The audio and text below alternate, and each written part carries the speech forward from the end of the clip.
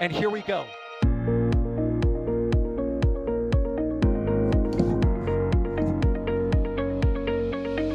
have liftoff.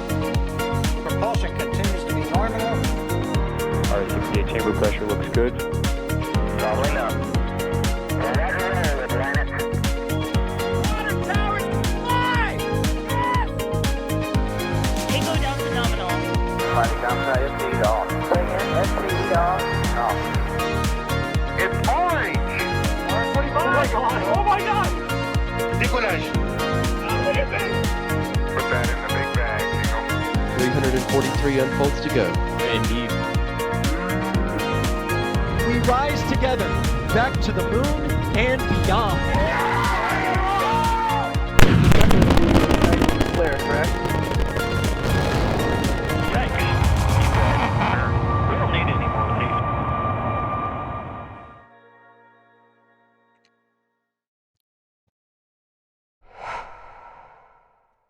Welcome, everybody, to another live launch coverage from NSF, live from Starbase, Texas. And on your screen, you see the full stack on the launch pad. We are bringing you live launch coverage here at NASASpaceflight.com and also on the Popular Science Channel. Welcome in. I'm Gene Rowley for NSF, joined by EJ. What's going on, everybody?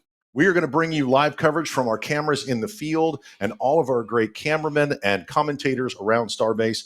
And boy, we have been looking at an amazing rocket for the last couple of days. But today, the fog decided to roll in, so we can't see much here, but that's okay. We know there's a rocket out there, and it's getting ready to launch. And we're going to bring you up with an update with what has been going on the last couple of days and where we currently stand. EJ? So basically, the weather has been pretty dang clear all the way up until this point.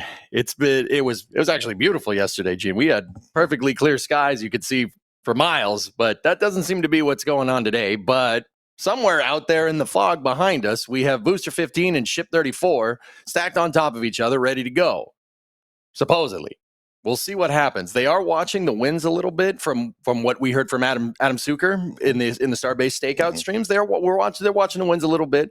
We also heard a couple of people from SpaceX commentate about that on X. The wind is kind of a thing, but you got to remember that just because we have low visibility and we can't see the rocket doesn't necessarily mean that the rocket won't launch. I mean, that would be not cool if we did. We wouldn't be able to see it, but it's still, that doesn't mean it's not going to go today. But we're kind of sitting here with bated breath, hoping that we do see some action today. Yeah, and we'll be checking the weather. We'll bring Adam Suker in. We're going to check some maps. We're going to check all the aviation, all the NOTAMs, the notice to air missions, and the NOTMARS, which have to do with the sea vessels that go out from the coast here. I want to bring in another one of our commentators. So if you're on YouTube and you want to leave us a question, you want to send that in, you can do that at NASA Space Flight, and that will go to the one and only Adrian. Let's bring Adrian in, and he's going to be the one asking the questions of our commentators. Adrian? Hello, everybody. Glad to be here for one other Starship flight again. I'm so excited. Of course, fully agreeing here with EJ. It would be great if we get like this perfect condition miracle, and suddenly it clears up, and we maybe get like this perfect window. There's some hope for that. I can already spoil that a bit. But yeah, I mean, of course, it's still a Starship launch, so we are absolutely excited. I'm looking forward to all the questions we will receive over the next, well, 3 hours or so. Yep. And all through the morning on YouTube, we've had what we call our stakeout. We've had several of our commentators in the field, our photographers answering questions. And one of the people that we love to have on stakeout is Alejandro Alcantarilla Romera. His name is Alex around here, and he is one of the smartest people we know about rocketry and spaceflight. So let's bring Alex in. Alex, how are you today? I'm doing fantastic. I cannot wait to see another Starship launch. Of course, we are less than 3 hours away from that. Tank farm spooling up, fog rolling in, unfortunately, but we'll cross our fingers and see if we can see the rocket and get that liftoff in 2 hours and 55 minutes from now. And we'll see what happens with this one, because Flight 7 launched on a beautiful day. We saw it go up. We saw Booster 14 turn around after stage separation and come back to the launch site here at Starbase, which is just over our shoulder on the other side of the fog. And it made an amazing catch with the chopsticks. What you see on your screen right now is that upper stage, which is Ship 34, and it's stacked on Booster 15. So We might be able to see that today. Our cameras here at the hotel are a little fogged in, but our close-up cameras are absolutely amazing. We're going to bring you those views. Now, Flight 7 ended with a rapid unscheduled disassembly, and it was autonomously. The flight termination system was activated, so that worked as expected. And if you are a space flight enthusiast, you probably saw the pictures of it coming into the atmosphere. It was a pretty dramatic re-entry over Turks and Caicos. We're hoping this one goes well. They've made some changes to the ship, EJ. And why don't you talk us through some of the changes they made from the previous flight to this flight? So, well, there's always a bunch of different hardware changes with Starship. They always change something because of the rapid iteration that SpaceX does. There's always going to be something that's a little bit changed around. Now, this flight, like Flight 7, is a Block 2 Starship. That is the biggest change. So what that really nice rainbow of debris that we saw over the Turks and Caicos from Flight 7 was basically the ship exploding. And what happened was that there was a fire basically on board that they couldn't contain anymore. And that happened basically, I mean, the plain English way of saying it is that the fuel lines were shaking and they broke.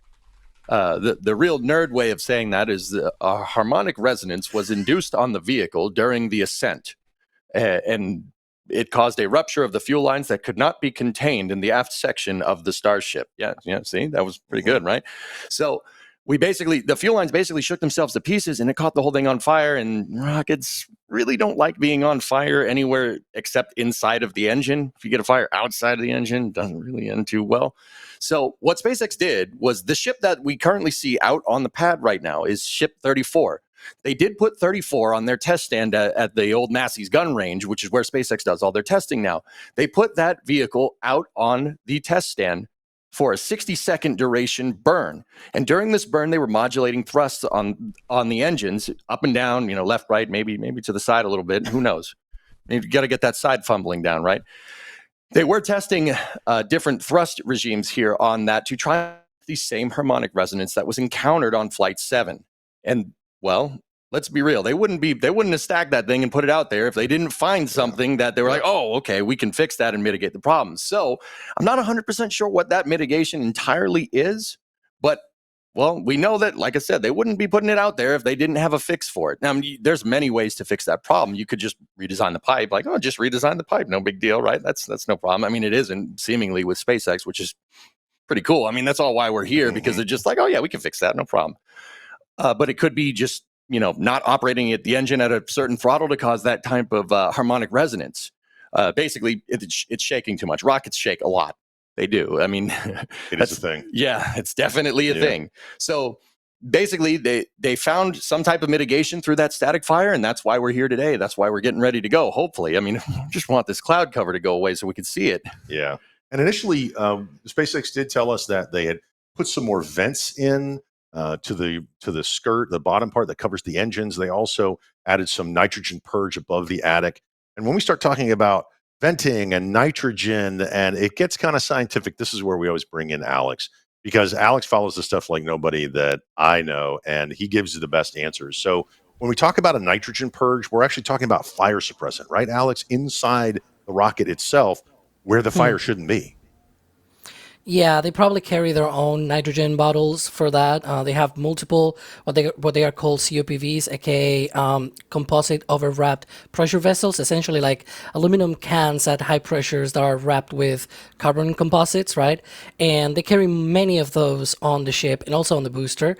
And they might dedicate some of those to storing that nitrogen, and then you essentially flush all of that nitrogen into that cavity between the engine shield and the aft dome of the ship, and then that's the portion of the vehicle that they call the attic, right? So you flush all of that, and then they have vents. They have also added more vents, because that's one of the things as well that they found out, that that fire that was started, it was too fast and too powerful, essentially, to be put out by venting it out, essentially, because you are in a vacuum, so you can just put it out by letting everything escape to the vacuum and not have that source of the fire in the first place. But unfortunately, just with the harmonic oscillations, that ship was, of course, doomed anyways. But if it were to happen in the future, knock on wood, it doesn't, but if it were to happen, at least they have reinforced that area with that prevent sort of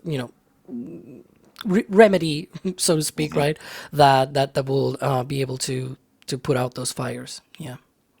So on your screen right now, on the right-hand side, you do see a ship stacked on what we call Tower 1 on OLM or Pad A, Tower 1, and beneath that you see the just the top of the booster. On the left-hand side of your screen, you see a helicopter, and it looks very reminiscent of a Coast Guard helicopter. It's painted the same, but it's not. EJ, what do they do with that helicopter? Is that clearing the water around? What's that helicopter for? Yeah, basically that helicopter, from what I understand, is perimeter security. It looks like a coastie helicopter, but it's not. It's a private helicopter, and SpaceX contracts out that service to go and basically make sure that nobody's near this thing. I don't know if you guys realize this is the most powerful rocket humanity has ever flown. We're talking about 15 million pounds of thrust at liftoff. That's like 70 meganewtons for the metric folks. That you don't want to be near that when it goes off.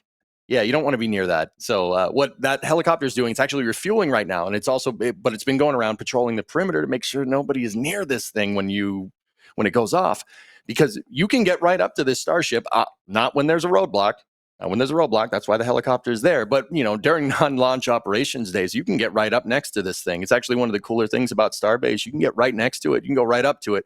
There are fences and stuff, and there's obviously signs that you should read where you shouldn't go there if they say don't go there. But it is a very much Highway 4. The road that the launch pad is actually on is a very public road. You can go right up to this thing, within reason. Don't make the sheriffs in Texas angry. That would be a big mistake, right? But you absolutely can go up there. So they're sweeping the perimeter and making sure there's nobody around. You don't want to be near this thing when it goes off. Yeah. And if you were watching the stakeout earlier today, we just talked a little bit about the roadblocks and where they are. And they start pretty early in the morning. They start with a soft roadblock, the Cameron County sheriffs and some of the SpaceX security folks.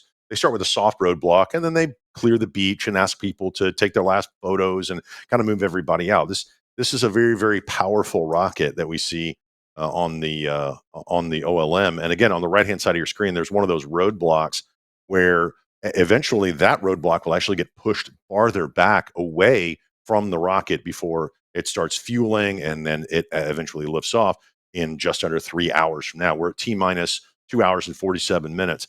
And I'm going to take this time to just kind of tell everybody who we are, right? If this is your first time watching a rocket launch or a Starship launch, we're NSF. We're NASASpaceflight.com. We have cameras and remote cameras all over the Space Coast. We have them all over Starbase, and we have a very large team of people who just love rockets. We might look it and sound like it sometimes, but we're just a group of friends that really, really enjoy rocket launches, and we're able to do this. It's a privilege for us to do this, to bring it to you. And we love the fact that you're joining us for these launches and support us in doing so. And so one of the ways that you do that is you hit the thumbs up button on YouTube, and you can also, go to our store and all that other stuff. But there are so many people that we want to thank. That's Adrian's job during these launches. So I'm going to go to Adrian because I know for a fact he gets behind. So Adrian, let's take this time to thank some folks who are supporting us. Absolutely. I have quite a few already, and as you said, I'm already behind. Let's start with Yamaharnar with a super chat here asking, what is the airspeed velocity of an unloaded swallow? Love you all at NSF. African or European? Not clarified in the super chat. Also, we have Conservative Space Nerd with a $100 super chat saying, hey guys, been a while since I contributed. Thanks for documenting this new space race literally from the ground up. And also apparently from a few more altitude higher, because I think you're like in the 12th floor right now or something. So it's a bit higher up. We have Nick here with a storm message saying, just received my Flight 7 patch and pre-ordering this Flight 8-1. Have all 7 so far. Thanks for all the great coverage. Go Starship. That's an amazing collection. Thanks for supporting us all the way to now 8 patches. That's really, really cool, honestly. Then, oh god, we have really, you don't say, with a super chat saying, wow, side fumbling. You think they would have calibrated their X-encabulator? Well, the hydrocoptic nozzle vanes need to be in perfect alignment to be in line with the pentametric fan, Adrian. So give it some time. Sorry. Yep. No, I'm giving. Yeah. Ruin Viser here with a super chat saying, I just got back from Iraq. I'm super excited to get down here for a launch. And after launch, a party at the Margaritaville? Question mark. We'll leave Can that. I jump in here and just say yes? One veteran to another. Thank you for your service. After this launch, come find me. There you go. So that's I think let me end this with a question here. Because there's a wondering here about the materials that Starship uses, which right now is of course stainless steel. And Toy Story here is wondering, do you think new and lighter materials instead of steel will be eventually used for Starship? 10 or so refueling missions to send Starship to the moon and Mars seems a lot. And with that, I'm caught up here. Alex, what do you think about that question? It's a great question. Yeah, I knew it was going to be sent to me. I unmuted the moment I heard materials. The whole deal with 10 or so refueling trips, it doesn't have to do with the material. It has to do with the physics of the problem. You launch a ship that is basically empty compared to how much propellant it can carry. Like, if you were to carry an empty ship and we go by the referenced, 100 tons to low Earth orbit, which there's some debate whether it actually carries that much, right now, right? If you go by that, that will mean 15 refueling trips to completely fully fuel the ship, because you will need 15 of these 100-ton propellant transfers to get there. Why is it that it is 100 tons and not more? It has nothing to do with the materials or anything. If you made that of carbon composite, like they were originally planning, it will still be, in the same order of magnitude in terms of how many refueling trips, because it is all driven by the physics. Roughly 2 to 3% of your rocket, it's usually the useful amount of payload that you can get into orbit, which means you're going to need a lot of refueling trips to be able to fully fill your second stage, no matter what materials it is being made of. In fact, depending on what materials you use, because if you use, for example, when they were wanting to use carbon fiber, one of the problems of that is that you need a heat shield on the windward side, but you probably also need one on the leeward side because that material cannot sustain high temperatures. Whereas steel, in this case, they don't need that heat shield on the leeward side. They can just have the bare metal, essentially.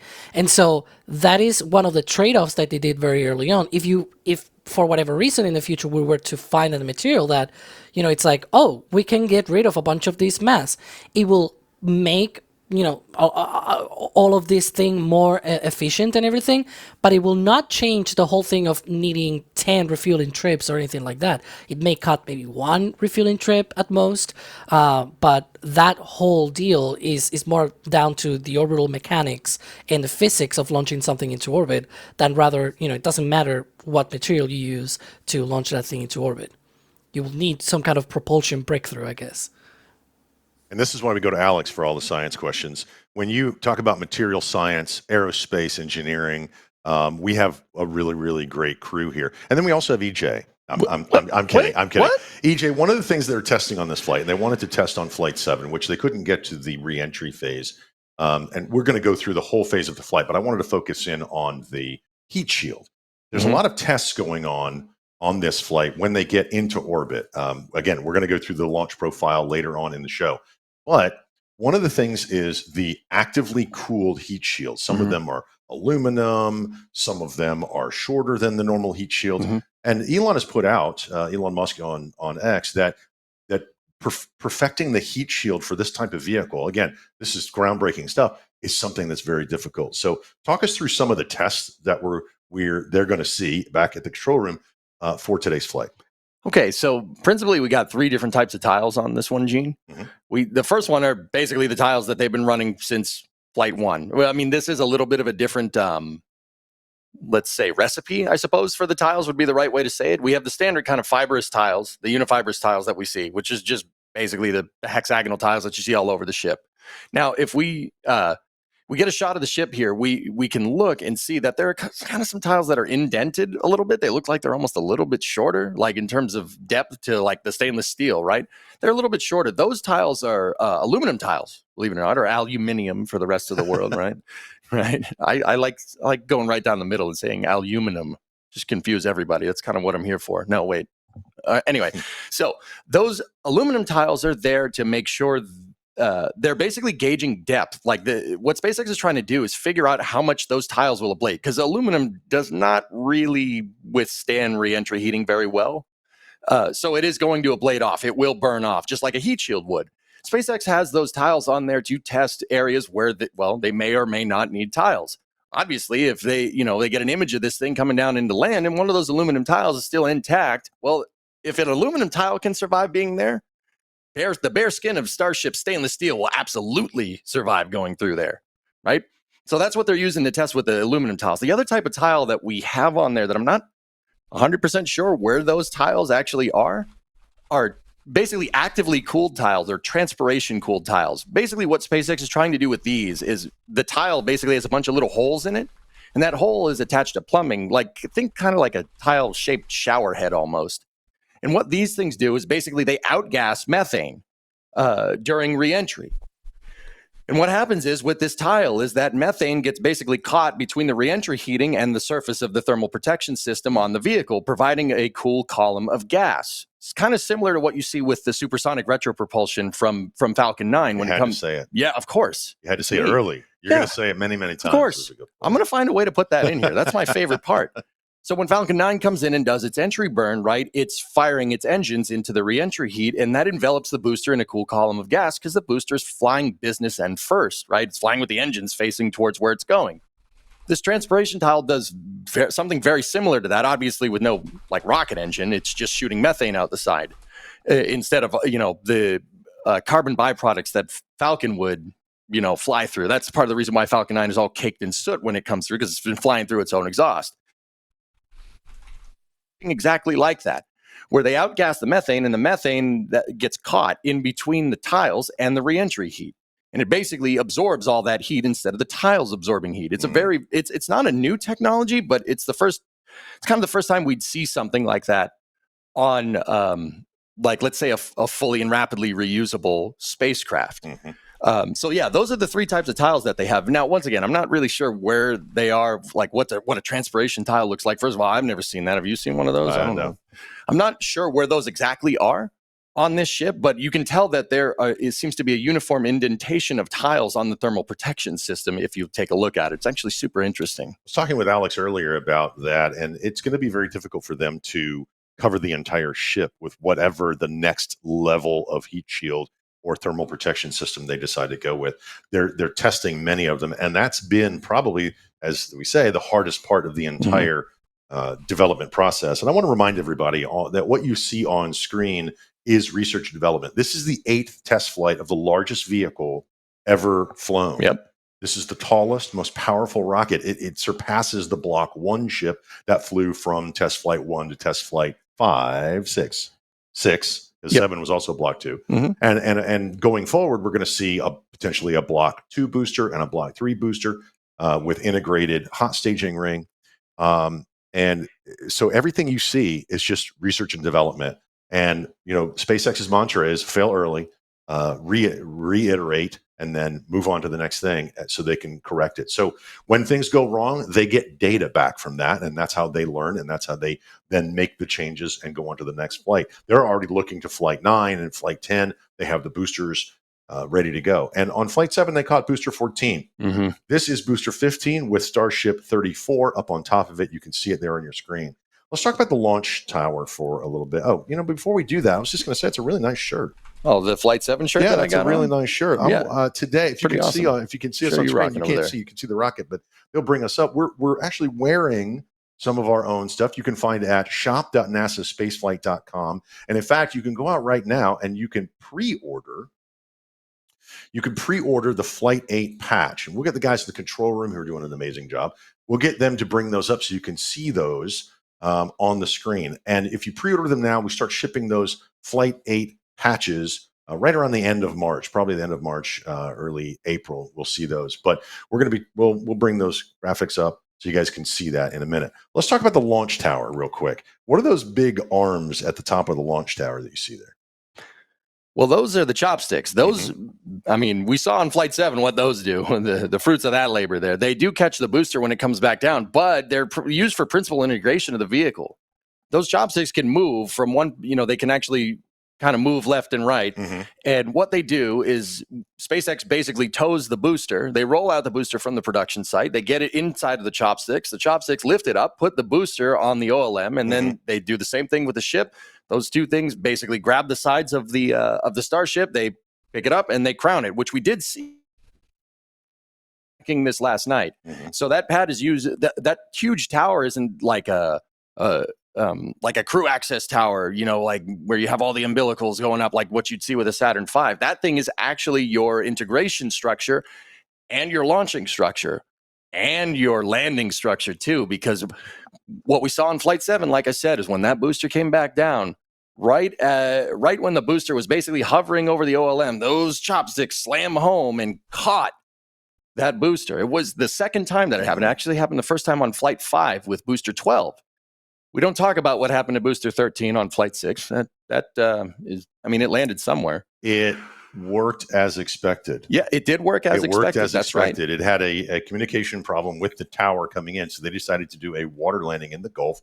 And again, that is exactly so a human on the boost back burn, and we'll talk about this during the flight here in about 2.5 hours.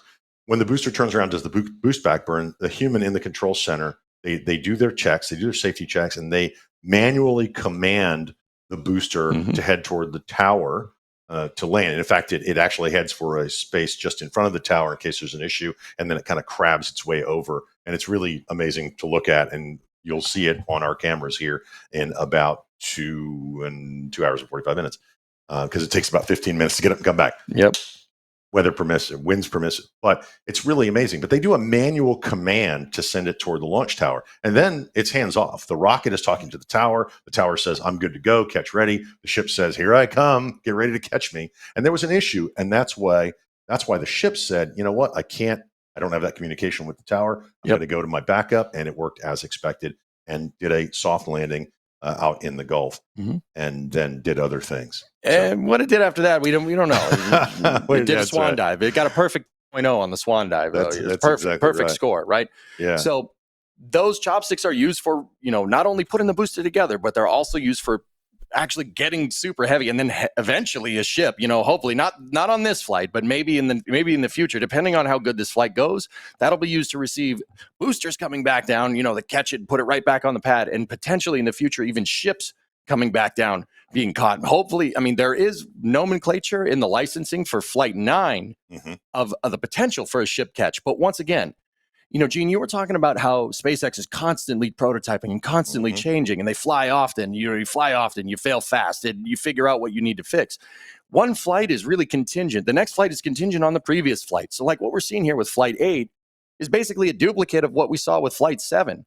They're trying to make sure that they can, understand what's going on with reentry with the ship, and also the plumbing that caused it to explode. And we don't want to cause Flight 7 to explode. They're trying to figure out and make sure that works. Just as Flight 8 is contingent on Flight 7, Flight 9 will be contingent on how good this flight goes. So we'll see. That's just how SpaceX does things. It's rapid prototyping. They're not afraid to have a ship blow up as long as everybody stays safe. Yeah. And as you can see on your screen on the left-hand side, that's one of our cameras real close to the rocket out there at the launch site. And you can see some droplets hitting it.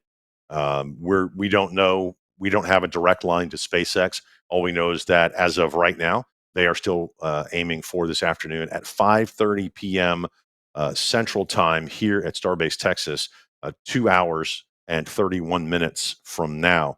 Now, here is the weather, and I'm going to bring Adrian in a little early to talk about this since they pulled it over on the screen. Adrian, talk us through what's going on right now, please.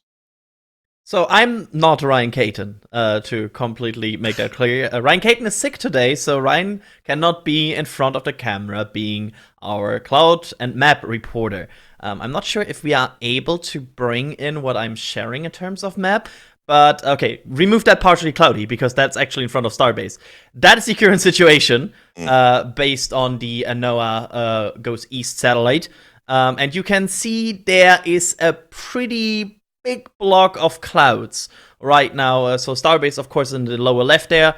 What you cannot see, because right now the red ticker is a bit in the way, there is a bit of a corridor that is forming. There you can see it, right about the ghost. You can see it right at the end. There is a bit of a corridor forming of clouds clearing. The question is, will that corridor arrive in time? Will it actually properly form? Will we see like complete clearance of the clouds? We will see. But as of right now, it is a bit cloudy, and we can now, of course, also see rain at the launch site. And I want to also quickly echo what Ija has said before. Just because it rains, or just because the conditions don't look that optimal, that doesn't mean it is out of the corridor where SpaceX can't launch. It's just maybe an annoyance to us. Yeah. And we have our own folks checking the weather. I'm sure Adam, who is typing right now, is checking the weather, trying to give us an update. But as you see the dark clouds over that, we don't actually know the tolerances of the vehicle itself. We have a pretty good idea and approximation. As you said, just because it's got some rain, just because the clouds look a little bit low, that doesn't mean that they can't punch through those. And if a company is going to test their vehicle in all types of situations, imagine a 747 launching and landing in ice and snow and rain and wind. And that is where the future of Starship and human space flight, that's the desire where they want to take this vehicle to be that reliable and that usable. So if they're going to launch in inclement weather, this is the company to do so. I want to get back real quick and talk about the overwhelming support that we get from you guys, and thank you very much on YouTube for your tips.nasaspaceflight.com, your questions, your super chats, and also going out to our store. I wanted to, Adrian, I'm going to send it back to you. I know there's a lot of people to thank because they come in hot and fast, and so we want to make sure that we say thank you to those people. So back to you, Adrian, and then let's get a question for Alex in here.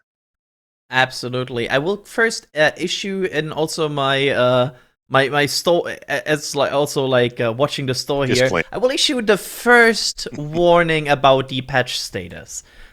We are over halfway gone on the Flight 8 patch. It's like I'm watching it, and I'm just making sure that everybody knows we are over halfway gone. But let me also thank some support here, because there's tons of people to thank here that enable all of this. Starting with RC Horseman, a very regular name here we see here all the time, gifting 10 Red Team memberships. Thank you so much, RC Horseman. And of course, thank you for all that you do and all your support. Then we have a super chat from Marco here. Let's see here. Thank you so much. Matt, with the store message saying that they watched all 8 flights live with NSF. Every single one of them. That's really amazing. Thank you so much, Matt. Alex here, I assume another Alex, gifting 5 Red Team memberships. That's really cool. You can gift other people here a Red Team membership, and I'm not even sure if I'm allowed to say this, but there's like a production behind the scenes where you can even hear the man, the myth, the legend, Kevin Michael Reed, I think, making calls behind the scenes sometimes. So I'm just promoting that here right now. There is this mythical place called the production behind the scenes that is available for members. So that is also going on. And let me see here. Then we have Turtle Sanctuary with a $10 super chat saying, "Happy to see one of my favorite commentators on screen today, and you guys too." It's very open. It's Well done. That's a recipe for a fight between guns, I guess. Yep. And Alex, I have a question that is perfect for you. Greg, we talked about the purge system earlier that they use now also in the attic in the ship to purge fires, and so the booster system and the ship system use different things for that. So the question here is from Gregory: why use CO2 over N2 or vice versa for fire suppression? Don't they both do the same thing? Yeah, that's one of the questions that we have had, sort of, when we got that update. one of the theories behind that is that maybe they cannot load that on the ship through the quick disconnect arm, because maybe they don't have that connection to put it in the ship on those COPVs that we're talking about, those bottles, right?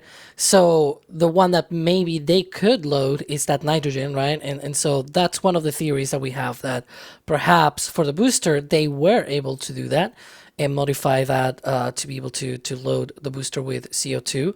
But unfortunately, it could be that the ship is just, they don't have that connection to put it on the ship. So that's why they need nitrogen. Nitrogen does very well as well to mitigate any fire. And they're using that in the attic as well as part of the new purge system, but they use it all over the place. They do it on the booster before they light the landing engine. So when the booster comes back in, you see this big vapor cloud. Some of that is just punching through the air, EJ, and the other part of that is they're purging all of this nitrogen or carbon dioxide. Excuse me, I think it's carbon dioxide as well. They purge through there to make sure that any fires that could be in there is out. As you said earlier, fires in rockets bad unless it's going out the back end, right? If you got fire going in more than one direction, Gene, you got a problem. With a rocket, you want the fire to go ideally in one direction, and that's out the back. Yeah, and that makes the rocket go uphill. So, speaking of that, we are 2 hours, 23 minutes from a potential liftoff of Starship Flight 8, Test Flight 8. And, we were looking for a couple things on this one. I mentioned earlier, we're looking for a couple of things. On Flight 7, they had 10 Starlink version 3 mass simulators in the cargo bay. Unfortunately, we didn't see those deployed. And this time around, they have 4 in the payload bay, and these are just Starlink. They're just blocks of metal. They approximate size and mass of an actual Starlink V3. And when I say Starlink, I'm talking about obviously the satellite constellation that supplies high bandwidth internet all over the planet. Mm-hmm. Thought you were going to say something instead of mm-hmm. No, I was thinking about if you wanted me to go into Starlink. So Starlink is the constellation that SpaceX is working on. It's a crazy big constellation here that's basically is a bunch of cell towers that are floating around the planet. They're working on direct to cell, and these bigger Starship satellites that they're going to use with the Starship program are basically able to generate more power so you can get better connectivity. It's a bigger satellite, bigger solar panel. You can generate more power, you transmit a bigger signal. It's pretty straightforward stuff. But this satellite constellation is really kind of revolutionizing the way we think about how to get internet. I mean, you can get a Starlink antenna, you can get it anywhere. Like, not to just shamelessly plug it. It's a really cool piece of kit. And these new satellites that they're going to put on Starship eventually. I mean, the ones that they have on there are basically mass simulators. It just looked like an amalgam of steel beams that are kind of in the shape of a Starlink satellite, right? And I think that's really more to test the deploy mechanism than anything. And they're not going to test the satellite. Those Starlink satellites will obviously re-enter with Starship, only they'll re-enter, they'll burn up, and hopefully Starship won't, right? I don't want to put any bad juju out there. But Starlink's actually a really, really cool and interesting piece of technology. It's kind of the next level. It's kind of the Jetsons future that we all wanted, right? Exactly.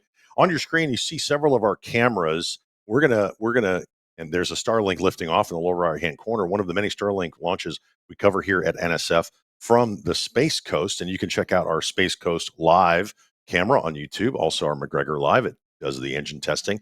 And then Starbase Live, which is what you're seeing on the other cameras on the screen, lifted off by a Falcon rocket there. In the upper right-hand corner, that's the tank farm. That is going to be the commodity storage and some subcoolers and chillers and the things that they use for the propellant of the rocket. And we're going to go to Alex because I want to talk to him about that propellant farm. We see some vapor there. We see some chillers and subcoolers. And when all of these things are working properly, talk us through the propellant of Starship and Super Heavy booster and what to look forward to as we go into this countdown. Yeah, so right now you can see a lot of that vapors. A lot of those are coming from those vaporizers, the ones that have a lot of tubes in there, sort of like a spaghetti kind of thing, right? In there, those are used to be able to boil off a bit of that nitrogen and be rather the other way around. They use nitrogen to be able to boil off some of the materials that they use to be able to backfill the tanks on the main storage tanks. So in hopefully, less than 2 hours from now, we're going to have that start of propellant load at T minus 46 minutes. When they do that, they're going to pump a lot of propellant into the vehicle, which means those storage tanks are going to decrease in volume. So the remaining volume, in order to not pull a vacuum, they need to put something back there, something that creates a pressure. And so that's what they're doing right now. They're not filling it up right now. What they're doing is they're spooling up that system that allows the back pressure fill to happen. Apart from that, we're also sort of waiting to see more activity from the subcoolers as well, which are behind this system essentially. Those subcoolers will bring the temperature of the liquid methane and the liquid oxygen below their boiling temperatures, and then go into their their chill down of the lines that go out to the launch mount, and also the lines that go out to the tower. So that's one of the things that usually happens. We'll see OLM vent and tower vent, right? Those often happen, somewhere in between T minus 1 hour 40 minutes and 1 hour 20 minutes, right? It's a bit of a leeway there that they have, but usually around those times. If we don't see one of those by T minus 1 hour 20 minutes, you start wondering, maybe we're into some kind of delay or something like that. There's a 1 hour window, so they can delay up to an hour into the window and they'll still be good to go, right? We've seen this in the past. We've seen in the past that we've arrived to the usual time when that OLM vent or tower vent should happen, and we've seen that it's not happening. It's like, is this delayed? And then suddenly SpaceX is like, oh, we're moving to this other time, right? So we're going to keep a close eye, of course, in about 40 minutes or so to that OLM vent, that tower vent. They have some margin there up to 20 minutes. We've seen that, right? But if we go to T minus 1 hour and 20 minutes, aka an hour from now, and there's none of that, you start worrying. So we'll keep an eye on that. I definitely have all of our cameras open and everything to be able to make sure that I don't miss any of that. And some of the camera angles that you see are of the roadblocks. And we talk about the roadblocks because they are special in their own way. They have a soft roadblock, and then they push it back to very specific times that when the rocket starts to load and we start to see that propellant, as you were saying, Alex, when you say, the propellant starts loading, we do have to super chill these lines up the tower, right, EJ? When we start seeing things spool up from the tank farm perspective, they're not just rushing fuel into this rocket. Talk us about that process real quick. So basically, the lines need to be thermally conditioned, right? You have really, really, really cold propellants here in the form of liquid methane and liquid oxygen. And not only do you have a lot of propellants, but you got to move a lot of propellants really quickly. You got to move them quickly into Starships because, Starship is designed to be rapidly reusable. They want to launch this thing a lot. And if the fueling takes 10 hours, right, that's not rapidly reusable. It has to be as quick as a fighter jet, or not a fighter jet, maybe a passenger liner, right? Mm-hmm. But we're not talking that quick. I mean, Starship is a lot bigger, carries a lot more fuel, but these lines need to be chilled down. If you don't chill these lines down, you take these really cold propellants that you're trying to move into the booster quick, right? You take those propellants and basically heat them up. Now, liquid methane and liquid oxygen, to the uninitiated nerds out there, don't worry, we'll get you up to speed here. They're boiling propellants. They're cryogenic propellants. In order for methane to exist as a liquid, and for liquid oxygen to exist as a liquid down here, where us mere mortal humans exist, they need to be extremely freaking cold. And when they're cold, right, they start boiling, right? So if you take these boiling cold propellants and you put them through these lines, they'll start to exchange the heat with the lines, and that'll bring the temperature up. It'll bring the temperature up of these propellants where they will evaporate, and they'll turn to gas. And that gas inside of the line can cause basically pneumatic pressurization, and you can basically have a geysering effect, like a Nerf gun, right? It uses pneumatics to shoot the darts out, right? You have that, only instead of the dart coming out, you have the remaining liquid propellant in your line. Don't want that to happen. So in order to get those propellants into the Starship fast, right, and in order to get into it safely without causing the pipes to pop like a balloon, right, you gotta thermally condition these lines. It does take a second, but we should be able to see when that happens. You'll see ice accumulating on the fuel lines when they go, and oxidizer lines when they go to do it.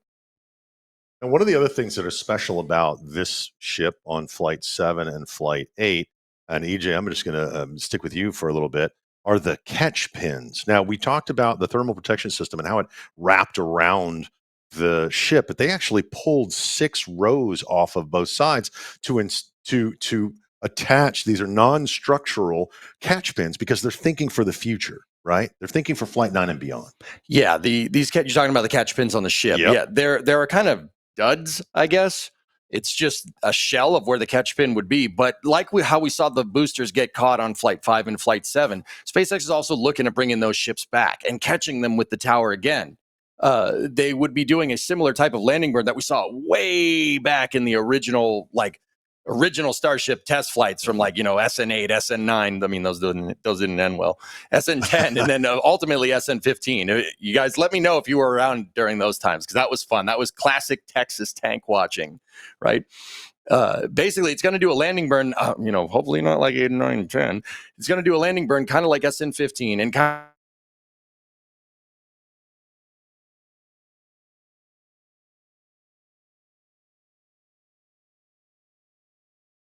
And it seems we have a quick moment here where the hotel will be back any second now. So let me quickly thank some...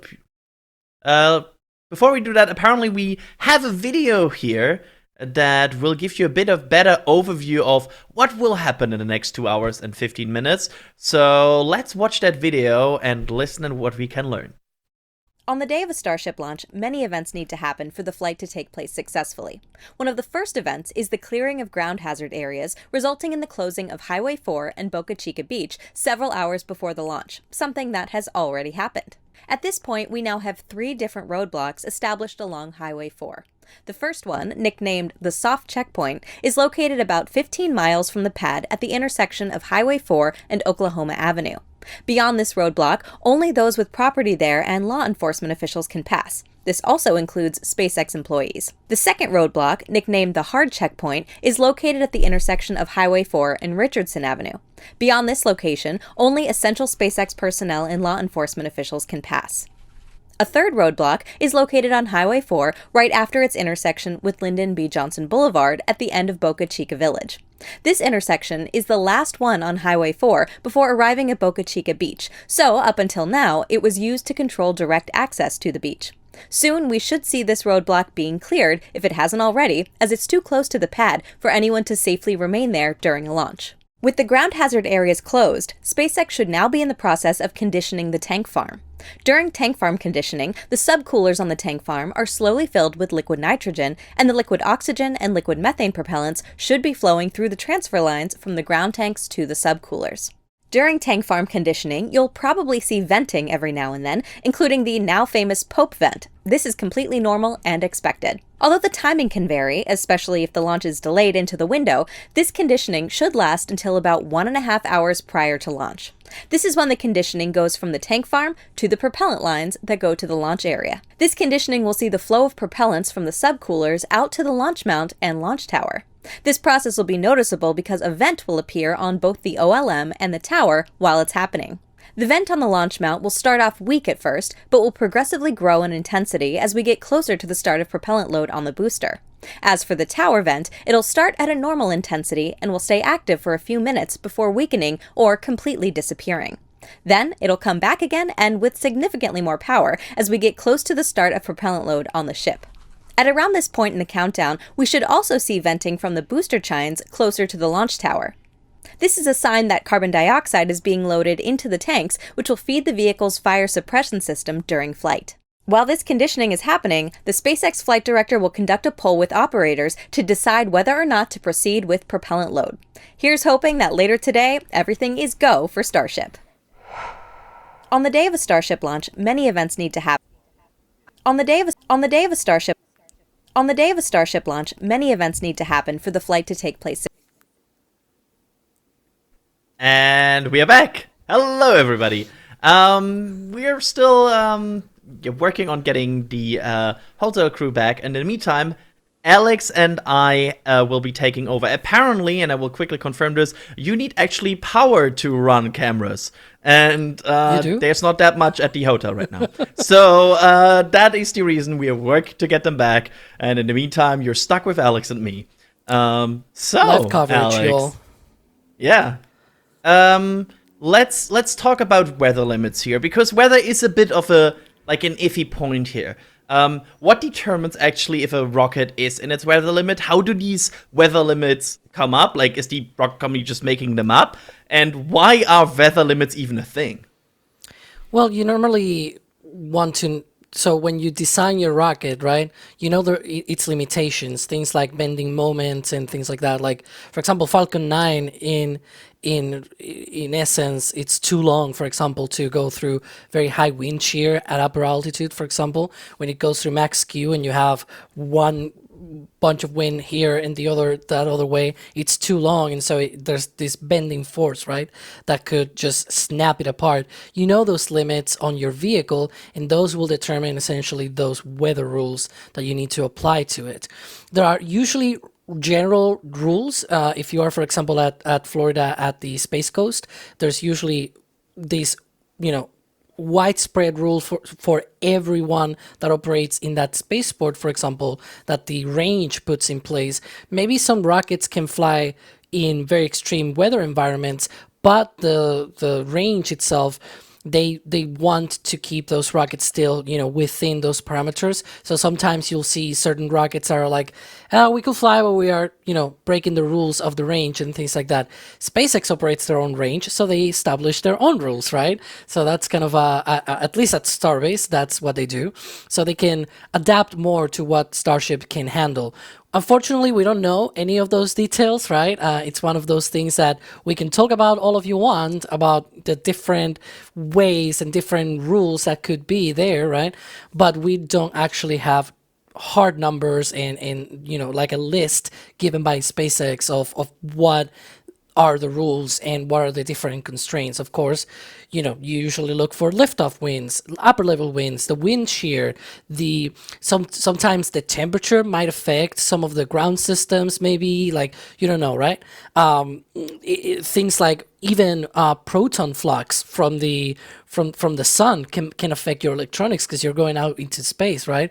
And so you're out of that, most of that shielding from the atmosphere. There's a still magnetic field around Earth and whatnot, but you get out of a lot of the protection of the atmosphere and so on and so forth. And so they look at everything, and again, we can make a whole list here of what those uncertainties and rules could be, but we don't have the hard numbers, unfortunately. Maybe one day SpaceX will release some of this information, or at least we'll have to piece it together by different comments from officials and whatnot.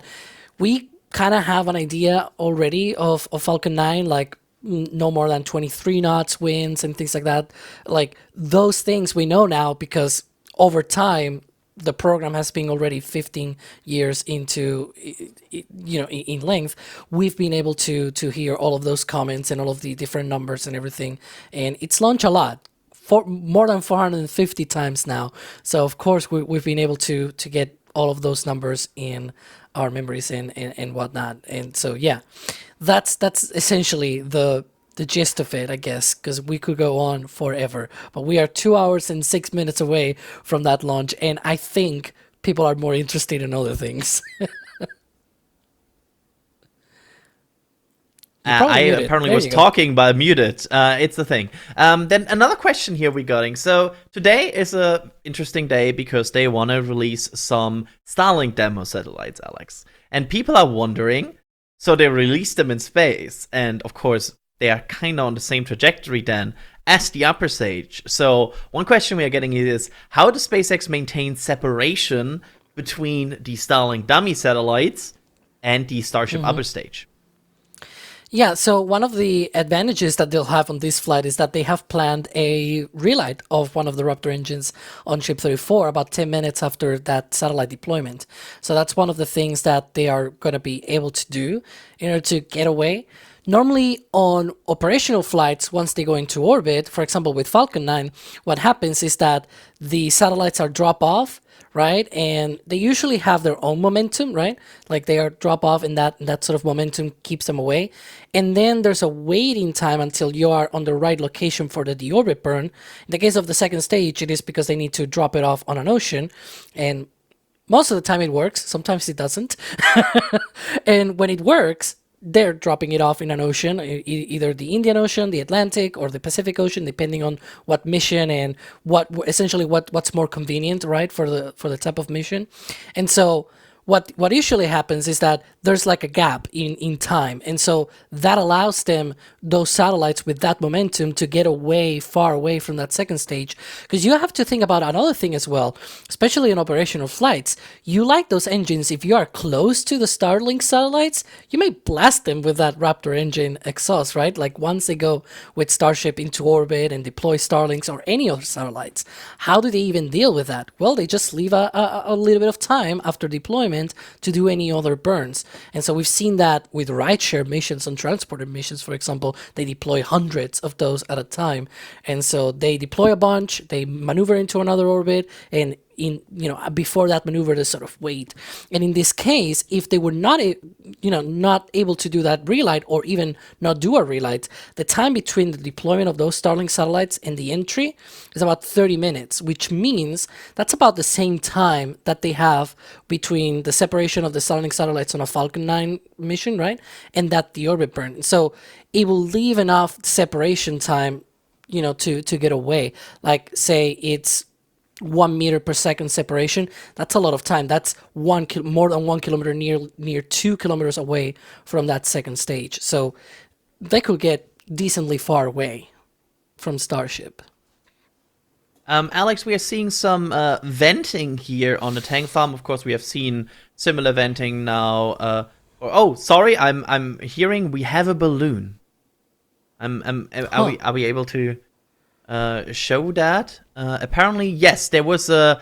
So this is interesting. This is a weather balloon that was just launched that is in the near proximities to Starbase.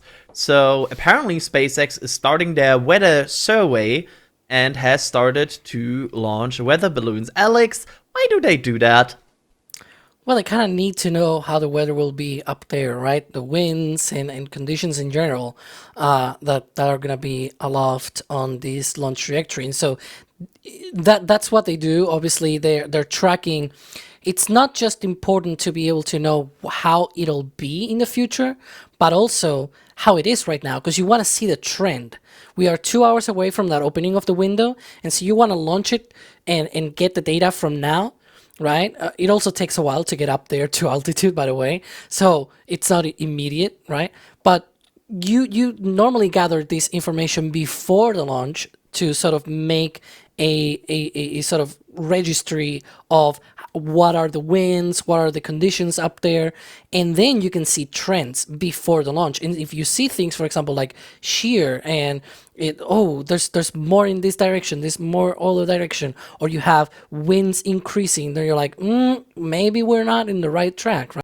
You can also make forecasts because you have more hands-on data of those conditions up there, and then you can run forwards those 2 hours until the opening of the window.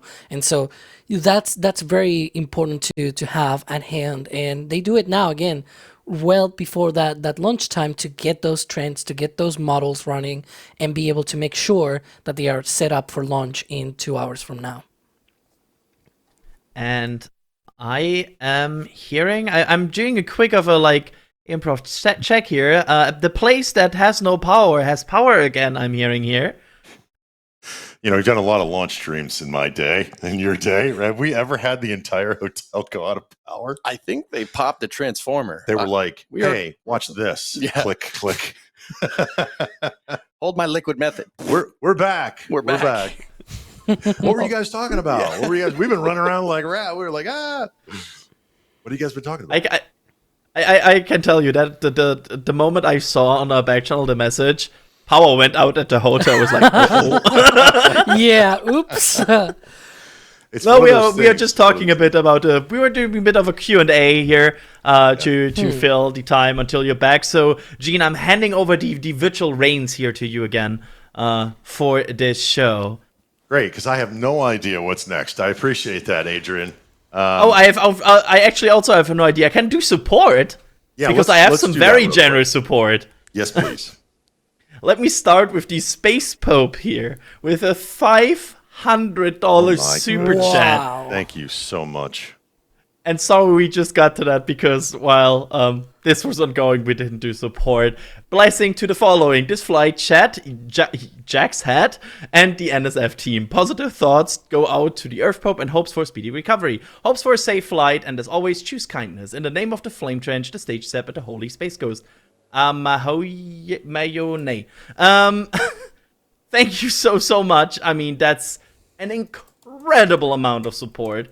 And we are so grateful for always when you're here, Space Pope. So this is not a one-off. This is a very regular in the chat. Thank you so much. We also let me go to that. Have Joa and William Weaver both gifting 20 Red Team memberships. Thank you both. Also very regular names here. I'm so grateful for that. Hope you're enjoying the show as always, and thank you for, as always, hanging out with us. And we have Bob here coming in with a super chat saying the Kevin Might Read Something Strong to Drink Fund. Thank you for that. And yeah, with that, I think we are through with that. So, Gene, Starship, huh? Yeah, Starships, it's out there somewhere. The weather has not improved. The power, for now, is stable, right, EJ? Knock on wood. Knock on wood. We're saying that. We are under 2 hours now from a no earlier than potential liftoff. And again, even though our long distance cameras might not be the best for the weather today, it might not be cooperating, we still have our close-in cameras. We have our remote cameras. We have the cameras positioned by our really talented photographers here at NSF, and they are going to bring you, hopefully, knock on wood, some amazing views of the launch and potentially the recovery of the booster. And then, of course, we'll have the feed where we're going to watch Starship do what it does in space and hopefully, not like Flight 7, get into its proper trajectory, which is a free return trajectory that takes it over to the Indian Ocean. And I have no idea where we are in the production room, but I know. Did we do the timeline video? I think we did the timeline video. Yes, we did. We did the timeline video. Okay, great. Do we want to go to? Let's see. I'm kind of figuring this out because when the power went out, everything did its thing. But as they say in show business, the show must go on, right, EJ? Oh yeah, we improvised, we adapted, and we overcame. That's exactly right. That's not going to help us. But we are seeing the same venting from the commodity storage. We are seeing the tank farm spooling up. And I want to go to Alex and ask what's going on with what we're seeing on the screen. And we see these tanks spin up and more of the venting there. Yeah, we're starting to see a little bit more activity there on those vaporizers, and transfer lines are also getting chilled down as well, moving all of that liquid oxygen and liquid methane out to those subcoolers. Those subcoolers, they essentially have like little lines running through them. Well, not little, but they have lines through them where that liquid oxygen and liquid methane can flow through, and then inside there's this bath, so to speak, as they call it, in liquid methane, in liquid nitrogen. I'm a bit nervous right now because we're getting very close to the launch, and so things are popping in my head. And so right now we are essentially transitioning from getting those propellants that are on the ground tanks and putting them out to those subcoolers that are now being cooled down, chilled down, getting all of that prepared for that for those same propellants now to flow out to the launch mount and the launch tower. That's going to be the next step. After this, we're going to see that OLM vent, that's gaseous oxygen venting out of that vent, and then from the tower, we're also going to see a similar vent as well, also gaseous oxygen. We're going to see a lot of activity also around that time as the subcoolers become a lot more active.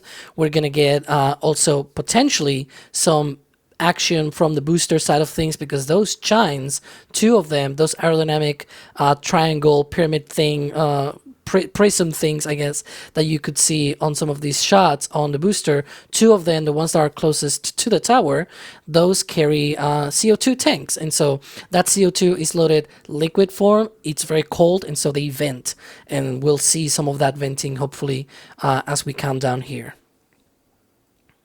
one of the things that we do going into this is we normally see activity from what we call the Pope vent. Now, the weather and the clouds in the background make it very difficult for us to actually see that.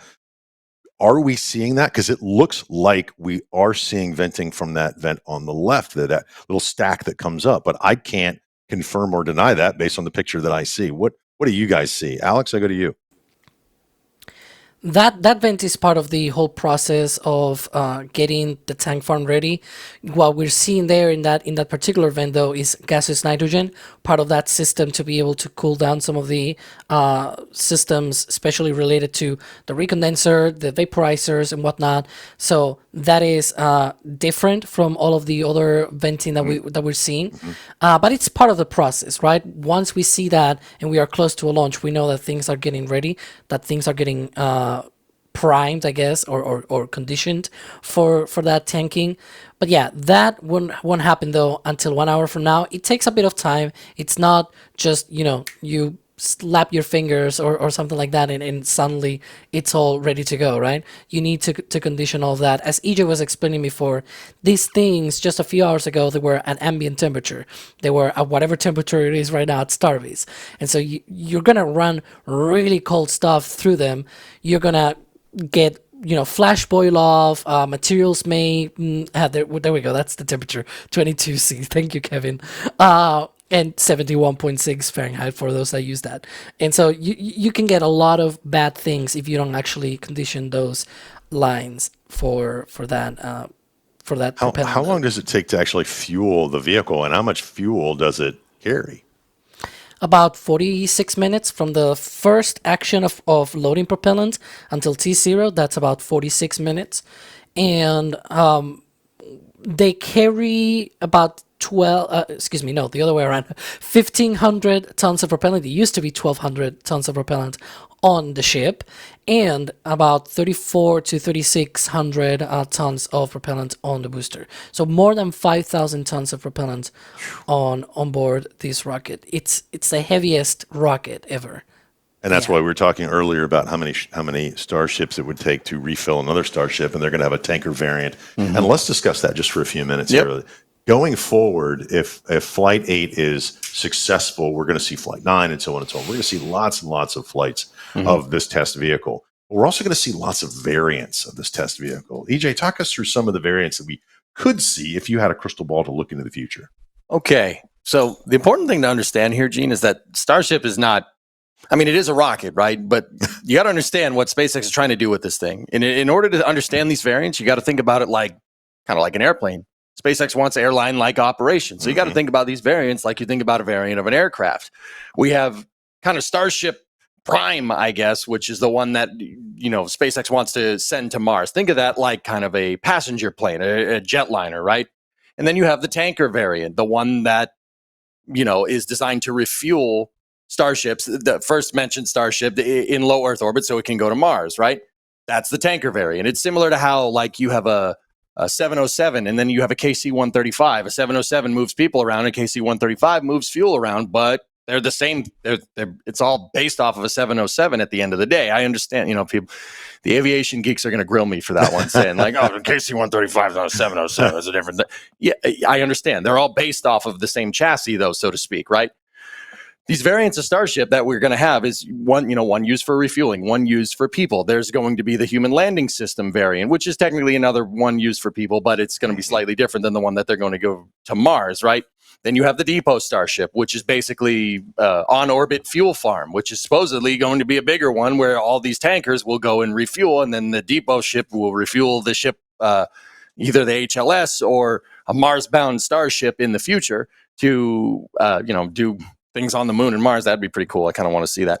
But you got to think about it like you'd have different variants of a passenger plane. Like there's there's cargo versions of passenger planes. There's tanker versions of passenger planes. And then there's passenger versions of passenger planes, right? These different variants will basically allow Starship to go wherever you need. Like obviously the first places where Starship is going to go outside of low Earth orbit is the human landing system for the Artemis program. But in the future, these operations could afford you to send hundreds of ships all at once out to Mars in a transfer window, and basically once you're refueled on low Earth orbit, you're halfway to anywhere per the delta V equation, right? So you could pretty much go anywhere with just these three variants: the tanker, the depot, and the passenger ship. Go wherever you want. You move cargo wherever you need to in the solar system, which would be great.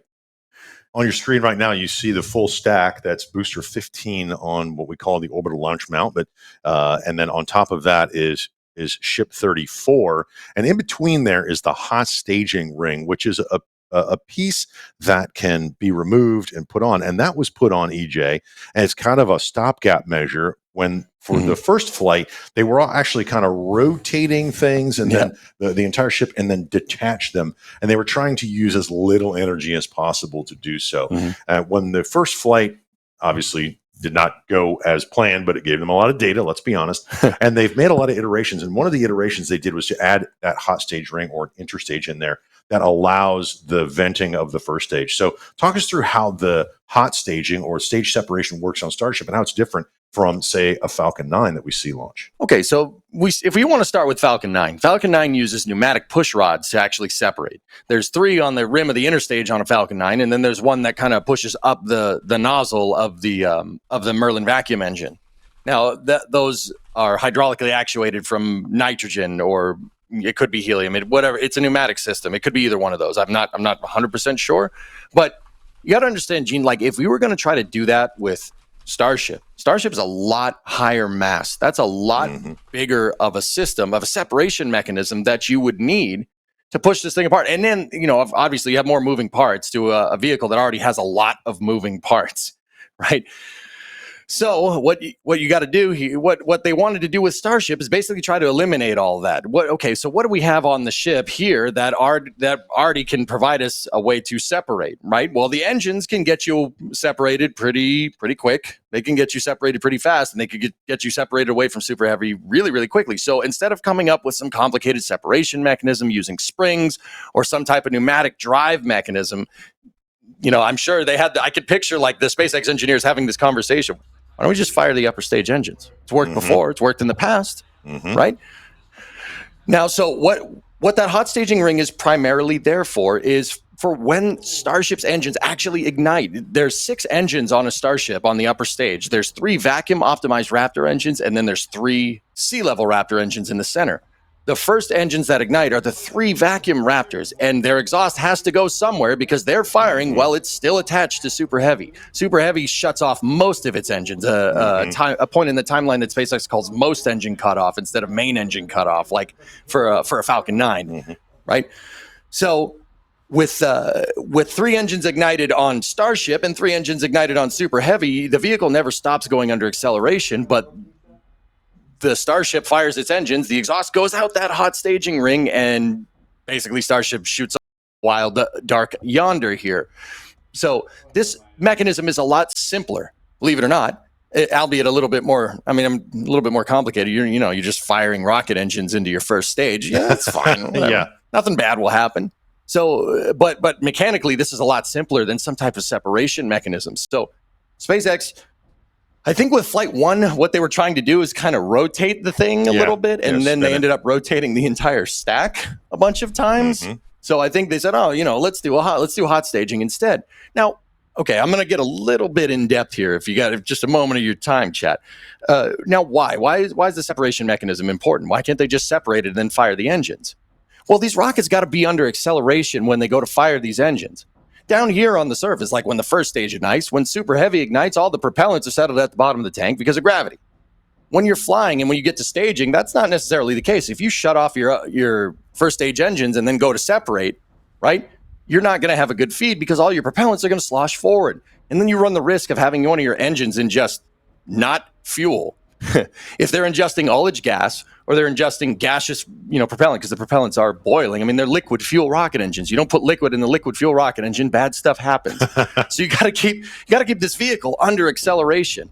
And SpaceX found a really ingenious way in that hot staging ring and using hot staging, which, believe it or not, is not anything new. There have been rockets that have been hot staging as far back as 1957. The Semyorka, a Soviet rocket, used a hot staging style mechanism. So it's not a new thing, but in this particular application where you have the biggest rocket, the heaviest rocket, and you need a separation system, then firing 3 engines and then firing 6 engines total, this is the simplest way to get it done. So that's what that kind of cheese grater looking thing that is halfway up the stack sitting at the bottom of Starship. It's vents in the side to allow for the gas from those three vacuum Raptor engines to vent in that split second where Starship has its first stage engines and second stage engines ignited all at once. That was a very long answer, and I think you need a breather. I think you need to breathe. That's why we have EJ. He's very knowledgeable about these things. We are, if you're just joining us, we are 1 hour and 45 minutes to a no earlier than launch time for Starship Flight 8. And what that means is that the window opens. I believe it's a 60-minute window, opens up, and SpaceX can look to launch anywhere within that 60-minute window, and that is the time that we keep counting down to. We look at the no earlier than time, or once announced the T0 time, which of course we'll update and bring you that as well. Adrian, let's go to you, and when you find a question, why don't you send it back to us? I'll see if I can answer it, or we'll make EJ hyperventilate. But let's go ahead and thank some folks real quick, because I know the support has been coming in hot and fast. Yeah, there's absolutely been a crazy streak of people joining Capcom. Capcom, of course, the membership level where you get access to our membership Discord. And they have been... So we have Anonymous, Falcon992RC, Chester Lovis, Isufanis, and Michael all joining the Capcom membership team in a matter of a few minutes here. Thank you all for that, and I hope you get all the access to the membership Discord.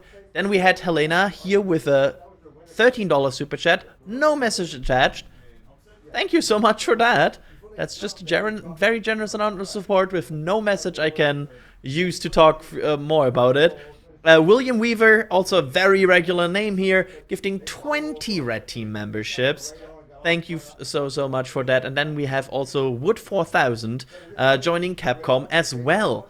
Thank you all for this very generous support. Leon Fisher here with Super Chat saying, awesome job everybody. Do you think we will ever see a dual launch? Picture the patch. Alex, do we ever... Alex, I know you're a realist. Like, I know you're probably giving me, no, that's not possible because... But is there a percentage of a chance that there could ever be a dual launch? Well, it's not that they couldn't, but in the current configuration, obviously no. But that's why it is current, right? Like, they could just upgrade it and be capable of that. One of the things that they will need is to get a lot of more propellant storage, because right now they don't have enough for 2 full stacks. And once Starship gets, Block 3 and everything and gets a lot more propellant storage, capacity and everything, you need an even bigger tank farm and things like that. But one of the benefits of how they run this is that the storage is common between both pads, right? But those subcoolers and pumps that push out things to the pads, those are separate. So there's a group of those for pad A, there's another group for pad B, and so they can essentially run the same storage tanks for both pads at the same time. There's a bit of a caveat there, which is there's a common pressurization system for those tanks, those ground tanks, right? But in theory, that could be upgraded as well. So you will need more storage tanks, and you will need some upgrades here and there on that pressurization system. But maybe there's a possibility of that in the future, and then they will be able to run both full stacks and launch within minutes of each other. I'm not sure about launching at the same time, but at least within minutes. I would love to see two starships sitting on 2 boosters at 2 launch towers. EJ, I don't know about you, but one super heavy rocket is cool. 2 would be cooler. I'd tell you, I'd love to see 2 rockets launch at the same time, man. Actually, go ahead. Actually, they would be the same temperature, right? Because they're both aiming for the same. They're not cooler. The puns have started, ladies and gentlemen. The puns have started. Here we go. Adrian in from left field with the cool pun. But as we say here, more rockets, more better, and that's one of the things that we look forward to. No earlier than the window opens in 1 hour and 40 minutes. And we're going to say hi to some folks in the field during this broadcast when we get closer into the countdown, because one of the big questions that we get, EJ, is people want to come down, and today is probably not the best day for visibility at great distances, but there are many distances here at South Padre Island over on the Starbase side of the Port of Brownsville where people can see the launch. So we constantly get questions of, can you see it from Corpus Christi? Can you see it from here in Mexico? Can you see it on South Padre? And I'll tell you, one of the cool places is the Rocket Ranch, the outpost at Rocket Ranch. Is one of the cool places that you can see that. And then, we team up with them and they're friends of ours. And it's actually the closest you can get. It's 4 miles from the launch site. And you've been out there. I haven't been out there. Oh, yeah. What's it like? Well, Rocket Ranch is, like Gene was saying, it's about as close as you can get. It's about as close as you can get to this launch site. You're about 4 miles away. The people out at Rocket Ranch are really nice. That's where I actually fixed Jack's Land Rover the other day. I was fixing NSF cars to make sure they can get you these beautiful shots like you see on your screen there. Yeah, Jack, I mentioned it. So what? No, Jack's probably sitting there going, no. Do we have some venting activity there? Yeah. And this you can actually see, this is the shot from Rocket Ranch, from the outpost. And Jack is there. We're going to talk to him in just a little bit. Not right now, but we want to show you that camera. And that's as close as you can get. So you can still see it, even with some of the low fog today. You can still see that rocket really, really good. And you'll be able to see the launch and hopefully the booster catch when it comes back to the launch site. One of the other things, this is our shot from, I believe that's trailer. Is that our trailer? Yep, that's trailer. That's the trailer shot in the danger lot. In the danger lot. And you'll be able to see that. And we also have some cameras out in the dunes. We have one north of the launch site, one to the south, and we'll cycle through those close-up cameras. And they are remotely operated by folks at NSF that do a fantastic job. So just because you see our faces, don't think we're the ones doing this. We're not. There are some very talented photographers and engineers in the background, and we couldn't do this without them. And we also can't do it without you. So thank you very much for joining us today here on YouTube and also the Popular Science Channel. We appreciate you watching this live launch coverage from NSF. We are at the Margaritaville Hotel on South Padre Island, and it, from our vantage point on a clear day, is absolutely a beautiful, beautiful place to see the launch. If you're going to rent a room here, get one on the south side of the building. You will see a full shot of both launch towers at Starbase and then also the production site. And if you lean to the left just a hair, you can see Massey's off in the distance on the right-hand side. As we get close to 90 minutes, we're going to get into our terminal launch coverage here in just about 7 or 8 minutes, which means we're going to be bringing you more of this, but we're also going to talk some different things about this big, giant rocket. And you can see on your screen right now, it's one of a really neat shot where the vaporizers, you can actually see the ground fog. That's actually coming from the propellant site. I'm going to bring Alex in just a second and talk about that. But EJ, that's coming from the propellant plant, not the propellant plant, but the commodity storage. The tank farm. Tank farm. That's the word I was trying to think of. Yeah. And look at it. You can see where the wind is coming through and pushing all of that out. Now, as it vents, right, we're going to start to see several things happen. We'll see a vent come from the tower, the OLM itself, and then we'll see halfway up the tower. So how do they get the fuel from the propellants into the ship, into the booster? Let's talk booster first and then ship. Okay, so this is a very unconventional way, might I add, of moving propellants into a booster. Yeah. Usually, like let's take I don't know, just a conventional route. We'll take the space shuttle. The space shuttle would tank basically hours before they launched, and how they would do it is basically heat up the tanks. You heat up the tanks, create head pressure in the pipe, it moves. It's a very, very simple way of doing it. There's heater coils in these pipes. They heat the pipe up, and you get the propellants moving. Now, SpaceX, because they have some very, very, very interesting design criteria here, meaning that rapid reuse that we keep hearing them talk about, they can't really do that. That takes a little bit of time. SpaceX can't afford to do that. This thing's got to go. The get up and go has got to go. So what SpaceX has is actually, there are impellers. And if you might be able to see them on the heat exchangers. There are huge liquid impellers that they use to move these propellants very, very quick. Basically, it's a big fuel pump. From what I understand, they look like municipal water pumps or something. I'm not really 100% sure what they are, but these fuel pumps will start moving these propellants through the heat exchangers into the pipe. Because you got to remember, SpaceX needs to do this quick. They need to do it fast. You need to be able to get this rocket fully fueled as quickly as possible so it can get up off the pad and go out and do its thing in space. That's really, really kind of a big deal because SpaceX is trying to go for rapid reusability, right? They're trying to make sure that this thing can be reused over and over again, and the fueling isn't a bottleneck. Like, once again, if you cast your mind back to the space shuttle, that thing took hours to fuel. And even then, it went into a top-off before, and then they put the crew on board and go from there. This thing is not like that. This ain't your daddy's space shuttle, Gene. You know what I mean? This thing has got to go quick. So they have these big fluid impellers that move this fuel around. It's really, really cool because, you got to consider, we heard Alex talk about how heavy this thing is. They're moving an amazing amount of propellants into this thing in like an hour. It's pretty crazy. It's at 5,000 tons of propellant. It's no joke. That is an amazing amount of fuel. And you see it there on your screen. Some of that gets vented and it makes this haze that comes across. And of course, they'll probably have some drone footage and some cool camera shots of that as it goes through. And then once it gets up to the ship, it's got to go up the tower because the halfway up the tower, you see on the left-hand side of your screen there in the middle, the left-hand side of the launch mount, what you see is what's called the BQD, or the booster quick disconnect.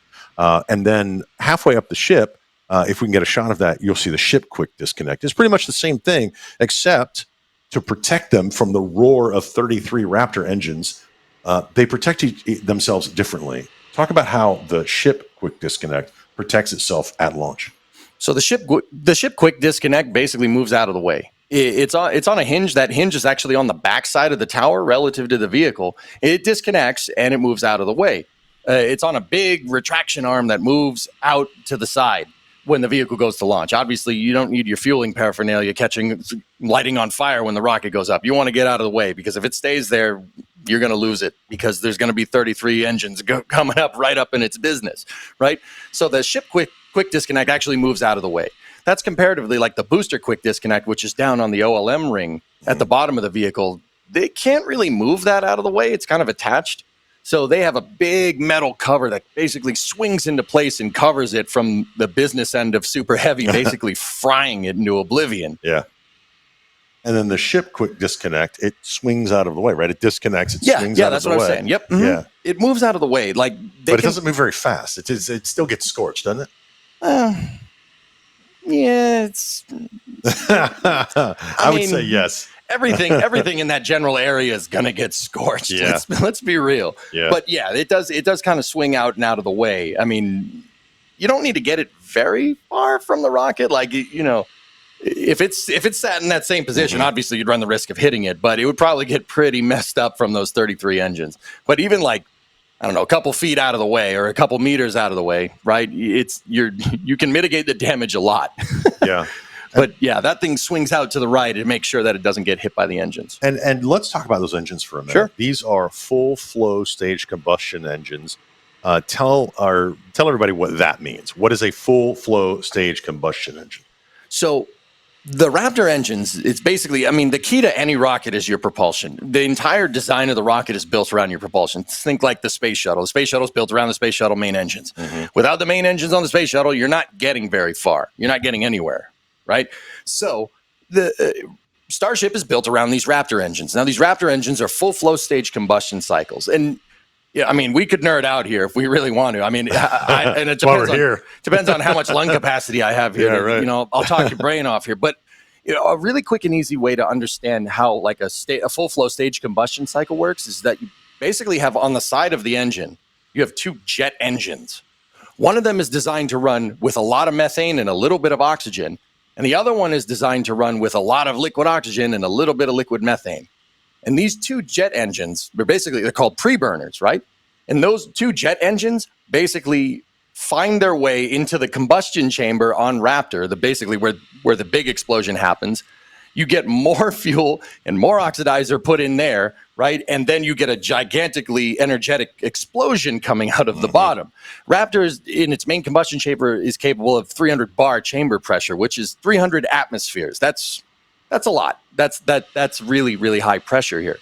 Now, if you think about it like in terms of jet engines, jet engines have afterburners, right? An afterburner or like a reheat. This is doing the opposite of that because this is upstream from your main ignition, right? So they're called pre-burners. These pre-burners are driven also, they're driving the impellers. They're driving fuel pumps that pump the fuel into the preburner. Preburner does its thing.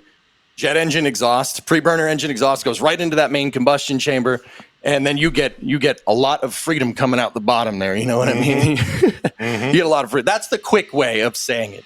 The benefits of a full flow stage combustion cycle is that you can get really, really high chamber pressure. You can get a very, very, very powerful engine from this. But having a very, very powerful engine does have its drawbacks because you're kind of pushing the limits of material science here. Long story short, stuff likes to blow up. Yeah. Yep, that's the quick way of saying that. And we saw that on Flight 7. Things do that, and sometimes they're intentional, sometimes they're not. On your screen right now, you are looking at Starship Super Heavy Booster 15 with Starship 34 on top of it at Tower 1 at Starbase, Texas. And the venting you see underneath that is from the tank farm. And we are about an hour and a half, in 1 hour, 29 minutes, to the opening of their launch window. And that allows SpaceX some wiggle room when it comes to these test flights. Sometimes they need to recheck something. Sometimes they need to top off something. Maybe a temperature is off, or a valve needs to be opened or closed, or they just go through their checks again methodically. This is a test flight, so they give themselves a window. So if it doesn't launch exactly in 90 minutes, that's okay. That's why in the upper left-hand corner of the screen, you see it says net 1 hour 29 and some change. That means no earlier than, and we do that so we're not giving you a T0 because you know what? They might push it into that window a little bit. Again, this is a test flight, and that is 100% expected for them to do. So let's talk about the status right now. Let's actually talk about Adrian. I'm going to bring you in on this conversation because you know you're watching the weather, you're watching the ship, you're watching all of this amazing support come in, and thank you guys so much for that. But right now, the status of this ship is we start to expect things to happen very rapidly as we get closer to that eventual T0 for this rocket. Absolutely. I'm basically in a like field of monitors here at this point that is just in front of me, and I'm trying to spot anything that is going on. We are definitely inside of the window for where we would expect tower/pad vent, which, again, Alex said earlier, they have a bit of a wiggle room. They also have a quick way to chill that down. There's like a quick path and a slower path to chill down.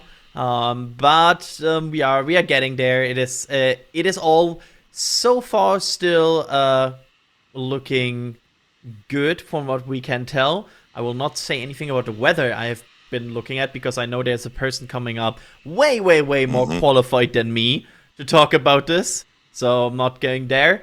But yeah, we are looking quite at a quite active tank farm, which honestly is good. Like if at this point, if we arrived at T-minus 90 minutes and the tank farm would be dead silent, that would have been bad news. But we're not there. That's the good one here. And if you don't mind, I also quickly run some support here because I'm having some ones I really want to hit here. Starting with probably one of the hardest questions I've ever seen. Longdis with a $100 super chat. Thank you so much first for that. And now here's the very hard question. What is your favorite space-oriented game? And oh my. I have the advantage of having thinking about this for the last 5 minutes. And I've come up with, I am only able to say the Mass Effect trilogy and Faster Than Light. That's my answer. You want to go around the room? Yeah. EJ? I think EJ, favorite? You have to like... I like Star Wars X-Wing versus TIE Fighter. No, hey. Just kidding. No, that is a good game. That is a good game. To be fair, good game. Kerbal 1 is my number one. Yeah. Guys, Kerbal 1 is the best. I love that. That's where I was going to go. I do stream it over on Twitch from time to time. Oh, yeah. Yeah, I played Star Trek. Played almost every Star Trek game there is. But, yeah, when it comes to rocketry and space flight and physics and orbital dynamics and all that, Kerbal is a fantastic game. Alex, what were you saying? I was making the joke that EJ said Kerbal 1. I was like, there's more than one. Anyways. Yeah, no, there's not. Yeah.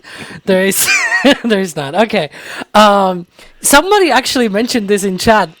There's this game Ratchet and Clank, I think it is.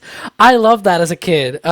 Shout out to whoever said that in chat. I already lost it, but I loved that game when I was a kid. I've played Orbiter Flight Simulator as well. I like that. Apart from it's more like an advanced version of Kerbal, and you have real life rockets. Although you cannot play with them, unfortunately, you cannot do mods stuff and and build your own rocket. But you can fly real rockets, which is nice. Yeah. If we're talking about games when we were kids, I'm going to date myself because I go back to the Moon Patrol days. You guys are way too young to know what Moon Patrol is. That was a lot of fun. Come on, chat. Anybody my age in Moon Patrol time? Yes, thank you. Galaga. Galaga is absolutely my favorite game, but we're getting off topic. We're going to talk about this rocket that we actually can't see out here. Go ahead, Adrian. Let's go back to Starship. I have something very on topic I'm about to bring up here, and that is that the roadblock, which was still at the closer checkpoint, has just started to move back to the further out roadblock, which usually they do. There you can see it. It's completely empty, and that does not mean the road is open. The road is absolutely not open. What they are doing is they're moving it further back because they are about to commence into the deep stages of what will end up prop loading. So even the police the sheriffs will take a bit of a further away position here. And that's all good news going toward an eventual T0. We are about an hour and 24 minutes from the opening of the launch window. So you start to see those things that kind of give us indicators that SpaceX is proceeding with the launch. And we are going to get a weather update here in just a minute. But one of the things that we look for as we look back at Starship 34 up there on the tower are these vents. We'll start to see venting from different places, and they kind of give us an indication of where they are within their countdown and where in that window SpaceX is looking to launch the ship. Alex, you wanted to say something about that? No, I was agreeing with you that you are indeed correct with and I got something the right. vents and everything. EJ, congratulations! I got something right. Look at you. Hey, I intercede when I think something is off, right? So I also need to say something when I agree with you. There's a great shot of the tower on the left there. That's a really nice close-up shot. You can see the piping on the left side. You'll see that start to get white when they start to move those propellants up and down. There's a vent there.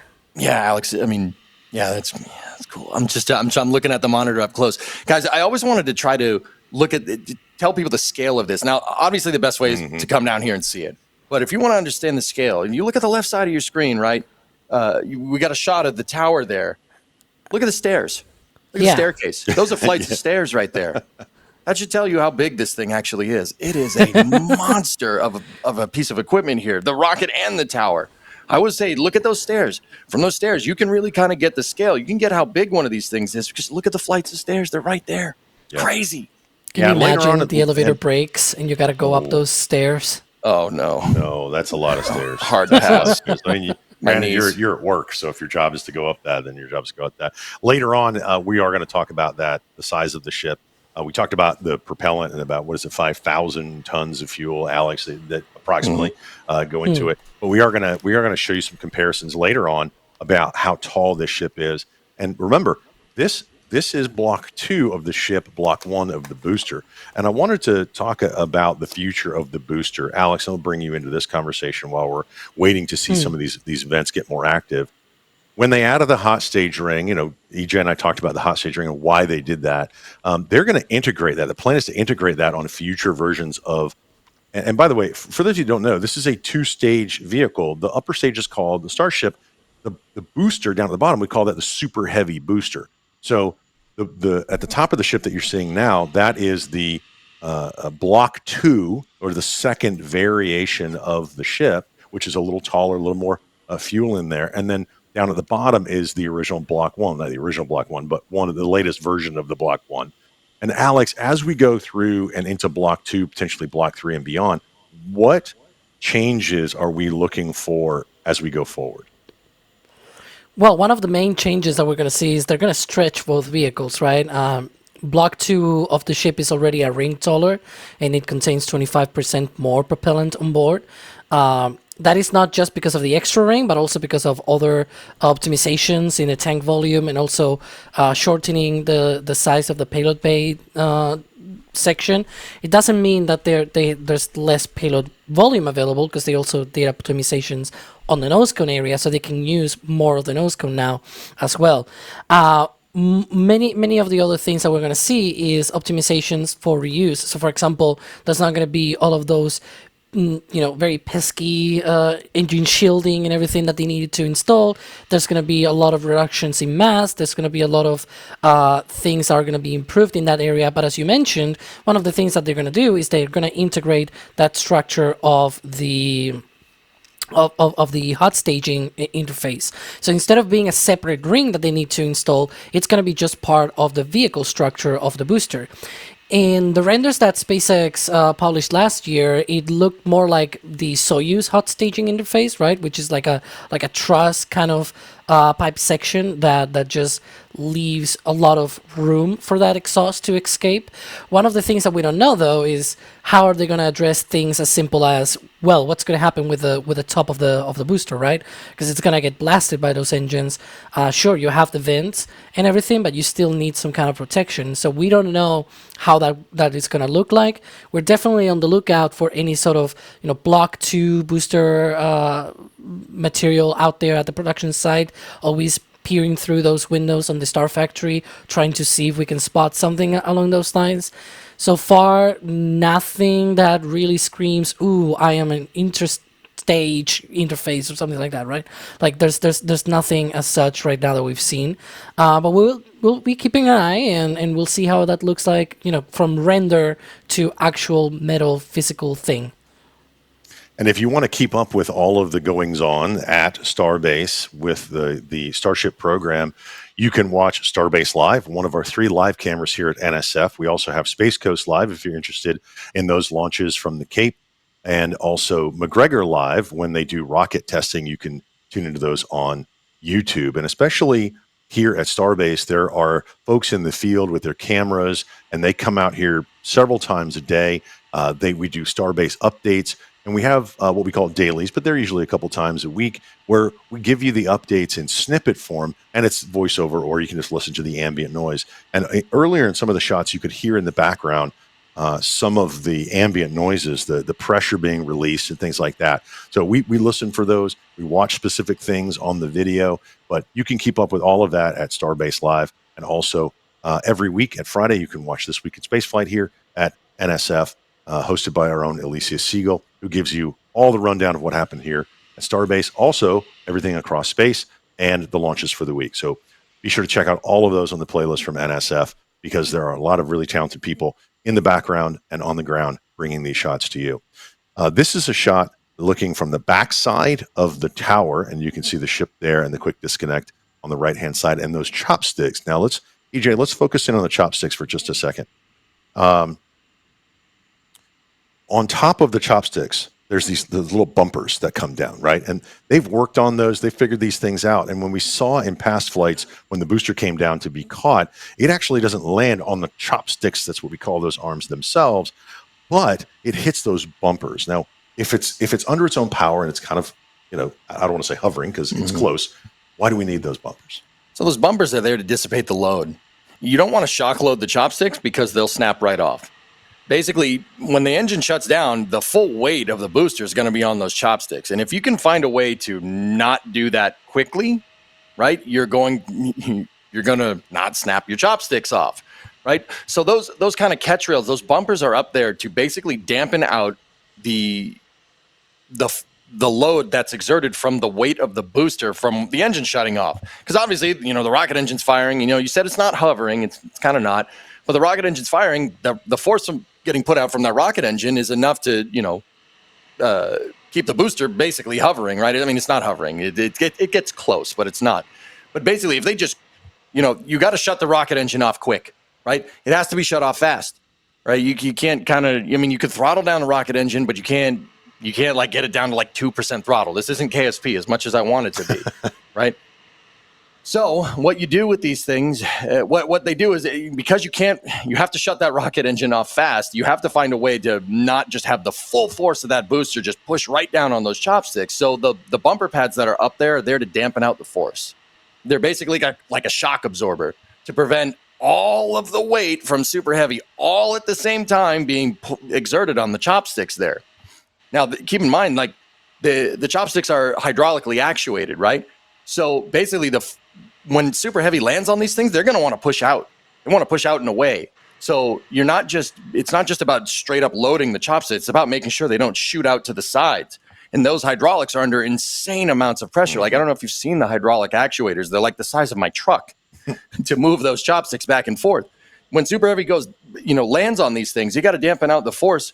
And you got to dampen out up and down. You also got to dampen out left and right. So those bumpers actually kind of move a little bit out. Not a little bit out. It's kind of the actuation mechanism kind of makes them move like down-ish a bit. Like they don't really move out too much but once again, they're there to basically make sure those sticks don't snap off, and they're there to make sure the sticks don't push out either. And once it captures the Super Heavy booster, it comes in between and kind of catches them on the little pins that stick out from the side of the booster, which you can see on some of our closer cameras. You can see the pins that stick out on the side of the Super Heavy booster, which, of course, they're testing similar pins on Starship on this flight for reentry purposes. They're not structural. We keep saying that. On the next one, they should be structural if they decide to go for a launch. But then what they do is they safe the booster. And Alex, you want to answer that one? What that looks like when a booster comes back, it gets caught by the tower, and then it goes through that process where they safe the booster. What exactly are they doing to make that vehicle safe, and then they can put it back down on the launch mount? Yeah, one of the things that they do, for example, is so as you mentioned, they put it back on the launch mount, then they connect the booster quick disconnect, right? It's kind of a funny reference that I just said connect quick disconnect, but they do. They connect those umbilicals to the booster, and they are able to sort of drain back whatever is left inside of the vehicle, right?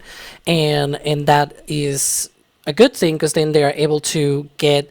For example, even the COPVs that store the high pressure gases and whatnot, they can drain them back and things like that. They can save the vehicle. One of the other things that they do, well, after it's already detanked and everything and the pad is open, they also remove the flight termination system charges, which they should be disabled electronically because they have once it goes through re-entry, you can hear the call out very clearly on their stream that they are, the FTS is being saved, right? So it's electronically saved, but you still need the physical assurance that it's not going to blow up now as you handle the booster. So you need to remove those charges. That's what they did last time around, and so they get rid of all of that.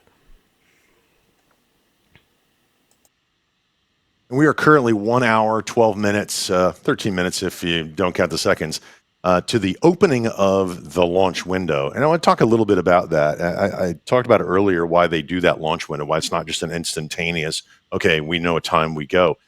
There's a lot of things going on in the background. And every time they launch one of these ships, it's basically a new ship. It might look the same as the last one, but it has so many different modifications that they change their checklists and their processes to go to launch almost every time. They're trying to shave a few seconds here. They're trying to verify a system there. And when they get to that point where they feel like, okay, guys, we've done this enough, we've got it down as slim as it can be, then they'll move to an operational phase. So it's very common to see a window open and then push the launch deeper into the window. So we're not overly concerned right now. We are about still over an hour away from the opening of the window. And then the window itself is about an hour. And we'll be looking for very specific things to happen in that timeline. And then we'll bring that timeline up and talk to you about it as we get closer.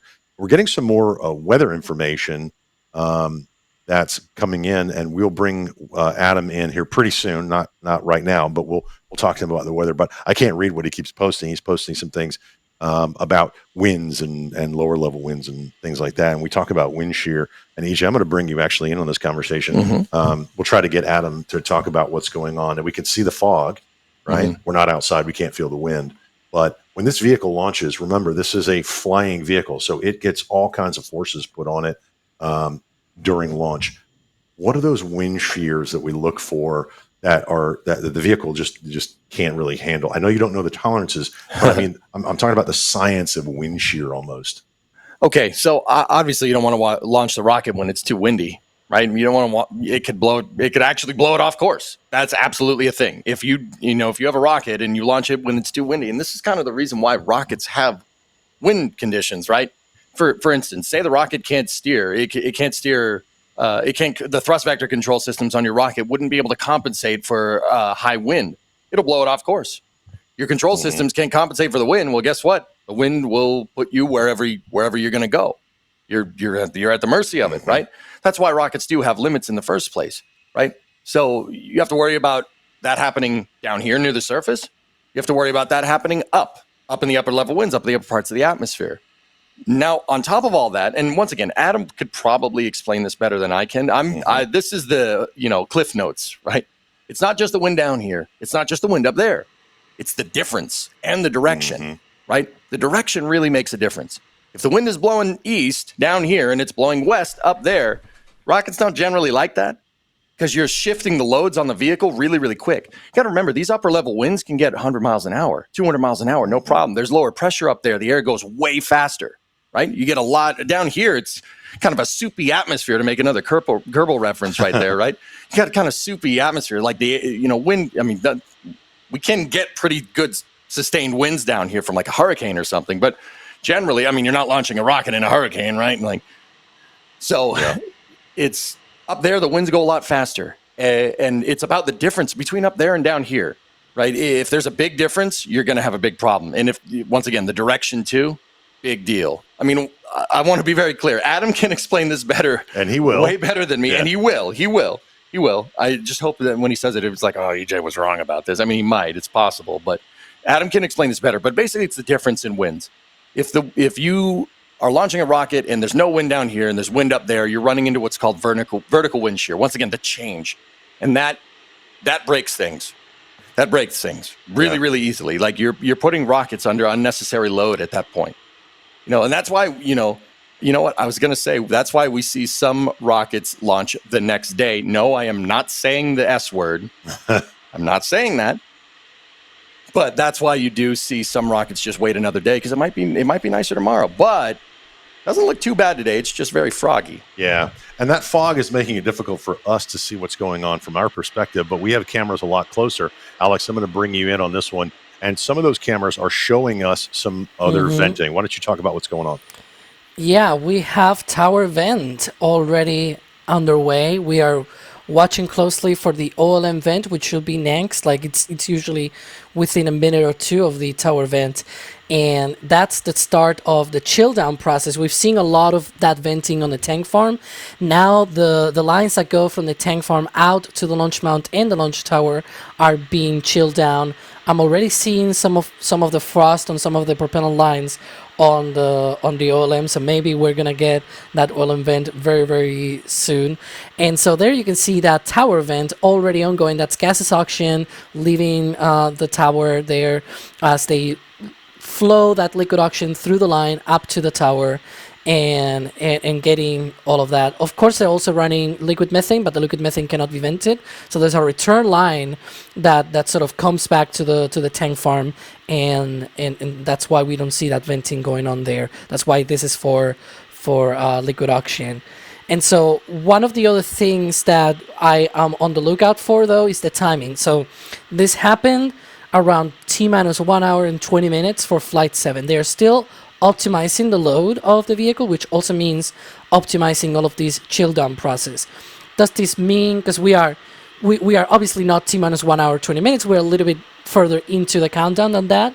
Does that mean we're gonna get a T0 a little bit into the window? Perhaps, we're not sure, right? But if it is, it's not by that much, because as I was saying before, it's only like maybe 10 minutes, 12 minutes, 13-minute time frame that we're seeing this change, and that could just come down to them optimizing the timelines and optimizing the processes. But if we do see, again, that difference is just of mere 10 minutes or so, they will have plenty of margin there. That window runs for 60 minutes, 1 hour long, right? So if it's just that, those 10 minutes or so of leeway that we've seen of difference compared to Flight 7, then they will have plenty of window. Of course, we're waiting on SpaceX, because one of the things that should have happened about 10 minutes ago, T-minus 1 hour and 15 minutes, the flight director executes that go, no-go poll sequence for propellant load. And so that is one of those things that SpaceX will need to confirm. I'm actually getting notifications. I think it's Chris B tweeting on our social media channels. But one of those things that I'm going to be also looking at is whether SpaceX confirms that or not. Usually they do. So I'm going to be on the lookout for that. I'm also going to keep watching all of our cameras and all of our feeds and everything for any more updates. But we're getting very close to that propellant load. And that's good news. As they start to chill those lines down, we can kind of gauge now things are moving and still moving toward a potential launch here in just, I guess, over an hour and a half or so. We'll know more when we start to see, and we'll talk about that timeline in just a little bit. We're trying to get Adam, who's looking at the weather every second. He's probably getting the latest updates for us right now. So when he's available, we'll go to him. But Adrian, I want to come to you because it's been a while since we've gone through and thanked so many people that are generously helping us bring this coverage of Starship Flight 8. So why don't we thank a bunch of folks?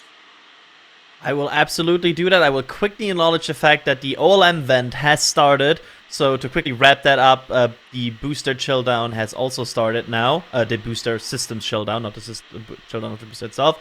And after that, I will thank some people here, starting with Chris Waiters, who gave a $50 super chat here. With a message I will not fully read, but that shouts excitement for the launch today. We also have John James with gifting 10 Red Team memberships. Thank you so much for that. We have another 5 Red Team memberships from Go Flyer here. Thank you so much for that. Sean Flake with a $20 super chat saying that Starship Flight 8, you're cleared to the Western Australian coast as filled, and a bunch of others. I think this is a flight report, right? But you get from towers when you fly planes. If I'm fully correct. Flight level 2300. Wow, that's quite high up. I mean, it is probably quite true, right? So I will have to check because yeah. Thank you so much for that as well. We have Waco with a super chat just saying good reporting. Well, thank you. Tactical Penguin with a super chat here saying, EJ, it ain't EJ quote, it ain't got no gas in it. Ain't got no gas in it. Hope you all got Jack's rear door working again. Thanks for the tank of gas. Yeah. That's an inside story. We're not even going to go down that road. Maybe later. Okay, I will. So I will ask about the story after the stream, correct? Yeah, we will. We can talk about that later. Cool, thank you. David Ferguson with a super chat. Do you know if there's an electrical or communications connection between ship and booster? Alex, is there a direct connection line between ship and booster? Unfortunately, we have not seen that yet. If there is, it doesn't seem that like there might be one, or at least it's not very obvious. On Falcon 9 there is. There's even connections between the side boosters on Falcon Heavy. But so far we have not seen any direct connections between booster and ship. Excellent questions, and thank you guys so much again. We can't do this without your support, so thank you for all of those tips and super chats and going out to our store and picking up shirts like we're wearing right now. All of it helps us, and it helps us with these cameras. Now, I will tell you that all of this money, the vast majority, they go out to the cameras. We're always upgrading cameras and connections and internet connections and things like that, so we can get just that much closer, just that much more zoom, that better connection and better quality video for you. And it's all because of you guys supporting us. On your screen right now, you can see obviously the tower vent. That is a big deal. That lower right-hand shot's actually really cool.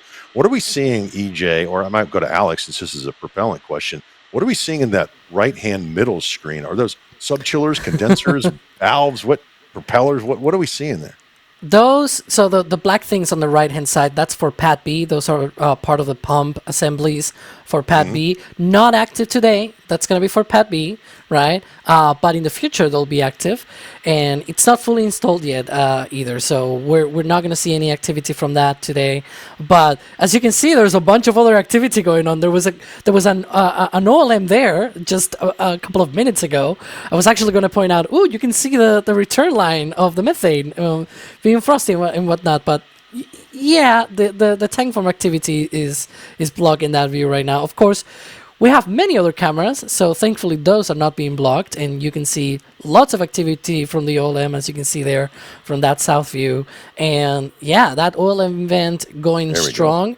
We're gonna get much more activity from that. Like, that vent becomes even more and more active as we count down to that propellant load.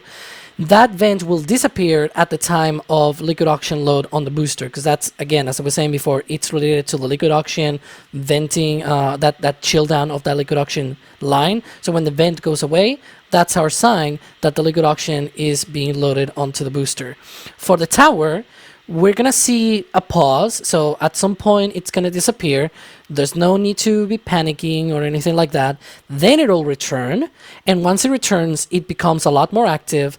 We see sort of like it's a cape coming out of that tower. It's amazing. It looks like a superhero kind of thing with the arms and everything, and the cape behind it, right? And once that huge vent essentially goes off and disappears, that's when we're going to get our sign that liquid oxygen will be loaded onto the ship. So that's more or less the behavior of these vents that we've already seen in the past few launches. And, it's frustrating for us because we look out the window here from the Margaritaville Resort and we see the fog. We can't actually see it. So thank you, NSF, for all these great camera views and these close-up cameras. So we're going to talk about the weather because we're watching it just like you're watching it on YouTube and also on Popular Science Channel. We're watching it the same way because we look out the window. All we see is a gray, foggy sky. And we're going to bring in our NSF meteorologist who's going to talk us through the current weather for this Starship Flight 8, Adam Suker. Adam, come on in. Hi, yes. Everybody wants to know what the weather's going to be doing. We're just under, an hour away. So one thing that we have been watching very closely is an area of clouds that has moved in. I was explaining that earlier, that, we'd probably have around 70% cloud coverage around the 5:30 launch window, I was guessing, if they were right at the top of the launch window there. Now, with this cloud graphic, if you notice, if you look just south there and just into the Gulf, you can see there is clearing that is slowly working its way up towards the South Texas region. The only thing is that clearing, it looks nice out there right now where it's trying to clear up a little bit, but there's a little bit thicker clouds that's going to come in right about the start window around 5:30. If they were to hold off a little bit longer, say we try to get a little closer to the last of the window, closer to that 6:30 mark, we could actually see that clearing come through. So depending on the exact time of launch, will depend on how the clouds are going to act for us. So if it's at the start of the window, expect to see clouds, those kind of mid-layer clouds that are come over. If we're toward the end of the window, we could actually see some clearing come up just in time. Something the models didn't pick up very well on, except for that 5:30 window. We were expecting to see some cloud coverage. So now everybody's been talking too about the foggy haze look. So what that is, if you can go to the next graphic that I posted. So basically what's happening is where I have a little, I believe it's a red arrow. Yes, the red arrow that's pointing. That's a temperature inversion. So basically that's showing a temperature rising as you go up just a little above 1 kilometer, about 4,000 feet up. That right there is a temperature inversion. So that is heat aloft, and that heat kind of suppresses a lot of stuff, and it also will suppress sound to make sound waves a little bit louder at the surface. With that being said, with the southeast wind coming off the Gulf, you're getting that sea mist and a lot of particulates that are staying trapped, down in that first couple thousand feet. So you're getting that real hazy, foggy look. And because of that and those mid-layer clouds that are right there at that same level, you're getting that visibility that's not very good unless you're closer. If you were more inland and not looking straight down the ocean, so say someone was probably looking from basically straight inland and not perpendicular with the ocean, it would actually be a little bit clearer than trying to look down the ocean where you got all that sea mist kind of coming in and that salt. With the winds, though, that's one biggest watch item that we've been watching. So what I have circled there in blue, think of that as going up from the surface and the rockets going upwards as you go up on the graphic. You see that the winds start off, it's pointing southeast. That means the winds are coming out of the southeast. And then as you go up, they start turning westward. Well, that's called directional shear. Well, that lowest level is very important for the ship, the rocket ship, as it's launching. You don't want these winds heading in all different directions as it's going up in a short amount of time. So it takes a lot of deviation to keep going up straight with that kind of winds. And you got to think about if booster returns, it's also going to have to come back down into those winds and get pushed all around. So there is a limit, and they just got done. SpaceX launched 2 weather balloons because, like I was saying earlier today, the forecast models are just a model. It's a guess of what the winds can be. They launched 2 weather balloons. Right now, their meteorologists are going over the fine line because I have to admit, the surface winds have been a few miles an hour higher than we originally anticipated. They've actually blown up to 30 miles an hour now at some of the reporting sites. So now their meteorologists are gathering this data. They're making sure that this can still be within safe levels before they give that go for weather. So this is still going to be, it could be right there close to the limit or just a little bit below. So once their meteorologists grab all that data, they'll be able to really make that determination whether or not is it going to be safe enough to launch wind criteria that they currently have. Back to y'all for any questions. Well, we have a lot of questions, but I think you covered them all with that succinct update. Adam Suker, thank you so much. NSF meteorologist keeping his eyes on the weather for us. And on your screen, you can see the tower vent in the lower right-hand corner, and then you can see what we call the OLM vent in that middle shot. A close-up on the left there has been vented out. It's with the vapors, and then upper right-hand corner, you see the Starship getting ready for potentially its 8th test flight. Now, I see some things in the YouTube chat, and I appreciate everybody putting some stuff in there. The counter in the upper left-hand corner is not an official T0. I want to stress this, that NET stands for no earlier than or not earlier than. So we are waiting for an official T0, and we kind of know when things happen in the countdown. So please, when you look at that clock, that is the opening of the launch window. That is not rocket go boom, rocket go space. That is the opening of the launch window, and folks in the control room are going through their final checks. They're going through their go, no-goes. They're looking at the rocket. They're looking at all the sensors that are built into it, and they're making sure that everything is within their flight tolerances, as Adam said. They're also looking at the weather. They're looking at what's going to happen, at 1,000 feet, 10,000 feet, etc. They're also looking at the weather in the Indian Ocean when this ship is supposed to come back into reentry through peak heating and then splash down at a very, very precise point in the Indian Ocean. And let's talk about that, EJ. Let's talk about that reentry and then that landing. Why do they have to be so precise? Obviously, this is a test flight, so the reason for this is they're pulling data. They want as much data from this. Why are they trying to get the Starship on its flip and burn maneuver when it comes in? Why so precise? Well, the short answer is that they're going to eventually try to land one of these things, Gene. They got to bring it back to the chopsticks. So if it's not precise enough to get near the chopsticks, when you're trying to not land near the chopsticks, like on these test flights, if they can't get it precise enough to get the fidelity that they need to get that thing landed on a future flight, you're going to have some problems. Something that gets thrown around in the aerospace industry a lot is test as you fly. So basically just test as you fly, right? In the Army, we used to say train like you fight. Train like you fight. Yeah, there you go. Right. Same thing. Every one of these landings that they do with these Starships when it comes down off the coast of Western Australia, every one of these is a practice. It's a practice for when they go to do the real thing.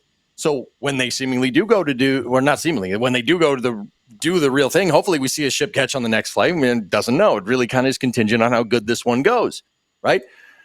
When we do see one happening in the future, they'll already have some data on it. They'll already know how to do it.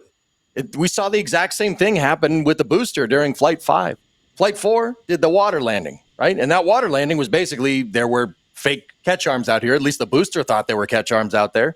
And it landed with sub-centimeter precision per SpaceX. And then when Flight 5 came around, they got it. That thing got caught on the first try, seemingly on the first try. Or was it?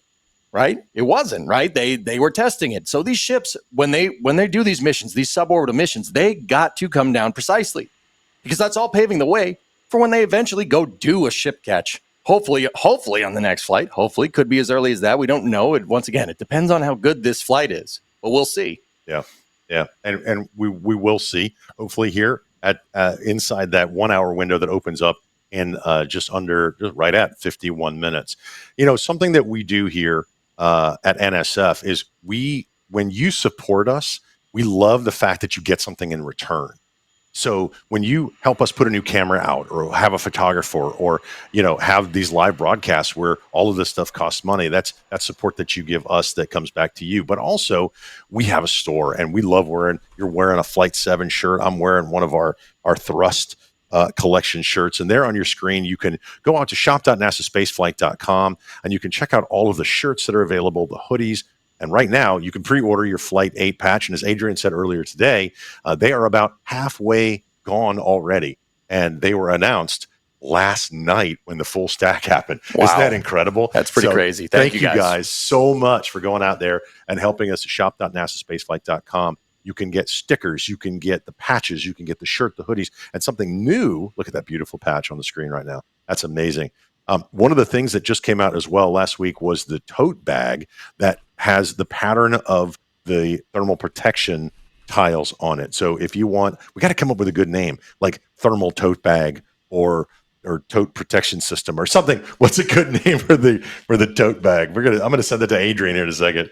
Fully reusable, rapidly reusable grocery bag. Tote bag. I like that. Yeah. Rapidly reusable tote bag. Rapidly reusable. I'm renaming that. I'm renaming that right now. Starship DPS. Yes. Fully reusable. Nice. Real time. Happening in real time. You heard it here first.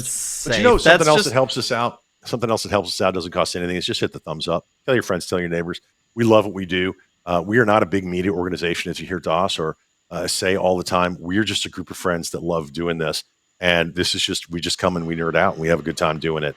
And I mean, you flew in, I drove in.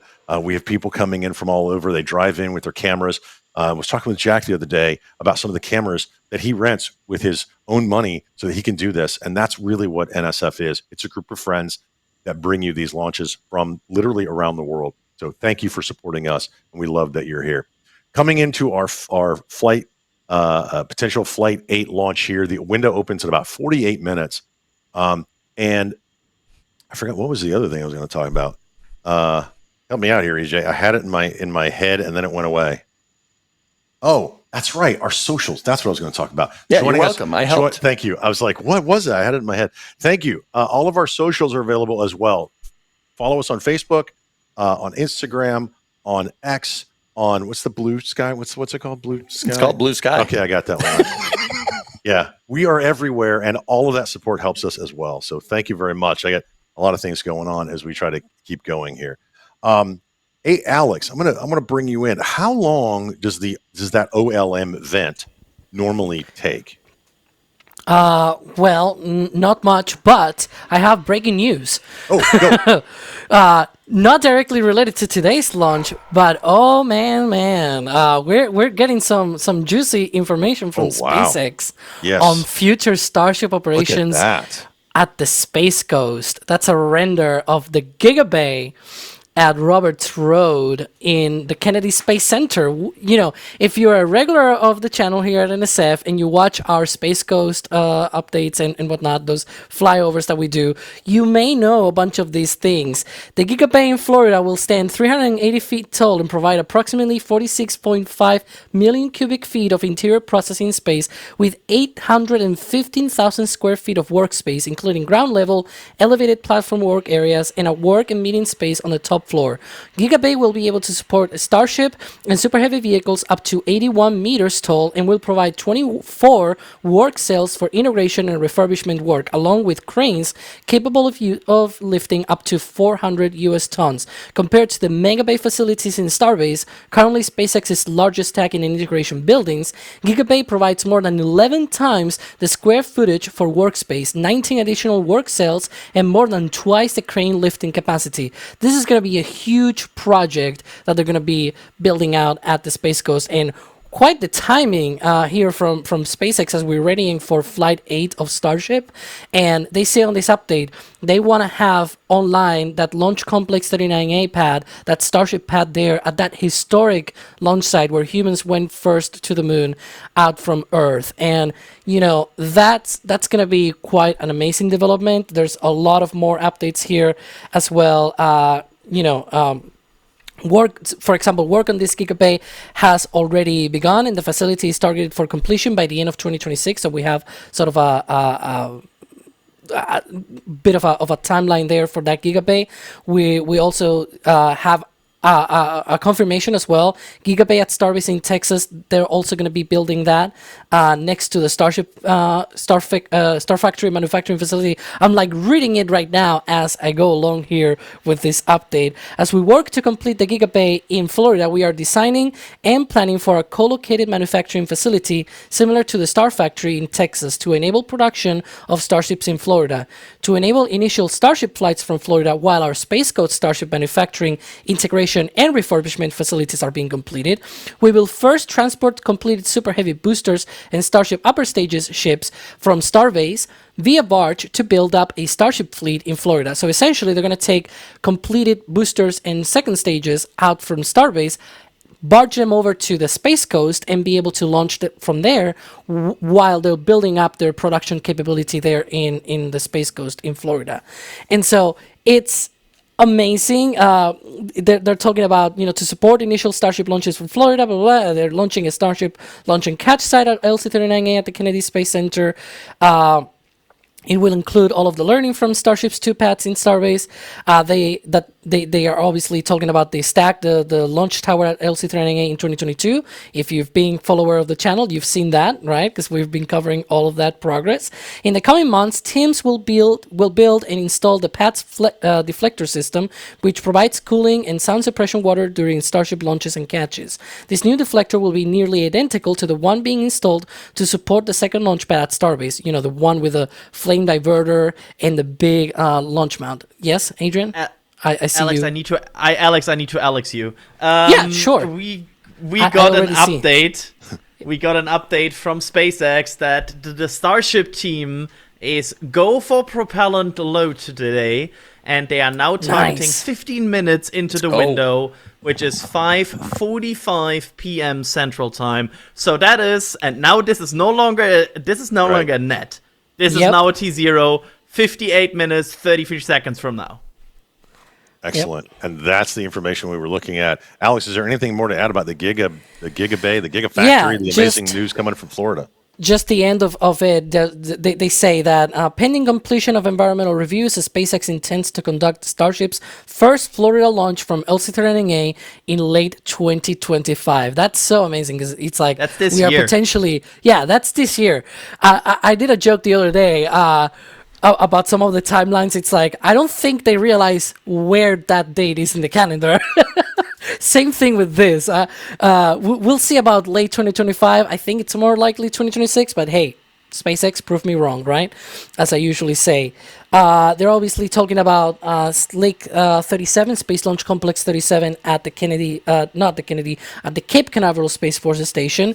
SpaceX has been given a limited right of entry for Slick 37 in support of conducting further due diligence of the site in order to move forward with the environmental impact study led by the Department of the Air Force for Starship and Super Heavy operations at the Cape Canaveral Space Force Station. Slick 37 was built in the late 1950s and early 1960s. NASA used the pad from 1964 to 1968 for testing of the Saturn I and Saturn 1B rockets as part of the Apollo program. From 2000 and 2024, the pad was used for the Delta IV rocket. So yeah, it's another historic launch site, of course. Saturn I, Saturn 1B, and of course the Orange Queen, I guess, if you don't count SLS, which is the Delta IV rocket, and the Delta IV Heavy rocket as well, just had its last launch just last year, essentially. That is amazing news, Alex. And obviously, we are all looking forward to the amazing things that are going to happen from Florida, but also here in the next 56 minutes. And what I want to see in chat right now, I want to see some people getting crazy. Tell us where you're coming from and that you're ready to see Flight 8 as we are go for prop load.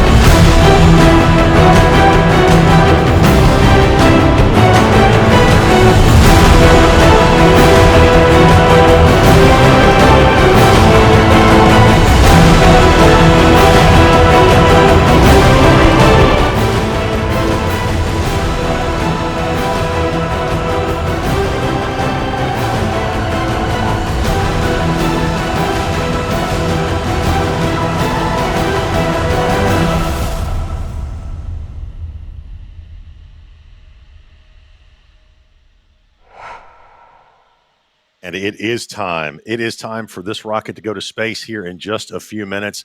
And we are talking about a T0 that is inside their window at 5:45 Central Time, and which is coming up, I guess, in about 50 minutes. We need to fix that clock right there in front of us and also put that clock in the upper right-hand corner so everybody can see that beautiful T0. 54 minutes, and we are going for propellant load. Thank you guys for blasting in chat where you're coming from. We looked all around the world, and we've got you here with us in Starbase Live to bring you this test flight of Starship. Now, Alex, I want to come to you. Let's talk about real quick, when we go for propellant load, I asked you earlier, how long does it usually take to load this vehicle? Yeah, the first thing that we're going to have is that ship liquid oxygen load underway, which it's essentially a T-minus 46 minutes. Right now, you can see the tower vent has disappeared. It'll come back, and once it comes back, then it'll become a lot more active, and then it'll go away, this time for real. And so you can see some of those lines already frosty. Look at that. Some of that condensation, those umbilicals out to the ship. And essentially in 7 minutes, that's when we're going to get into that liquid oxygen load on the ship. Then about 3 minutes later, we're going to have ship fuel, T-minus 41 and 22, we're going to have booster fuel load. And then the last thing that gets loaded is the liquid oxygen on the booster at T-minus 35 minutes and 35 seconds. So we'll keep an eye on all of the things. Of course, now we have that go for propellant load confirmed by SpaceX. So all things considered, it should be really pretty much on time. So you could hear some of those venting sounds in the background there. And one of the things that we talk about is the scale of this rocket, EJ. We zoomed in on the tower earlier, and you were talking about, that's a staircase, those are stairs.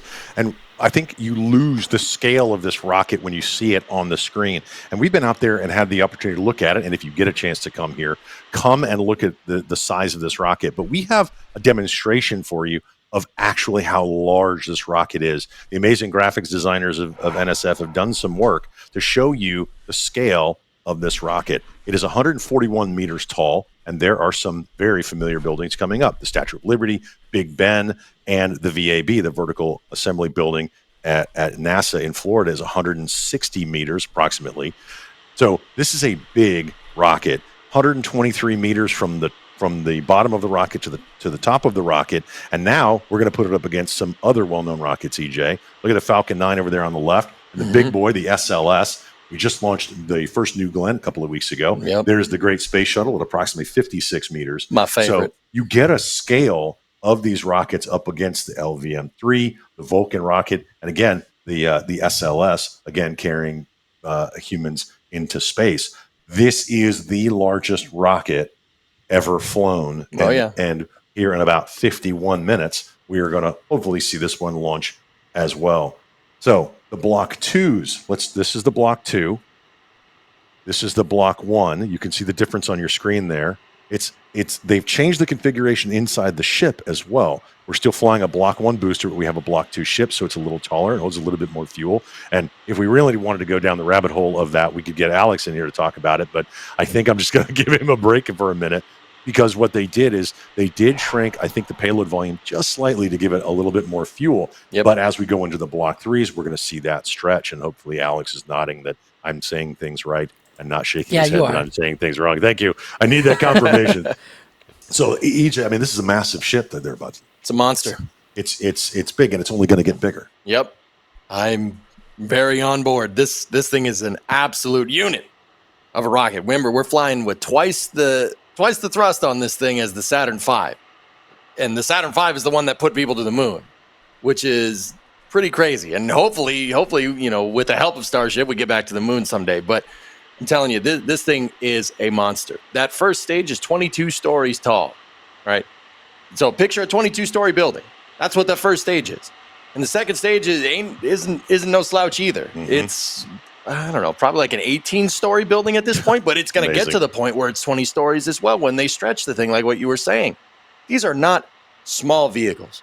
It's truly a new era of commercial spaceflight here with vehicles like this. We've never had anything like this. Like the guys during the Apollo program, they wish they had something like this, you know?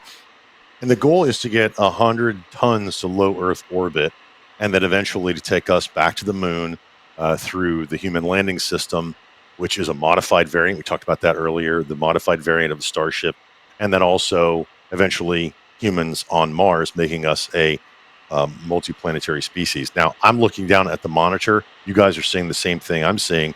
Is that sunshine above the rocket? Yeah. Or am I just seeing things? Adrian? It is continuing to clear up. Everything is starting to look good. I'm also, I'm no Ryan Caton. Ryan Caton is, I think, with you in the room here. But I'm also having some maps here. And we can also see the Gulf clearing up. We can, in terms of planes, we can see clouds being less and less prominent.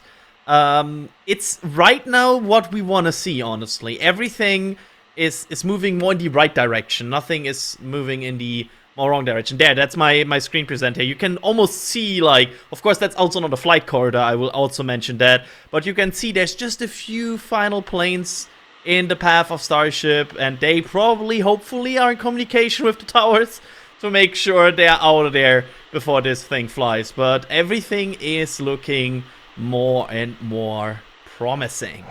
That looks awesome. Thank you for that. And, we have folks all over the place here at Starbase.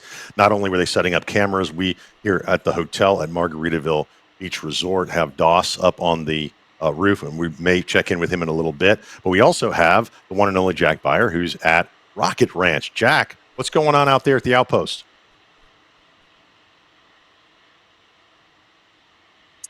We had Jack. Well, he's Jack's got a lot to having- say, clearly. Jack's having too much fun. We can hear you now, Wait a minute. Jack. There he is.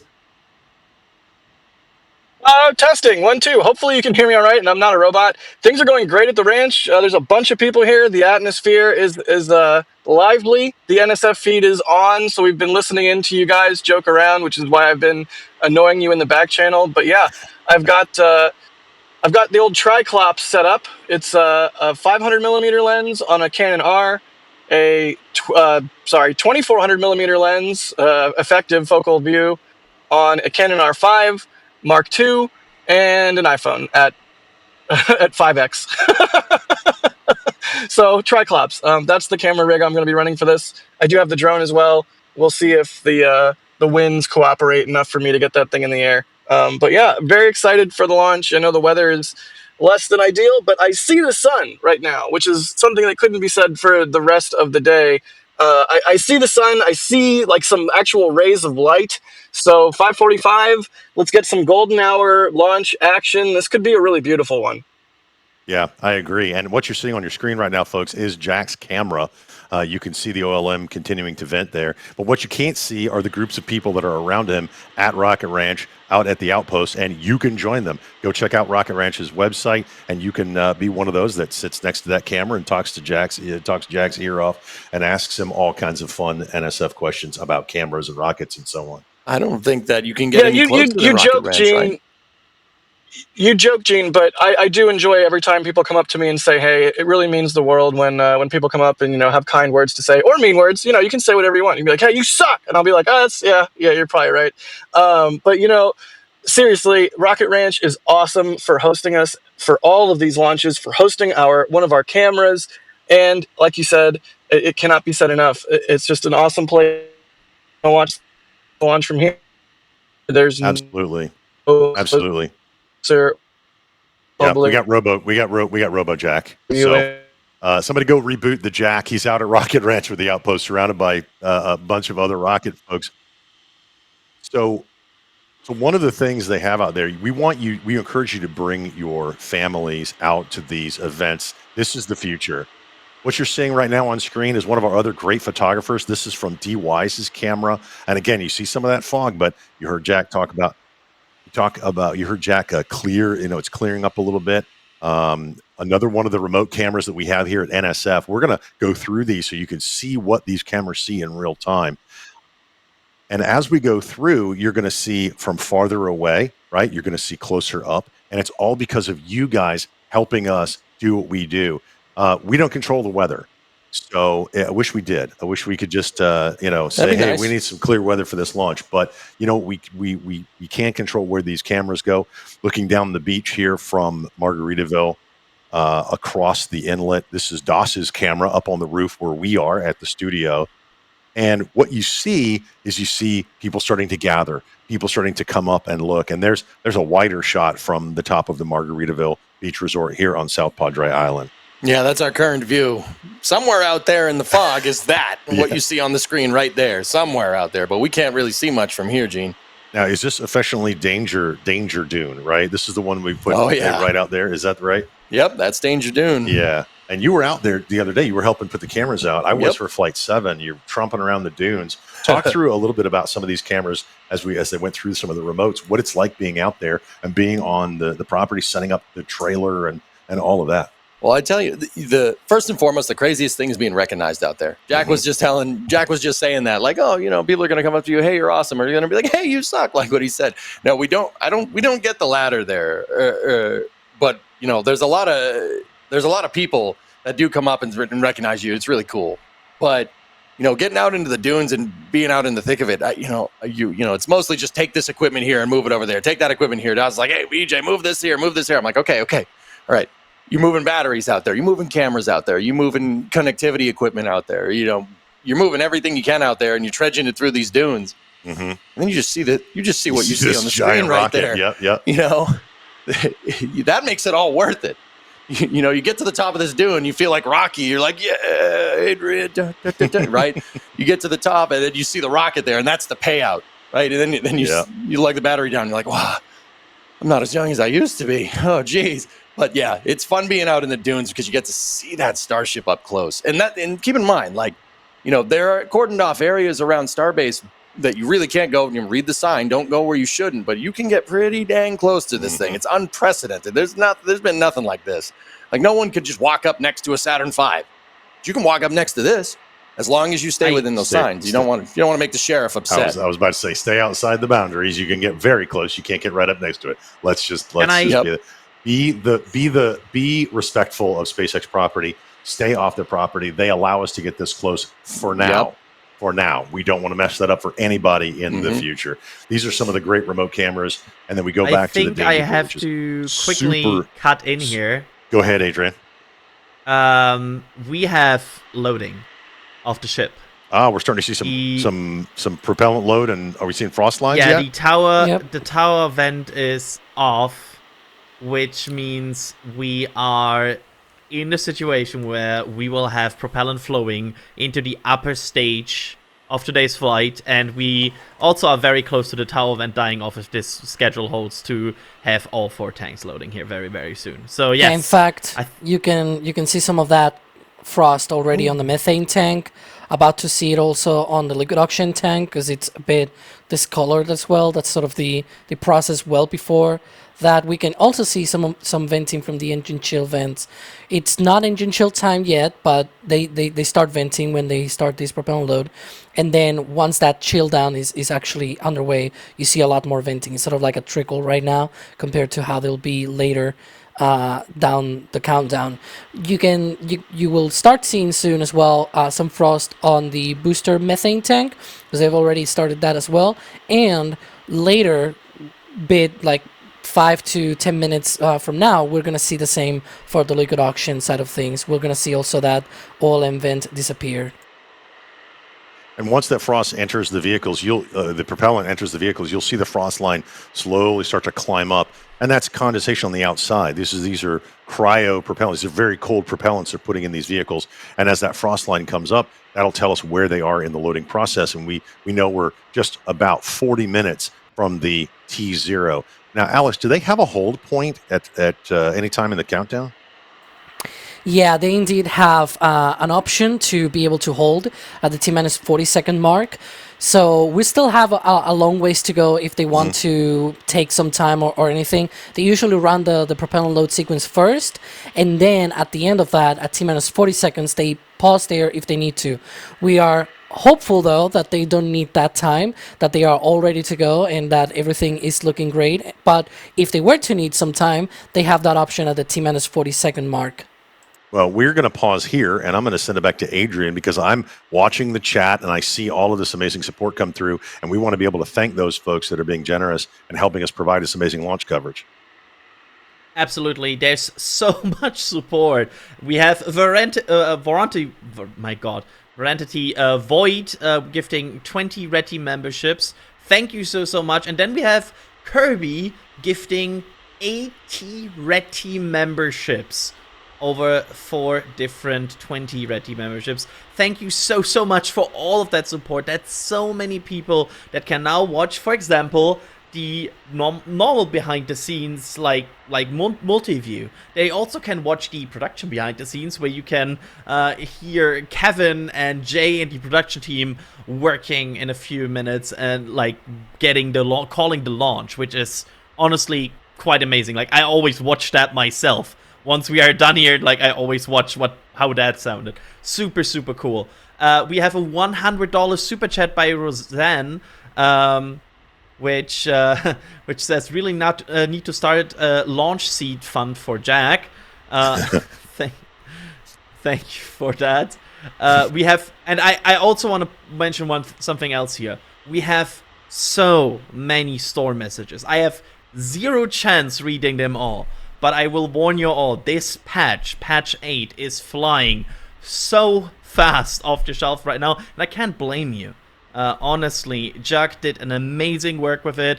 It has so many cool details. I mean, it has the planetary alignment on it, if you want to look at that. So, it's amazing, and it's flying off the shelves, and I want to merely make sure that if you want it, it's flying off quick. And so that's my quick support setup. Thank you, Adrian. And thank you guys so much for all that support. We have confirmation that they are loading locks into the booster, and we're gonna bring up a graphic so you can see what it looks like inside the ship. EJ, talk us through this propellant as we look at this graphic for the booster and the ship. So Starship is a bipropellant, fully cryogenic rocket. So you have liquid oxygen and you have liquid methane. Both of those are very, very, very, very, very cold. But as we were discussing a little bit earlier, you want to get these in there as quickly as you possibly can. And remember, the booster and the ship, because they're 2 stages, each one of them has a liquid methane tank and a liquid oxygen tank. Now, the key here, if SpaceX wants to load this the quickest they possibly can, is to get all these tanks filled up at the exact same time. Because remember, these fully cryogenic propellants are boiling. They are boiling, and they will eventually boil off. Like if you had a pot of hot water on the stove, right? If you left it there, eventually there will be no water, right? Yeah. It'll just all evaporate. These propellants will do the same thing. So you got to load them as quick as possible to maximize performance of this already monstrous vehicle. Mm-hmm. So basically what they're doing here is going into the final booster LOX load here, they're going to make sure everything's topped up at the same time, and that basically is just a good sign that we're gonna see something here. We're gonna see some fireworks here, hopefully. And when we see those fireworks, we're actually going to see some detonation protection systems. Yep. Alex, why don't you jump in here and talk us through the deluge system and some of the other safety mechanisms they have at the launch pad? Yeah, they have that deluge system. Instead of having the traditional tower, right, to push out the water, they have the nitrogen system. The water is pushed out to the plate. The water sprays out sort of like an upside down shower head of sorts, right? And that's essentially what does it. That's one of the protections that they have, of course. In the future, this will change. They're going to have a proper flame trench with a flame diverter and everything, as we see on traditional launch pads, but that's going to be at Pad B. For the meantime, this is what they have at Pad A. It works for now, right? And so they obviously will optimize that with the Pad B launch hardware, I guess. And when they do go to that Pad B, we're going to see that 2-directional flame trench, and that's going to be water cooled. Are we going to see, like we normally do on these flights from the Pad A, are we going to see that big spray of water, or is that going to all be down in the flame trench, Alex? Most of it will probably be in the flame trench. One of the big question marks is going to be how they're going to be cooling down the OLM, because the launch mount will be water cooled, right? But so is the flame deflector on Pad A, and it still shoots out water out. We don't know if it's going to have any sort of similar mechanism where you have holes to let that water out at high pressure. It might not. We'll find out once we see that hardware a little bit more up close, and we also see it in operation. But that's a few more months down the line. And there on your screen, you can see on the left the new tower they're building. And that's going to now, it's on the right-hand side because we switched to the Danger Dune view. You can see the tanks, that frost line kind of building up there as the fuel goes into both the vehicle and the booster. At the booster at this point. The next step is going to be where they start to chill some engines. And I mean, we're listening in. When we get information, we're going to take it to you. We've got more folks in the field that I can talk about, but I know we have Jack, who's out at Outpost. We talked to Jack earlier. We've got some shots from D's camera. D Wise is there. They've set up their cameras all over. Also, Max Evans, talked to him today on the stakeout earlier today with Max's cameras everywhere. And I think so this is Jack's camera here that we're looking at from Outpost. And look at all that. It looks like fog going across the ground. That's actually the venting from the tank farm that you see while they're doing the propellant load. It's a pretty cool shot. And the Outpost and Rocket Ranch is such a great location because, as we said earlier, that's as close to that as to the launch site as you can get, because that's where that roadblock happens. Again, it's a great shot of the tanks. You can see them with the frost line coming up. And Alex, I've asked you this like 5 times, and I keep forgetting.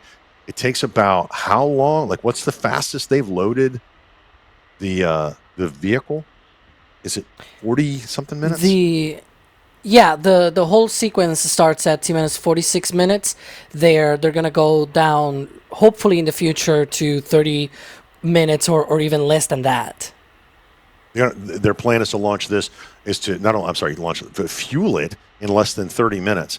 And this is part of that rapid reuse that they're trying to do here at SpaceX. And again, I reiterate, everything you see on the screen is research and development. The purpose of this flight today not only is to make us go, wow, it is to get data, right, EJ, coming back from this launch. We're going to get data on the launch and the healthy U-33 engines, hopefully, the stage separation, the flip and burn maneuver, and then all the other things that they plan on doing while in orbit.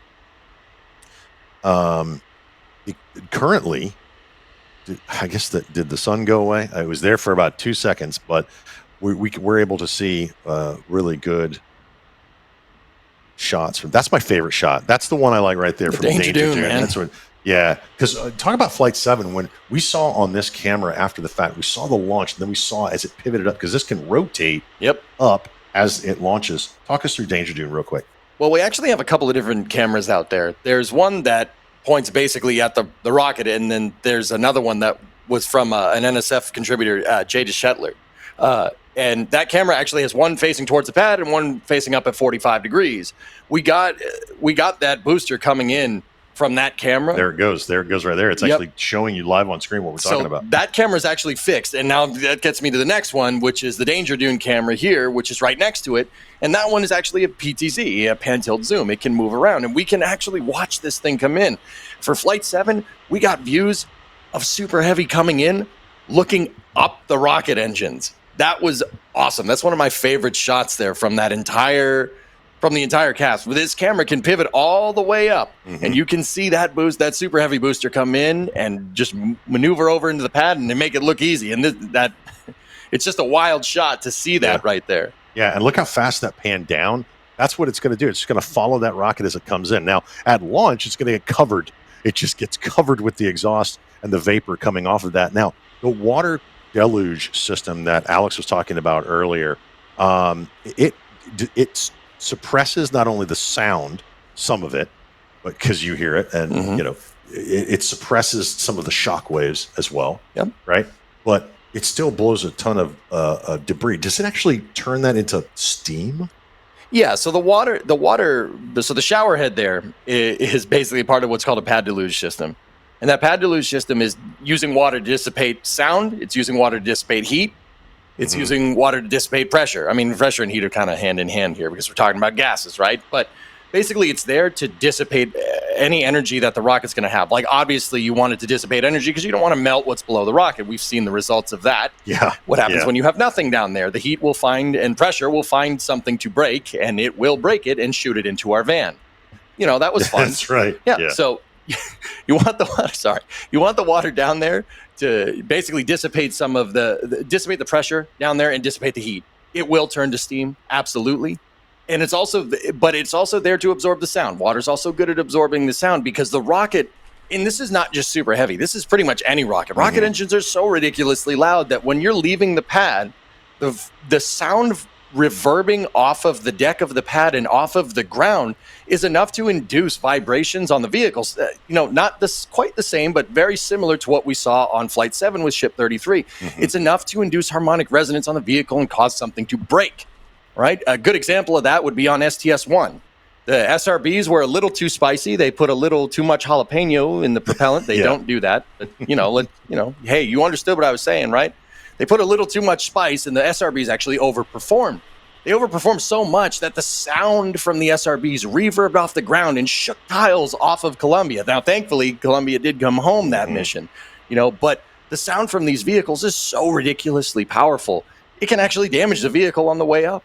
But that's why they throw all that water down there. That's why on Pad A we have that shower head. That's why on Pad B they have those flame buckets. They have those diverters to get the flames and the heat and the pressure away from the vehicle and the sound as well.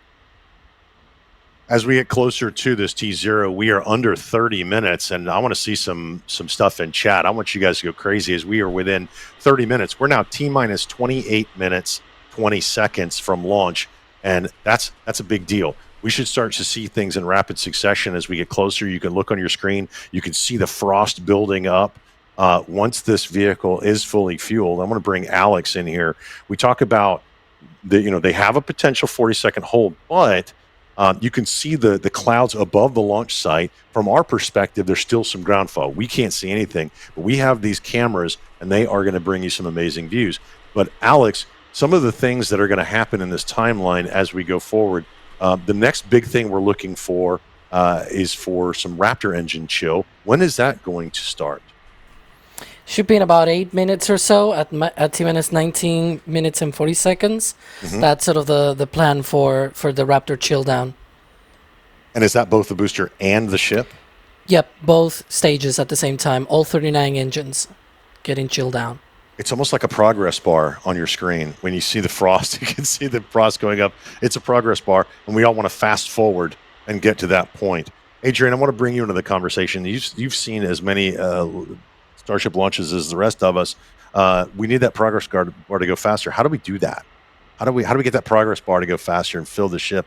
I think it has to do with all the great people in our chat.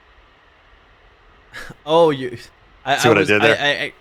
There's a shovel pass, as they say in football. I totally was about to answer the question how to fill up Starship quicker. Tell us. We all want to know. We want to know. Give that information to SpaceX. I mean, honestly, they're doing that every single launch. Every single launch, they're installing more pumps, they're installing more subcoolers, more vaporizers, and they're fueling this up faster. And to be fair, there's a pretty big rumored booster quick disconnect redesign coming up, and if they really go with something like 2 connectors or stuff like that, we could be up for like even faster refill on the next version of Starship. Oh yeah, so, one for the LOX and one for the methane. Oh yeah. Bigger pipe means more going through pipe. I think we were joking about that the other day. If SpaceX would name it LOX Inlet 1 and then Methane Inlet Bravo or something crazy. They would name it something crazy. Stop it. Stop it. I'm getting some heat in the back channel from the one and only Chris B. I should have said American football because, football, shovel pass, whatever. Yeah. Adrian, let's thank some people. Wait a minute, because there's shovel passes in the rest of the world football? There isn't. Come on. No. We have Bob Long here with a $20 super chat. No message attached. Like, just a warm thank you back. Thank you so much. Also, the panelists getting a bit iffy here with all these store orders. I'm just saying. Apocalypse Cow, we have a 20 Red Team membership here. Thank you so much for that support, Apocalypse Cow. I think that's the 3rd or 4th time that we have heard your name now on this single stream alone. So, thank you so much for that. We have DDA 40X fan. upgrading to launch director. Thank you so much for that generous support. We have Nancy Taylor becoming a flight engineer. Wow, thank you. Yeah, these are the highest level of support we have, launch director and flight engineer, so this is incredibly generous. Thank you so much. We also have so many people pointing out the amazingness of that patch. So many messages coming in about that. And we also have Kirby here coming in with, after the memberships that were already gifted by Kirby, now coming in here with just a super chat saying the commentators are awesome. Well, thank you very much. Yeah, thank you. We do this because we're rocket nerds, right, EJ? Oh yeah, thank you very much. We just love this, like you guys love this. We want to see rockets fly, and that's why NSF has the crew that we have. We have the cameras that we have, and we have the people all over the world that commentate. I mean, it's not just one company. There's so many great companies out there that are pushing human spaceflight to the envelope and taking us to places. I mean, we just saw the lunar lander was at the second commercial lander ever on the moon, and I think the first one flipped over. Yeah, the first one was Intuitive Machines. The one that we saw land the other day was Firefly. Yep. Firefly Aerospace with the Ghost Riders in the sky. Fantastic. Blue Ghost 1. And man, did we get some good pictures from that. Oh, it was great. Stunning. And you can see those pictures if you follow us on all our social medias. You can see them on our Facebook page, Instagram. We share them on X. And we have some great writers that are actually bringing you space news. And for those of you just joining us, let me tell you who we are. We're NSF. We are NASAspaceflight.com. We're a bunch of rocket enthusiasts, rocket nerds, writers, camera people, personalities. Go ahead, Alex, guys, I have an update. We have a hold in the count, apparently. The flight director just went into the countdown sequence and he said there's a hold. The usual hold. So talk us through what that means. Go ahead. Yeah, Alex, if you want to talk us through, Adrian, talk us through what that means. It looks like they're still troubleshooting something that they may need to target another new T0. It's still too early to tell. They have that hold at T minus 40 seconds, so they may take that with this hold and be able to troubleshoot all of that. The clock is still going as they have that optional hold, but they have called the treble hold call out, of course. So that probably means they're gonna go to the T minus 40 second mark and then being able to hold there the countdown and be able to shift that T0 into the window. We don't know how long it'll be. They're still looking at that issue. Now the T0 He went a little bit too fast, by the way, so I'm catching up on what exactly he said. Well, we appreciate that. There's a great shot of the top of the ship there. You can really see those flaps we talked about earlier. So the clock is continuing to run at T minus 21 minutes 30 seconds. What you see on your screen now is the SpaceX feed. We'll kind of pop in and out from there as we get information. We'll show you what we get as we get it. And as Alex said, they can go all the way down to 40 seconds and then hold there. They've already pushed the launch. Alex, Adrian, I'm going to bring you guys back into this conversation. They've already pushed the launch 15 minutes into the window. So they have time to troubleshoot going forward, right? Yeah, it's a bit different than what you're used to on Falcon 9 launches. Falcon 9 launches are really like down to the second from the moment auto sequence starts. So they are kind of locked in there. Starship has way more wiggle room. Starship is still able to top off. Starship has, as we talked about, the T minus 40 second hold. However, hearing a triple hold call is certainly of note and significant. Like usually that is something that is being called for, something that is being troubleshooted. So like a triple hold call in the countdown is at least interesting, because that's not somebody chiming in being like, hey, we are still looking at something. That is the LD really calling out the situation. So that is at least interesting.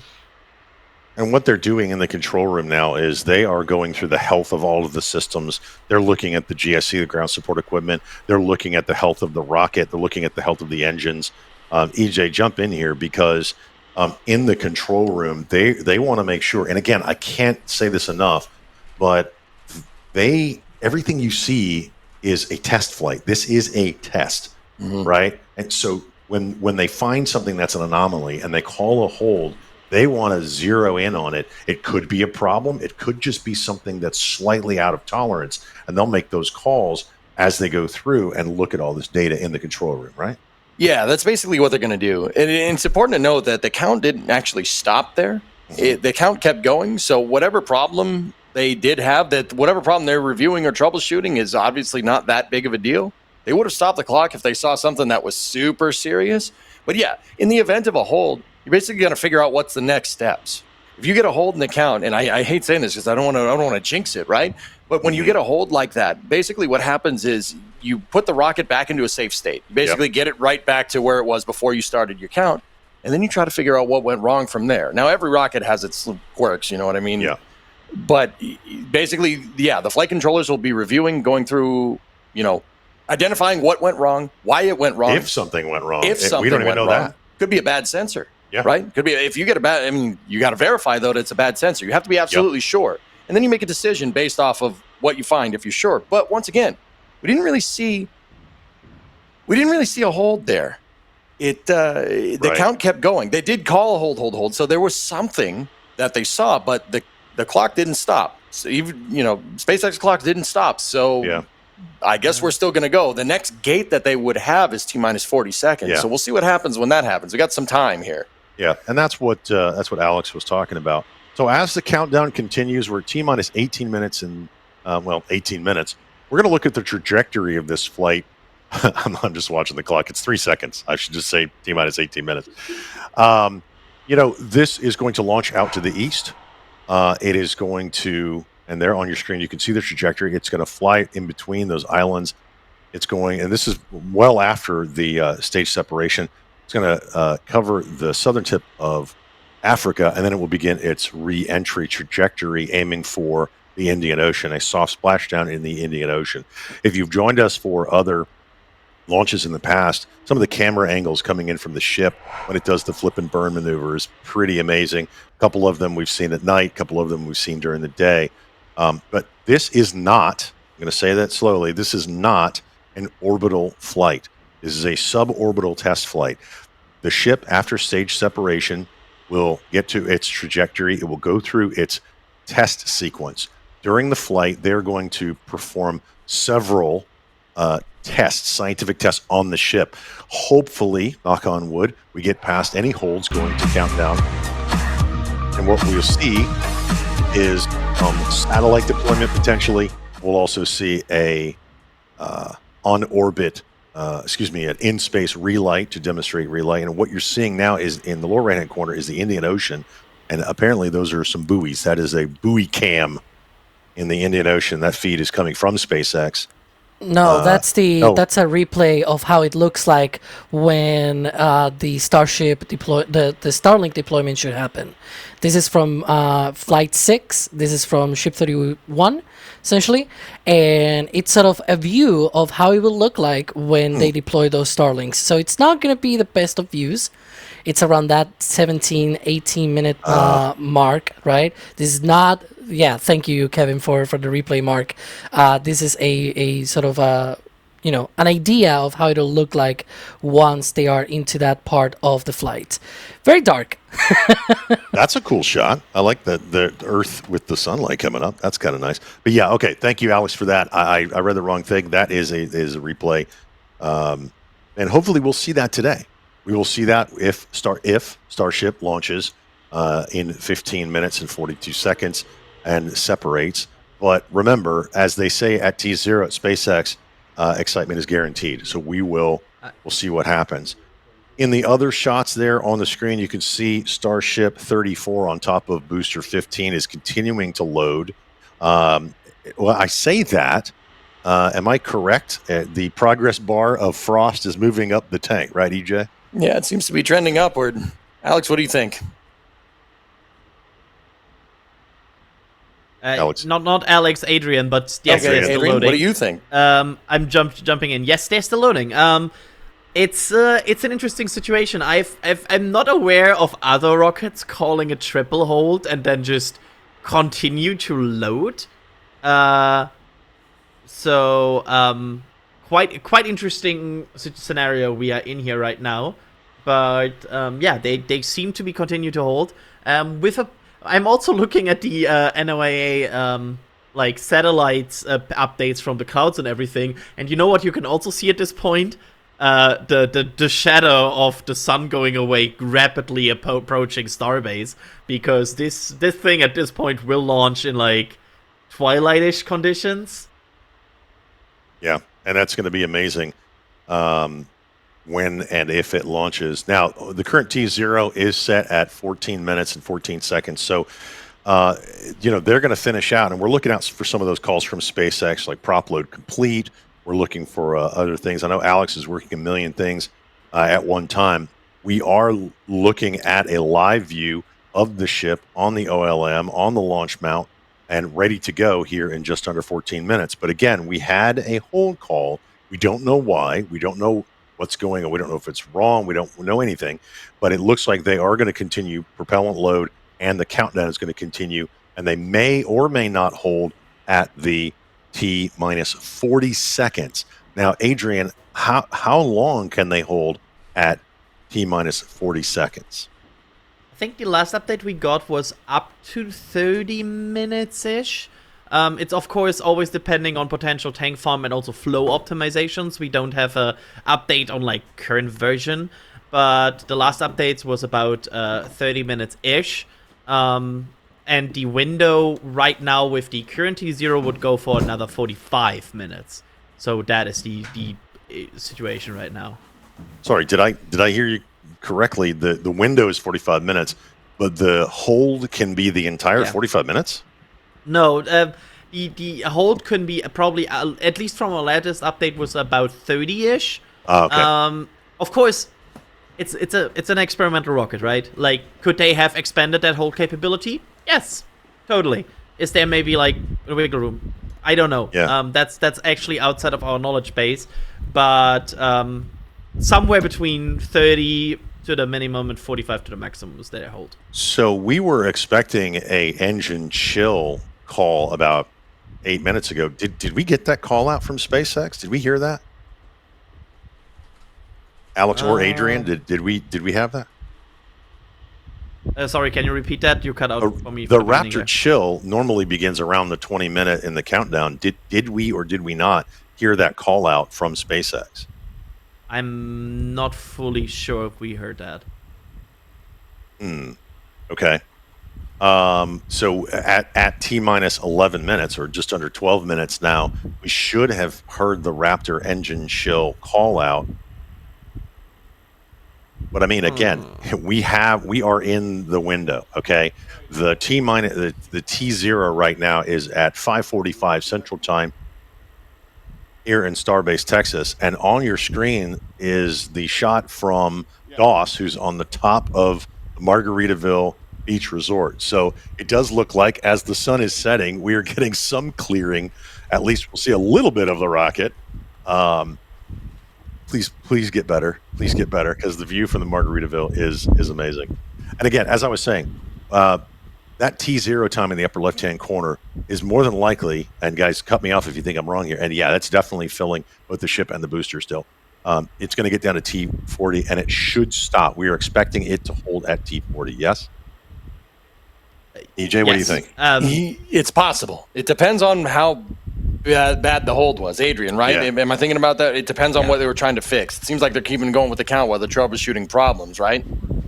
Yeah, they said, or the current plan is they will hold at that point if they don't clear the issue until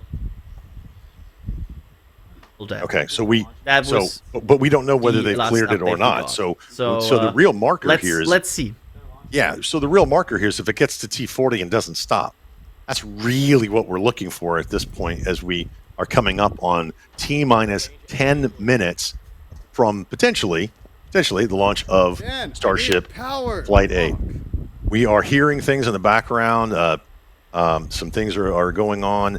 It might be up on the roof. It might be somewhere else.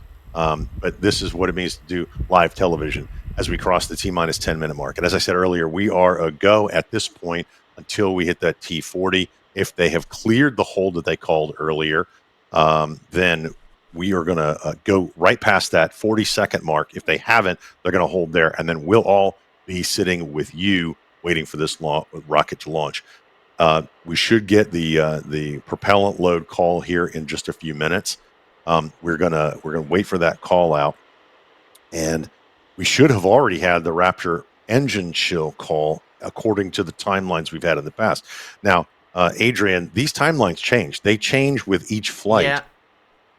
So yeah, and I have to chime in here. Apparently, they think they are clear with the issue. Oh, nice. Nice. So apparently, Look at the flaps. Look at the flap. Yeah, look at the flaps moving. Oh. Look at that. Yeah, going into, I'm going to call it flight profile. I like that. They're doing their flap checks. There we go. She's flapping. And that's a great graphic on the left-hand side. You see that at the very top, that open space, that's actually the payload area of the ship. And then you have the propellant tank. You have a large tube that goes down the middle that flows propellant down to the engines. And then on the outside of that tube, you could see that's the other propellant in the lower tank. And the same thing on the booster. You have an upper tank and a lower tank, and then a transfer tube that goes right down the middle of the ship. In fact, the booster, the ship has 4 of those, right, Alex? Right, EJ? Talking while muted. Coming in. Yeah, go ahead, Alex. We were talking about the transfer tubes and how the new Block 2 ships have 4 of those, 1 central and 3 for the vacuum Raptors. It used to be that there was only a single transfer tube from the methane tank down to the engines, and then there was like a manifold at the bottom of the liquid oxygen tank. Mm-hmm. Now instead, they still have that central transfer tube, but it only spreads and it flows out to the center 3 engines. Now each individual vacuum engine has its own transfer tube, so there's 4 of them inside of that liquid oxygen tank. They need those transfer tubes because the methane tank is on top of the liquid oxygen tank, so they need a way of being able to transfer that methane from the methane tank down to the engines. So that's why they're called transfer tubes. I don't like downcomer because sometimes that fluid is also going up when they load the vehicle, right? And so I like to call it transfer tube because it transfers either down or up, right? And so that's why I call it that way. But yeah. And sometimes we actually get camera views from inside the tanks, don't we? Remember how we used to get those? Yeah, those were more likely in the early days of those Falcon. are cool, though. I like seeing them slosh around. We used to get those, but they stopped doing that for whatever reason. I don't know. That's okay. Now we get flap cams, we get engine cams, we get payload bay cams. And one of the things that are inside the payload bay are 4 Starlink V3 mass simulators. Adrian, I'm going to come to you for this question. Why do you think they went from 10 on Flight 7 down to 4 on Flight 8? What is your opinion on that? That's actually a good question. I've thought about it as well.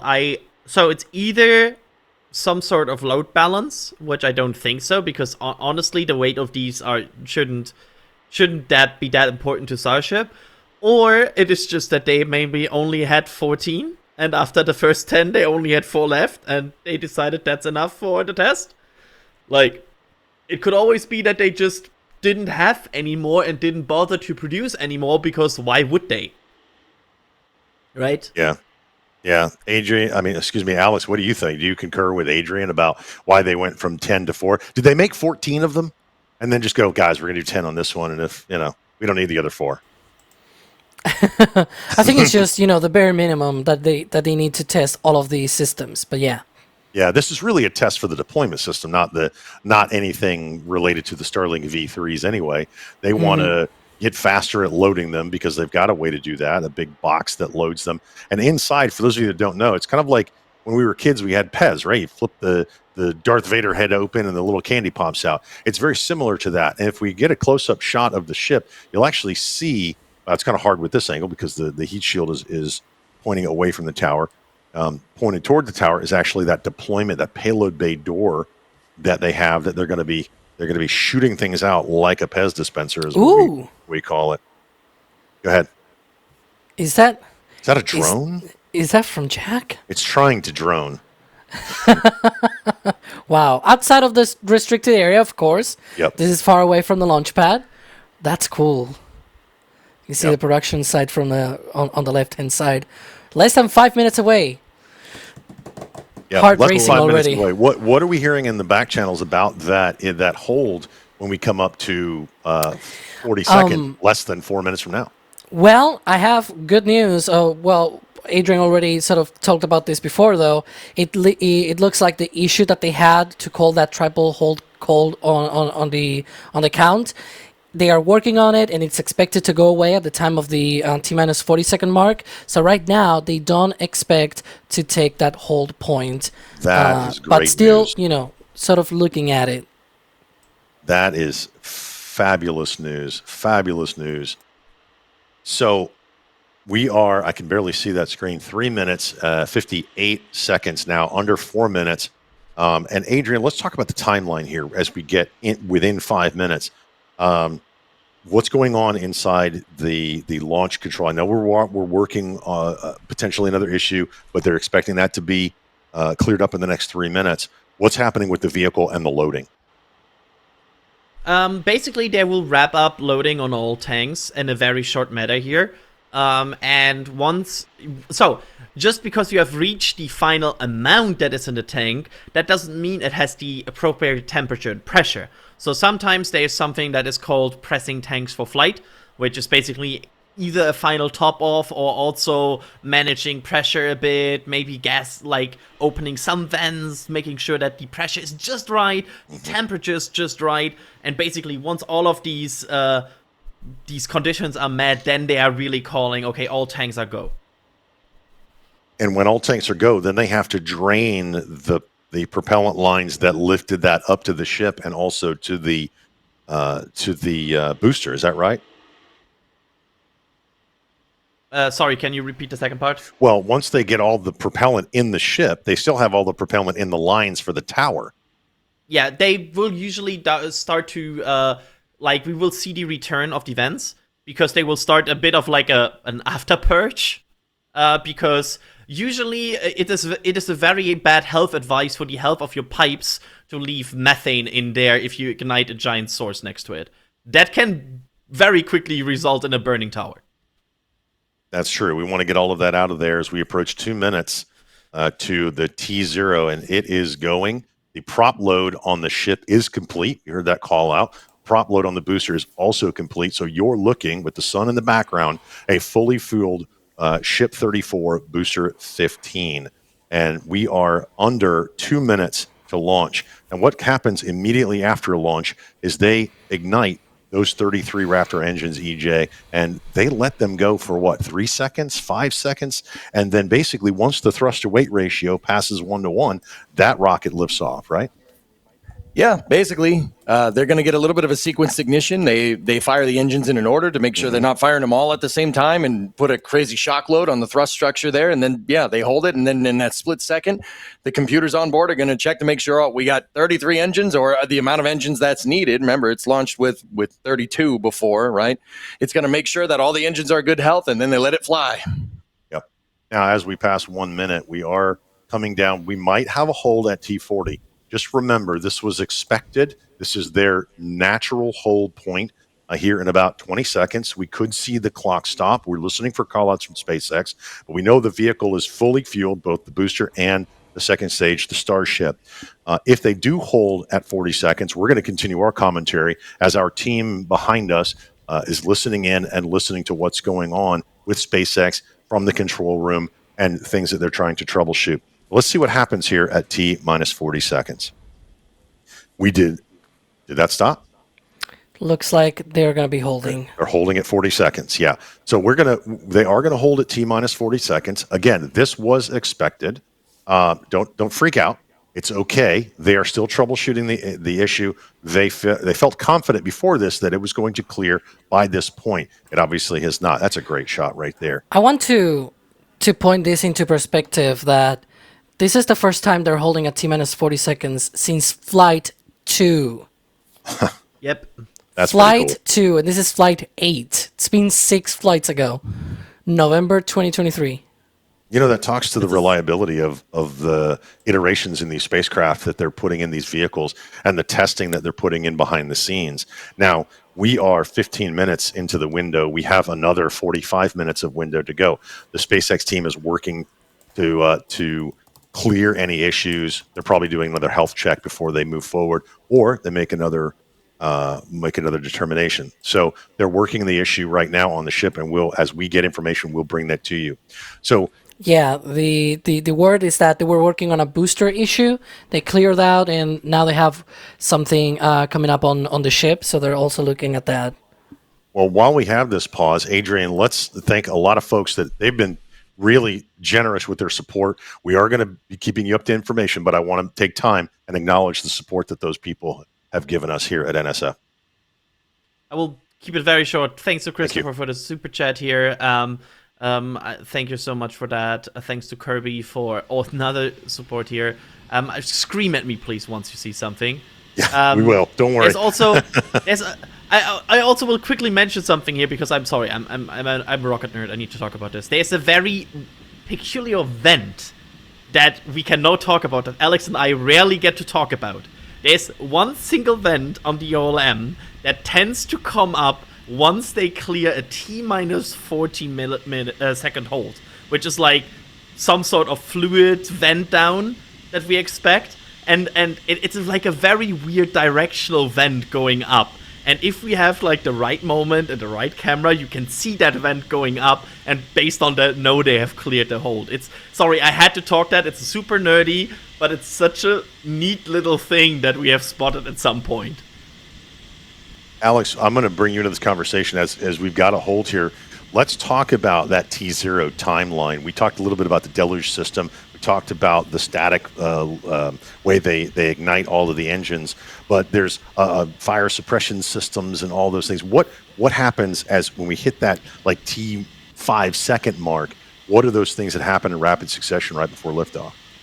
Yeah, they get down to the T-minus 10 second, they activate the deluge. If that were to happen today and then they hold after that, they will not be able to launch, right? That's one of the sort of no return points on the countdown, so that's why they stop here at T-minus 40 seconds, because this is the good time. After this, things get very active and there's even no return points on the count. And so T-minus 10 seconds, they activate the flame deflector, that deluge system. T-minus 3 seconds, in very rapid succession, they light first the 13 engines in the middle ring and the 3 center engines, right? Those 13 engines on the middle of the super heavy booster. Then 15 of the 20 outer engines ignite next, about 1 second later. And then 800 milliseconds later, the remaining 5 ignite. These engines do not ignite all at full thrust. They're actually at partial thrust, because the booster right now, or the rocket entirely right now, is not held down. It's just sitting there on the pedestals on the OLM, so it's not held down. They need to throttle up those engines, and that's the T0 mark. The T0 mark is the launch commit. If for whatever reason nothing were ready to go, or some things were not looking good, then the vehicle will shut down the engines and not go. But if everything looks good, at T0, they ramp up the power, those engines, and lift off. That's why liftoff, it's like 2 seconds into the count, right? Like they go to T0 and then T+1, T+2, and that's when it starts moving, because it needs a bit of time for those engines to ramp up to power and essentially, start moving the rocket. But yeah. Thank you for really that, Alex. Active and very quick. Like it's all automated. There's no way for any manual, sequencing.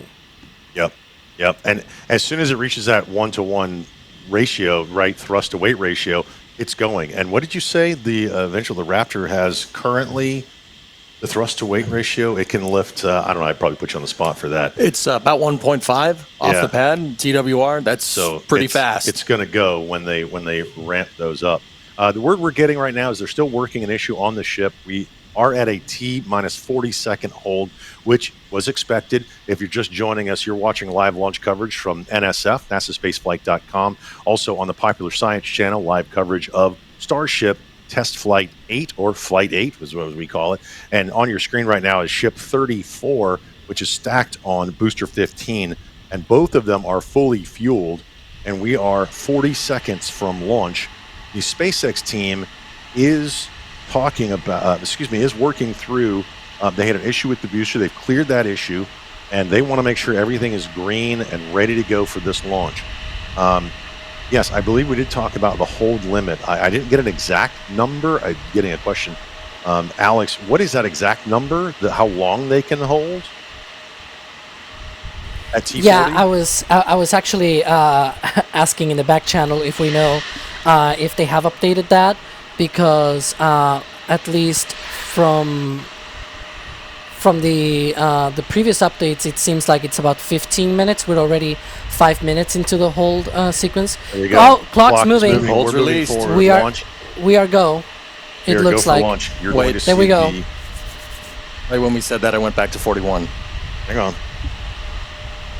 You got really excited there, EJ. Oh, come I'm on. jonesing. They're holding again. The went clock back to is 40. holding at Oh, no. 41. Yeah. It's Yeah, flight so one all As again. soon as that clock starts moving, we're gonna break in. EJ is gonna punch me again. And I even heard the vent. Remember what Yeah, Adrian you said heard about it. the vent? I heard it. 'Cause That's like a it very. also has, It's a deep, like like push. hissing sound. Yeah. Yeah. Like. That's the fluid chill down. that's okay. We've got a fully fueled ship. They're working the problem on the SpaceX Oh, dear. side, and when the countdown continues again, we will let you know, and I will get punched in the shoulder yet again, which is the stop talking gene. Yeah. What does that say? What? Apparently this holds my were parents automatic. texted me and said, "Don't punch Gene again." Don't punch Gene. Sorry, Yeah. sorry, I So- won't.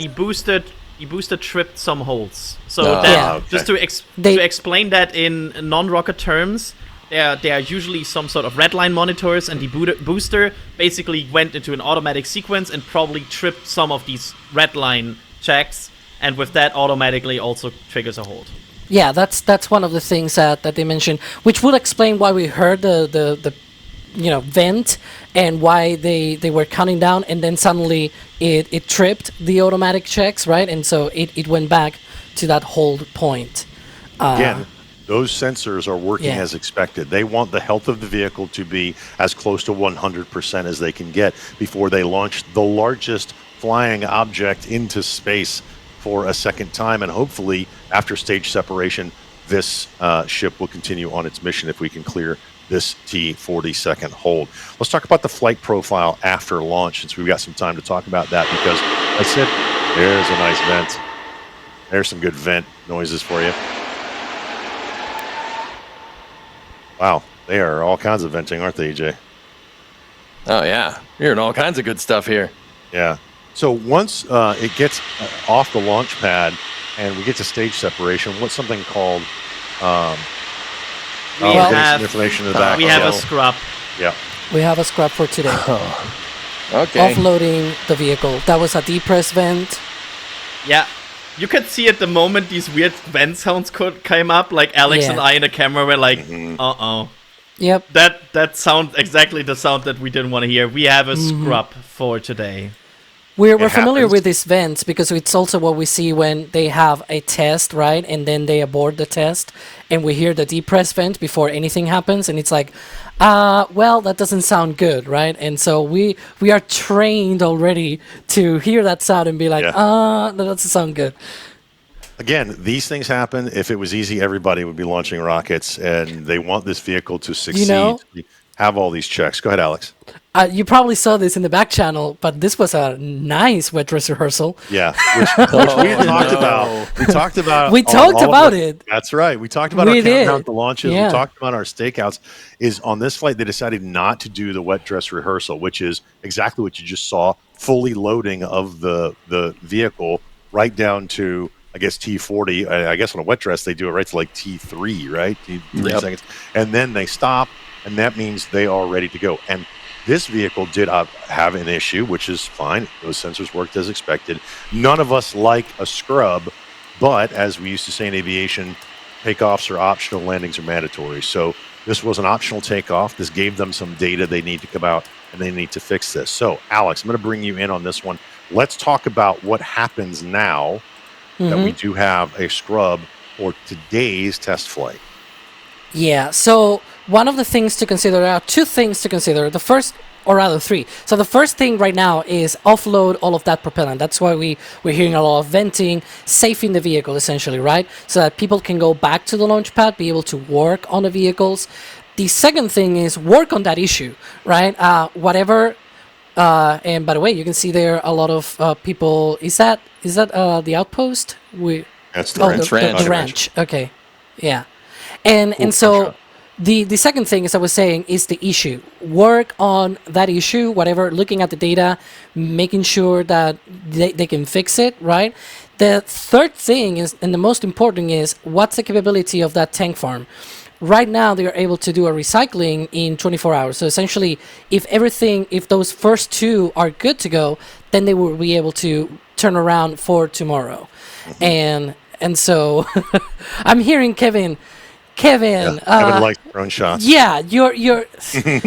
Anyways, he's distracting me because he's talking to my ear and he's talking about him liking all of these drone views. Look at that drone. I do agree. On the left-hand side of the screen, it's fantastic.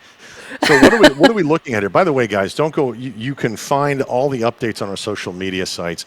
Follow us on Facebook, on Instagram, on X, on Blue Sky. I keep getting that one wrong. Is it Blue Sky? It's Blue Sky. Blue Sky. I'm not familiar with that one. I'm old. Well, the sky is blue, right? Sky is blue. You're going to get all the updates. We will continue to bring you coverage also on NASASpaceflight.com. There will be updates everywhere from NSF. So stay with our socials, okay? Just make sure that you're following us. Go ahead, Alex. Yeah, whatever SpaceX puts out in terms of information for the next try, we cannot assume that it's going to be tomorrow because they first need to work on the issue, right? Like, it could be such an issue that they may even need to destack. Of course, knock on wood, everything that you may do for good luck. Don't say that out loud. I know, but you got to think about that possibility. So, the worst case scenario is they need to destack, and so it's a multi-day scrub and things like that. The good part will be, they figure it out. It's a quick fix. They don't even need to do any of that, and they just try again tomorrow, same time, 5:30 p.m. Central to 6:30 p.m. Central, because that will be, if they try tomorrow again, that will be again the same window, 5:30 to 6:30 p.m. Central. And so, if that were to be the case, as usual, we're going to be back here. Yep, we will, and we'll bring you all of the coverage and with all of the updates in between these, and we will be out in the field with our cameras, et cetera, et cetera. So one of the things that happens, look at that shot with the sun going down. And right now, have they started the detanking of the vehicle? I don't. Yeah, they would have happened right away. Right away. That's what those squeaky noises we heard. Save as much propellant as possible. That's what they want to do. And then we'll see a line of trucks coming down Highway 4 to refill the fuel tanks, the propellant tanks. Right, EJ? Yes, sir. That's what we're going to see. I mean, it's constant in there. We're down here for the launches, right? We see those trucks coming in every 5 minutes. But now there's going to be an army of more of them. So it happens, guys. Great shot, though. Yeah. Beautiful picture. That is a beautiful picture. I would have rather seen a rocket launch, as does everybody else. But again, these things happen. I would rather have a healthy rocket off the launch pad than have something happen an anomaly in flight, right? Scrubs, not ruds. That's exactly right. So when this rocket does get reconditioned, if you will, detanked, we will be here to bring you all of that coverage. And also Adrian will be here. Alex will be here. And maybe a healthy Ryan Caton, who's feeling a little under the weather. That's why he's not on the stream with us today, guys. So you're telling me there's a chance we will see a green screen after all, depending on how this goes? Maybe. I'm rooting for green screen. I want to put Ryan to work. I mean, we're picking up the slack for him, right, guys? Mm-hmm. I'll put him to work because now he needs to edit a pickup on Starbase Update. Oh no! Remember, today is Monday, right? So we're going out today on Monday, and Tuesdays on Popular Science. By the way, I think it's Tuesdays. Kevin will probably. So Adrian, context for that. Alex and I wrote Starbase Update on. What was it? Friday evening, Saturday morning, with all kinds of implications in mind, and like is that Max? What could happen. I think that's Max. I think that's Max. Why? Hello, Max. Oh, jeez. He's crying. He's giving you the Wawa face. With a re-entry Yeah, club look at shirt. how unhappy he is. Yeah, out at Rocket Ridge. Go ahead, Adrian. So, yeah, so, and now this, of course, means there will be another adjustment to Starbase Update because, well... Yep. And all of the other things NSF brings you. So be sure to set those reminders because we will be here to do it all over again here pretty soon. Adrian, there's a lot of folks we want to thank that were here, the rock solid NSFers all the way through and are still here with us, right? You mean sorry, I'm bad at do you have to, I'm German, you have to speak clearly to me. You mean thank people. Thank you. Kirby coming in again with another super chat. I think this is like the 5th, 6th. And I also have to thank a very regular of this channel, Biteford, with $100 super chat, just saying loving you all and thank you all. I mean, Biteford, once again, this has happened so many times. We thank you so much for always being here and supporting us. So thank you so much. Bob Morris coming in with super chat here. Thanks to NSF for covering the rebirth of the space age. I'd say rebirth, but like pace increasement. Yeah, that's good. I like that. Yeah, absolutely. And there's so many people coming in here with so I'm going to do this, and you now have the chance to get this patch before we start the second stream at some point, because that will accelerate the potential that this is selling out. So if you're still here, you obviously like this, and the patch is still available, but it's still also flying away fast. So if you want our Flight 8 patch, go to shop.nasaspaceflight.com, because I think it's amazing. Honestly, it's one of the best things we have ever done. So thank you so much for that. And I'm going through here I also... What you don't see, I'll give you guys a little behind the scenes while Adrian's doing that. What you don't see is Adrian has a list in front of him with all of your support on it. And there is absolutely no way in a stream we can say thank you to everybody. So just know from the bottom of our hearts, thank you so much for your support, whether it's just clicking the thumbs up button, or if you gift a membership, or if you become one of our Capcom members, and you get all the access to our Discord and the back channel, the members area and all that. Like we have member streams and multi-views, and it's so much fun, but he can't do it all.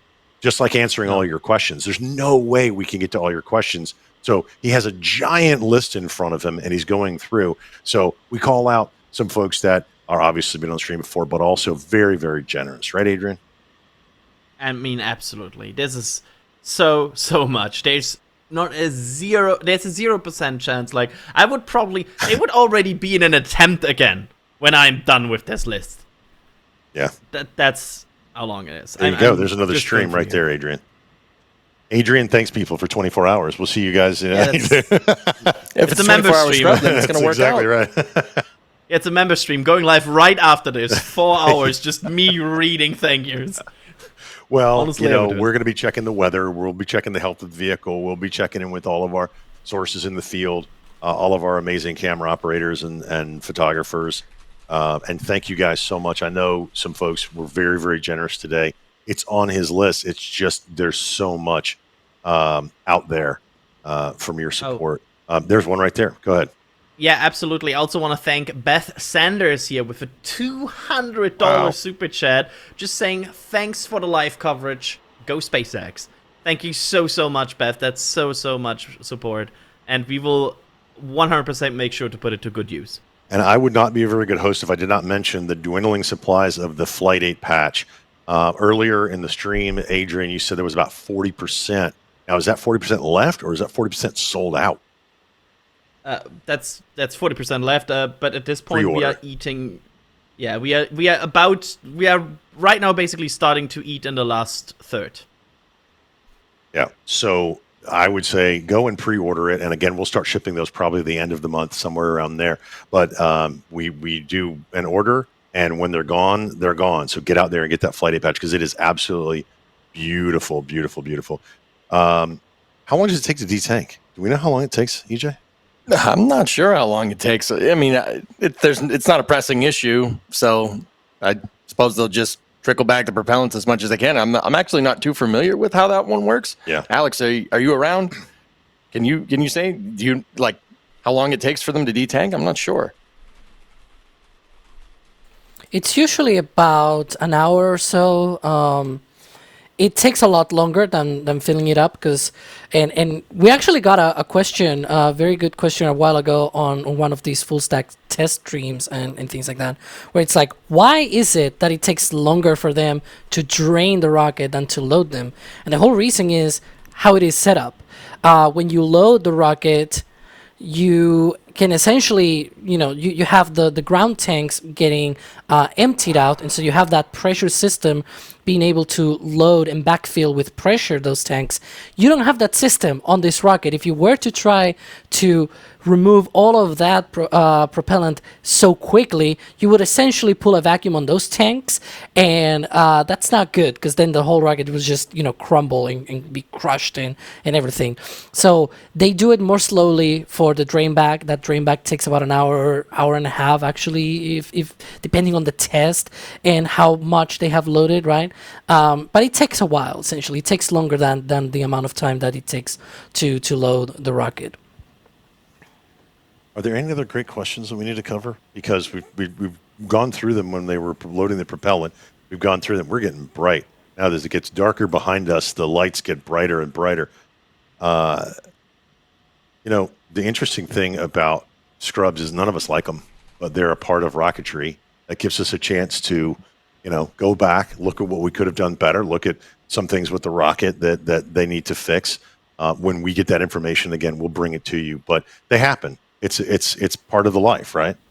Yep, that's just the way it goes. But tomorrow's going to be a better day. Hopefully we get some good views tomorrow, right? Oh, yeah. It's not totally foggy. Like, I'm looking for the blue sky. I didn't want to see it launch in the fog. I'll be honest with you guys. Exactly. I mean, it was so funny. Like earlier today, I was on the stakeout. We were talking about the weather before Adam Suker joined us, and for the last couple of days, it was like, well, we expect this to burn off. It's going to be 30% cloudy. It's going to be mostly sunny, and then all of a sudden, this fog bank moved in. And I was like, why did I open my mouth? I should have just said, it's going to be during the day. Because every time I say something, I'm just going to, it's my fault. It's not my fault. It's not my fault. But that's okay. That's okay. Again, scrubs happen. We don't like them, but they're part of rocketry. And what we want to see is a healthy rocket fly and make it all the way through and do those tests. And we never actually talked about those tests, which we can now, since we know the flight's coming up in a little bit, in probably 24 hours. Alex, I'm going to come to you. Yeah, one of the things that we are. Hang on, did you talk about what they're gonna be doing next? I want you to talk about what they're going to do. Yeah. Okay. Yeah. Sure. I'm juggling a lot of things right now, but pretty much that is essentially what I heard. So let's go to, again, what are their options right now? The three things that they need to do. The first one is they need to save that rocket so that people can come back and look at the hardware, look at the launch pad, the ship, the booster, everything, and see that they're all good to go for another attempt. The second thing is working that issue. Whatever happened today that caused that hold and then scrub, they need to look at it and be able to solve it. This could take either a couple of hours, minutes, seconds even, who knows, to days, right? We don't know. That's sort of that sort of uncertainty there. We've sometimes seen that it's taken days. Other times, especially with Falcon 9, because it has a lot more flights under its belt, on other flights, we've seen that it's just being, a rapid 24-hour recycle time that they've been able to do. With Starship now, that's the third thing that we need to look at. What are the capabilities of that tank farm, those launchpad systems, to be able to try again? So there's a lot of things that boil off. Mainly liquid nitrogen that is used to cool down, to chill down those propellants to below their boiling temperature. And then also the liquid oxygen and liquid methane boil off. The methane is returned most of it, but the oxygen is essentially vented. So they have a sort of limit in the amount of tries before they have to restock all of those ground propellants tanks. And so Right now, with all of the upgrades that they've been doing recently, since Flight 7, they've been able to do a 24-hour turnaround and recycle. So if all of those first two things are good to go, if they have saved the vehicle, gone out to the pad, look at everything and everything looks good, then the second thing was solving that issue. If that issue is solved on time, then the third thing is they can try as soon as tomorrow, same window, 5:30, 6:30 p.m. Central. Will that happen? We're not sure. We're going to keep on an eye on whatever SpaceX says on their website, social media, X account, right? And so all of that will be the main thing that they're going to be doing right now, and the things they're going to be tracking as well. As I was saying before, the second thing, that second part of the whole process could even entail a destack if it were ever needed. Of course, we're not hoping for that. We're wanting to go with that launch right tomorrow. There's a fourth thing, I guess, that you could add to that: the weather, right? How's going to be the weather tomorrow? Is it going to be good? Is it going to be bad? Is it favorable for a launch tomorrow or not? Like, once you clear all of the three things, right, you now start to look at things like road closures, airspace closures, marine closures, and of course the weather. So all of the usual things that you look out for in a launch. So that's one of the last things, essentially. And so if tomorrow, for whatever reason, the weather is bad, but they can attempt a launch, of course they're going to take the extra time and be able to go again and do do all of the preparations for the launch on another day. But again, we're going to have to keep an eye on what SpaceX says. So for the time being, it's TBD. Yeah, and the original launch window, let's take a step back here. It was Wednesday of last week, the 26th, through the 6th of this week, through Thursday of this week. So it was originally we were looking at Wednesday, then they moved it to Friday for reasons unknown. Then they moved it to today, again, for reasons unknown. We are going to continue to bring you the coverage as we know it, but it could be tomorrow. It could be Thursday. It could be Wednesday. We don't know. When we know, you'll know. And the best way for you to know is to follow us on all of our social medias: Facebook, Instagram, Blue Sky, X, the Everything app. Follow us there. Follow us on NASASpaceflight.com, and you'll get those updates. Hey, you remembered Blue Sky that time. I did that time. I know. I'm a good boy. I know. I can't be right now it's turning orange though. It's orange sky. It is on the left-hand side of the screen. It's orange. That sun's going down behind that rocket. Apollo 13 vibes, but no, 13. Excuse me, 16. Ooh, jeez. Wait, did I get it wrong again? 17. Too many things to juggle in my mind. Sorry, guys. It's more than 1 a.m. here in Europe. You know it's bad when Alex starts to forget stuff. Right? Going on. I know. That's bad, man. Yeah, but anyways, I saw in chat, like, are we gonna have a countdown to launch? This is now the countdown to launch, I guess. Stream. That's right. Every stream from now on is a countdown to launch stream until they actually launch. I guess we were having this launch stream and we were counting down to that launch, and unfortunately they scrapped. So we're still counting down. It's just that it's like TBD, right? To some, very fussy target in the future. But yeah, it's already late here. I've been awake for a long time now. It's okay. We were here. We're looking at various camera angles. Obviously on the left is Starship. It is being detanked after a scrub. If you're just joining us a little late, they are detanking it. They're going to recycle everything, refill the tank farm, and then we will see what happens when we get to tomorrow or the following day. But it's a minimum of that. On the right-hand side, you can see a beautiful, beautiful far-away shot of the rocket. Is that us? Can you finally see the rocket? No, we can't. From the Margaritaville Beach Resort here on South Padre Island. And then you can see the roadblock. That's the one in the middle on the right. And then I'm not sure what is in the lower right. Is that just South Padre? That's our view from the roof. That looks from the hotel. Looking down at Isla Blanca Park. I think that's what that is. Yeah. South Padre Island, you can see. Is that the traffic? Is that the classic launch traffic? Be really careful though on that traffic. Please be careful. Yeah, there's a bridge and all that you have to cross, right? And so sometimes can be a bit dangerous. Be very careful. And everything that we did today, when SpaceX is ready to go again, we're going to do again. So we're going to be bringing you all the great coverage from the cameras and the folks in the field and the roof of the Margaritaville. But in the meantime, you can always check out Starbase Live, which is our 24-hour cameras that are remotely operated by some very, very talented folks in the control room that bring you that coverage with audio from Starbase 24 hours a day. If you want to see some Falcon 9 launches or other launches from the Cape, you can always check out Starbase Live.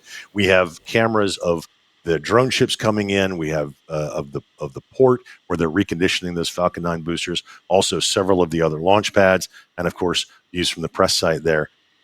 Check out Space Coast Live. And if you're if you're really rocking nerd like us, and you want to see some cool engine tests from the stands at McGregor, you can check out McGregor Live as well. We have 3 24-hour live streams for you here on YouTube to check out. So as we go forward, we're looking for how long SpaceX is going to take to recondition the tank farm, the issues. Maybe they're going to put out a tweet or something, or what do they call it, an X post now or whatever, to tell us what actually went through. So we will be able to bring you that information on all of our socials. It's funny. Every stream is a countdown to launch. Every launch is a static fire till the lifts off. Every static fire is a wet dress rehearsal until the engines are lit. And every wet dress rehearsal is an ambient test till prop load. What does that say? Probably load does full tilt. I don't know what that last line was. That was good, Carson. That was one of our engineers in the control room. Good stuff. Good stuff. EJ, you're going to be here with us tomorrow, yeah? Oh, yeah. I'll be here. Till the rocket launches. Oh, yeah. Well, I'm here for the duration. It's going to be a good time, hopefully. Yeah. We'll see what happens. I will be here. We've got Adrian will be here, obviously, and then Alex to answer all the questions. I have questions for you. Yeah. How many trucks do you think it's going to take to load the farm? Yes. Probably yes. Probably yes. Yeah. I'm going to go with yes amount. Yes amount. Yes. I'll go around the room here. Alex, how many tanker trucks are going to be going up and down Highway 4? Go. Well, the last time we had a scrub, it was on Flight 1. That was many tank farm times ago. But yeah, you know what we can also do if there's a scrub? Adrian. What? Go to Adrian. What happens when there's a scrub? What we can do as well? You're muted. You know, there's a mute button apparently. Yeah, right. That's crazy. What else we can do? Apparently, so people have asked about some older designs we have, and we had a very iconic one back when Starship scrubs were, let's say, a bit more common, and we are bringing back something here. If you click on that shop now button there's a certain shirt design that we are bringing back for the next 12 hours. Oh, well, this has happened. It's the eat, sleep, scrub, repeat. Because that's very much what could happen here. And yes, it's available in orange. I made it available in orange. It's orange. Because that will make Jack happy. It's orange? It is orange. So go to shop.nasaspace.com, now available. It's available for 12 hours and then only again after the next scrub. There you go. Scrub merchandise on shop.nasaspaceflight.com. Thank you, Adrian, for putting that up. Look at that beautiful patch. Go get your patch as well. Have you ordered your patches yet, EJ? Of course. You're making the face. I ordered what do you mean? I ordered 2. You're making the face. I only ordered 1. He's what do you think? What do you think? You only ordered 2. I'm better than you, huh? Yeah, you think? Okay.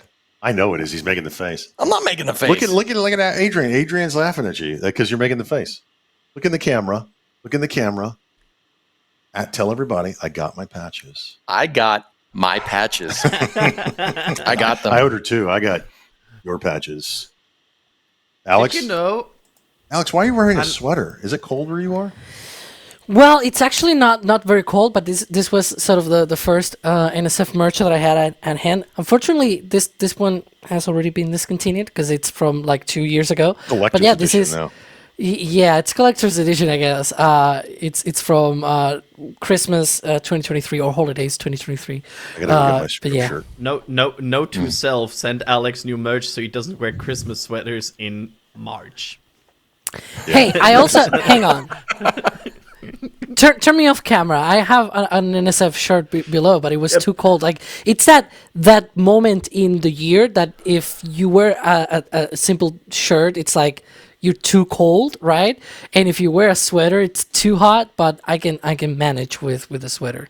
So I have a question actually. While you're doing that, we're seeing the views again of the roadblock, and we talk about they're not going to let anybody near that ship until it's completely detanked and safe. Right, EJ? We'll bring you in on this one. Yeah. They're going to hold them at that roadblock right near our river camera until the ship is completely detanked, safe. The areas they got to fly drones. They got to run the dog out there, sniff it. What are they going to do? Yeah, basically once they're gonna wait to detank, and what Alex is saying, that depends. It might take some time, might take more time, and then when it's fully detanked and the pad is safe, that's when the roadblock will go away. They'll release the roadblock, and then SpaceX can go about their business. Well, it's not only SpaceX. We have to go about our business. They've got to go out there and get the cameras, refurbish the cameras, get the batteries, all that stuff. Don't remind me. There's so much work that goes into this. And, there's so many people behind the scenes that you don't get to see in the control room, remotely operating the cameras, writing scripts, doing the overlays, doing the graphics. And if I started to list them all, I know I would forget them. I forgot Blue Sky about 15 times. We were talking about the socials, but if I started to list them, I would forget them all. So remember, it's not just us. There's a team of very dedicated rocket nerds like you that are working here at NSF. Good, Adrian. I want to point out that you're totally not naming them right now, but imagine Kevin Michael Reed telling you with a 1 minute warning. By the way, Adrian, you will thank everybody after this launch. So I was just about that's to what he say. did. not this. Kevin, I don't know Kevin, if Kevin. you guys can hear me. Yes, Kevin. We can. You can. I was just about to say it is a tradition to thank After all of launch. the people behind the scenes. Is this going on to Starship Flight. viewers? By the way, he's After talking This to is our going to ear. viewers. Kevin. Okay, so Okay. everybody can hear Kevin. That's just Kevin Michael Reed from our control room. Our This is Kevin- all the time, by the way, in our ears. He's The just voice yapping. in our ears. It's like, Yeah. oh, we're going to cameras. We're going to show this. We're going to show that. By the way- Imagine having to commentate with this. This is just a taste for those of you still viewing. This is just a taste of what it's like to be a Capcom or above member at NSF, all the behind the scenes stuff. Kevin is talking in our ears all during the stream. So now he gets to talk to you directly. You're welcome. So- you love it. You do love it. honestly, I'm not sure if this is a discussion for on stream, but I think there's a non-zero chance we are live again in 14 hours. I'm just saying. Oof. I'm just like I could like reactions in people's eyes there right now. We're gonna have but- Jing and EJ on that stakeout stream, by the way. If we go in tomorrow, Ooh, I they're don't know gonna about go. that. The first ones, they're gonna be. I think I remember what Kevin was talking about. He's talking about Adrian speed running all the thank yous. No, I forgot. not today. I After remembered. I just remembered. after Only the after launch successful tomorrow launch. or Wednesday, I will do it, but not today. Yeah. By the way, Yeah. we can give a little sneak peek. Ready? Just Membies go. behind the scenes. Ooh, Wow. look at that. This Look is, at that. This is what Oh, it he's got looks the like. goods. It's, Yeah. Everybody wave. Yep, you're right. Everybody wave. Thanks, guys. You're awesome. I totally forgot we could wave. This is for all the So- people that stuck around for this Yeah. live stream Just because see all the people- there's a all the lot of people- people. Yeah, there's a bunch of people that see scrap and then they leave and then they miss all of these interesting back and forth. Anyways, continue. This may be the most cameras we have deployed for a Starship stream, and there are 37 cameras dedicated for live on this, in addition to all the recorded cameras and remotely operated still I see a cameras. Gage. And Hi, Gage. yes, there's Gage. But if you are a member, you can tune in to the Membies behind the scenes and see that, Oh, you can see my green screen. Ooh. and listen to me. Oh yeah. You get Let's to go see back everything. to It's not PG back to though. the studios. What is that? Oh, that was the behind the scenes. There's so many cameras. There's cameras everywhere. Guys, it's been a lot of fun. Yeah, I know we don't like scrubs. We don't like scrubs, but they happen. But it's a privilege for us to do what we do. Right, EJ? Oh yeah, it's absolutely a privilege being on here. It's a good time, and the community over on YouTube and then my community back on the Twitch channel, twitch.tv/EJ_SA. have been really good to us today, supporting us and doing all this cool stuff. Also, happy birthday, Mom. Happy birthday. She That's let me. right. She Happy let me stay birthday. down here. You're a legend. I had to. You're a legend. I had to. Happy birthday, Mom. Yeah. You rock. I love you. I'm going to go around the horn just real quick. I'll be asking questions. Don't forget, we had people everywhere. We didn't get a chance to thank them all, but the one and only Doss was on the roof all day in the clouds, trying to get the cameras up, getting rained on. Also, Gage was up there on the roof with him as well. So hopefully the next time we do this, turn that around. The next time we do this, we'll be able to talk to them and look at cameras, and he's going to just show you. Go ahead. Go full screen on hotel. So you can go ahead, stay out there. They can see you. You just lugged that down. Okay, go that way. Yeah, there's Doss. There's the camera. Hi, what did Doss. it get up there? Oh, sorry. I have to jump in here. Go ahead, Adrian. Go I have ahead. to. We have an update from Elon Musk. Mm-hmm. Too many question marks about this Ooh. flight, and then we were 20 bar low on ground spin start pressure. Best to destack, inspect both stages, and try again in a day or two. Whoa. Oh dear. So this stack. So they are going to destack, and they are going to inspect both of the ships, which, again, I would rather have a 100% healthy ship on launch than a 95% healthy ship in orbit. So it is going to be a couple of days. Again, stay with us. All of our socials. Stay on Starbase Live, and you'll see all of the destack. Now, go ahead. Do we want to sort of, take apart those updates, those words that Elon mentioned, maybe for the people that don't? Yeah, go ahead. Yeah. So when he refers to the ground spin start pressure, so he's referring to the system on the ground that starts the engines on the booster, right? Ground spin start pressure.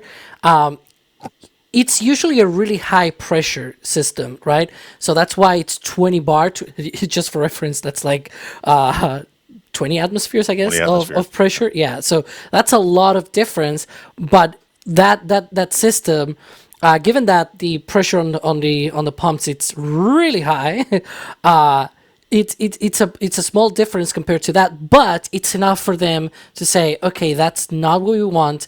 We'll take a look at it, and then we're gonna be going again for a launch.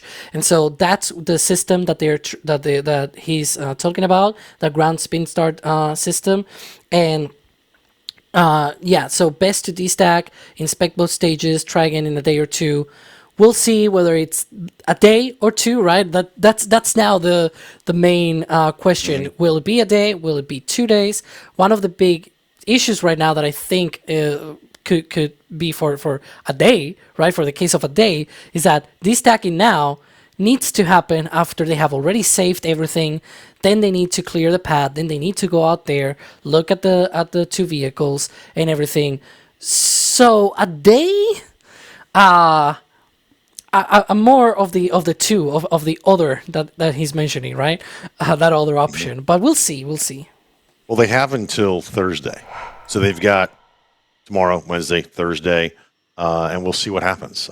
You're in the same boat with us. We are watching this happen and unfold right in front of our eyes. And again, we'll bring you all the information as we get it.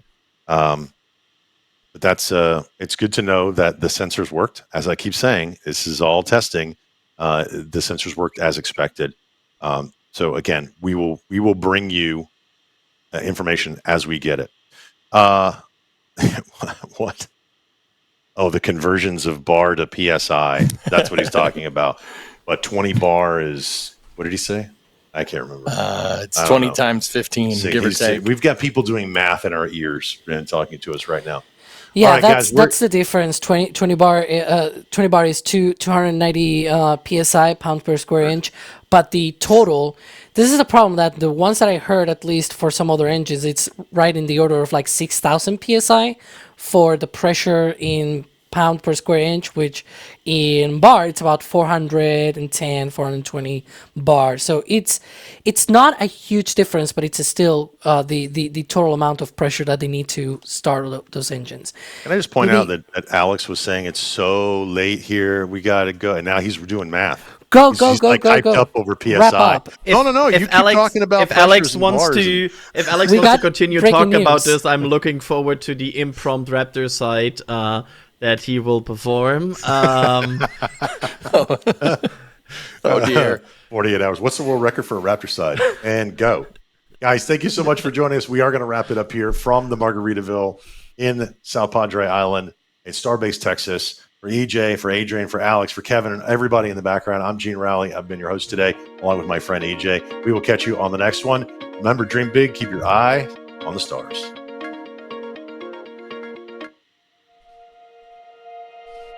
And here we go.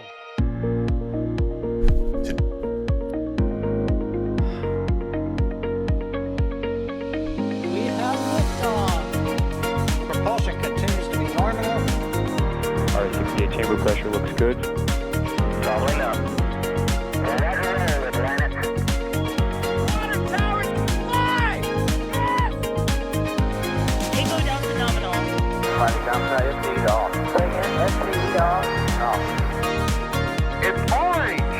Orange 45. Oh my god! Oh my god! Decollage. Look at this! Put that in the big bag, 343 unfolds to go. Indeed. We rise together back to the moon and beyond. Clear, correct? Thanks. We don't need any more of these.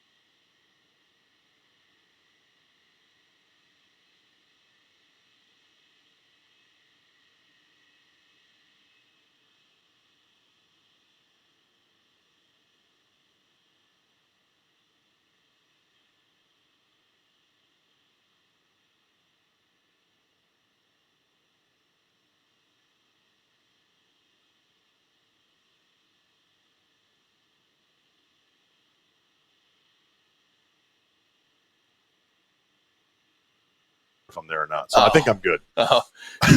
Lucky. By accident, I closed my window. Echo? We have, So you're still live with Bimbies. we have an echo, Echo? Kevin. Echo, echo, echo. Echo, echo. You're You're Still telling have an echo? members jokes. Echo, I just want to echo. ask them. I should jump into the chat. Let me jump in. So I should Where probably are you remove my echoing? earbuds. We're echoing in Like, our we only ears. hear you echoing. I'm Yeah. It echoing. hurts after having these in my ear Yeah. for a I'm while. gonna jump over here. Let Kevin check, echo check. Kevin, you're still I don't live know on where I'm Twitch, by the way. echoing. Ow. Is Yeah, it you're really still still echoing. on? Oh yeah, we're still live that on Twitch. was- They can hear us. That was actually why I came back, was to ask you, do you want me to end the Twitch stream? Yeah, you can if you want. Do you want him to end the Twitch Yes. stream? Ah, yeah. Hey, Twitch. Hey, Twitch, Oh, I'm going stop to echoing. end EJ's stream. Oh no, Kevin! I'm Please. sorry, Twitch. They're saying don't Sorry, end them, sorry. Kevin. How could you? EJ loves you, but EJ's probably going to go, like, I don't know if he drinks, but have a beer or something. Yeah, that's in Kevin, the cards. look at me on the camera right now on the playback and tell me what do you think the answer to that question is? Answer's yes. EJ needs a beer right now. It is. Oh God. So, Adrian, ein Bier bitte, stout, bitte. oh goodness, I got to order the shirt. Why not a Maybe lecker the Pilz? scrub shirt. Stout's where it's at, dude. All right, Kevin. Twitch, thanks for hanging out. Membies, Thanks, we're going Twitch. to end this soon, so just give me a This second. we feels have him. so weird. Now he's phased. Now he's phased. Yeah, he's so Just a big good- fake.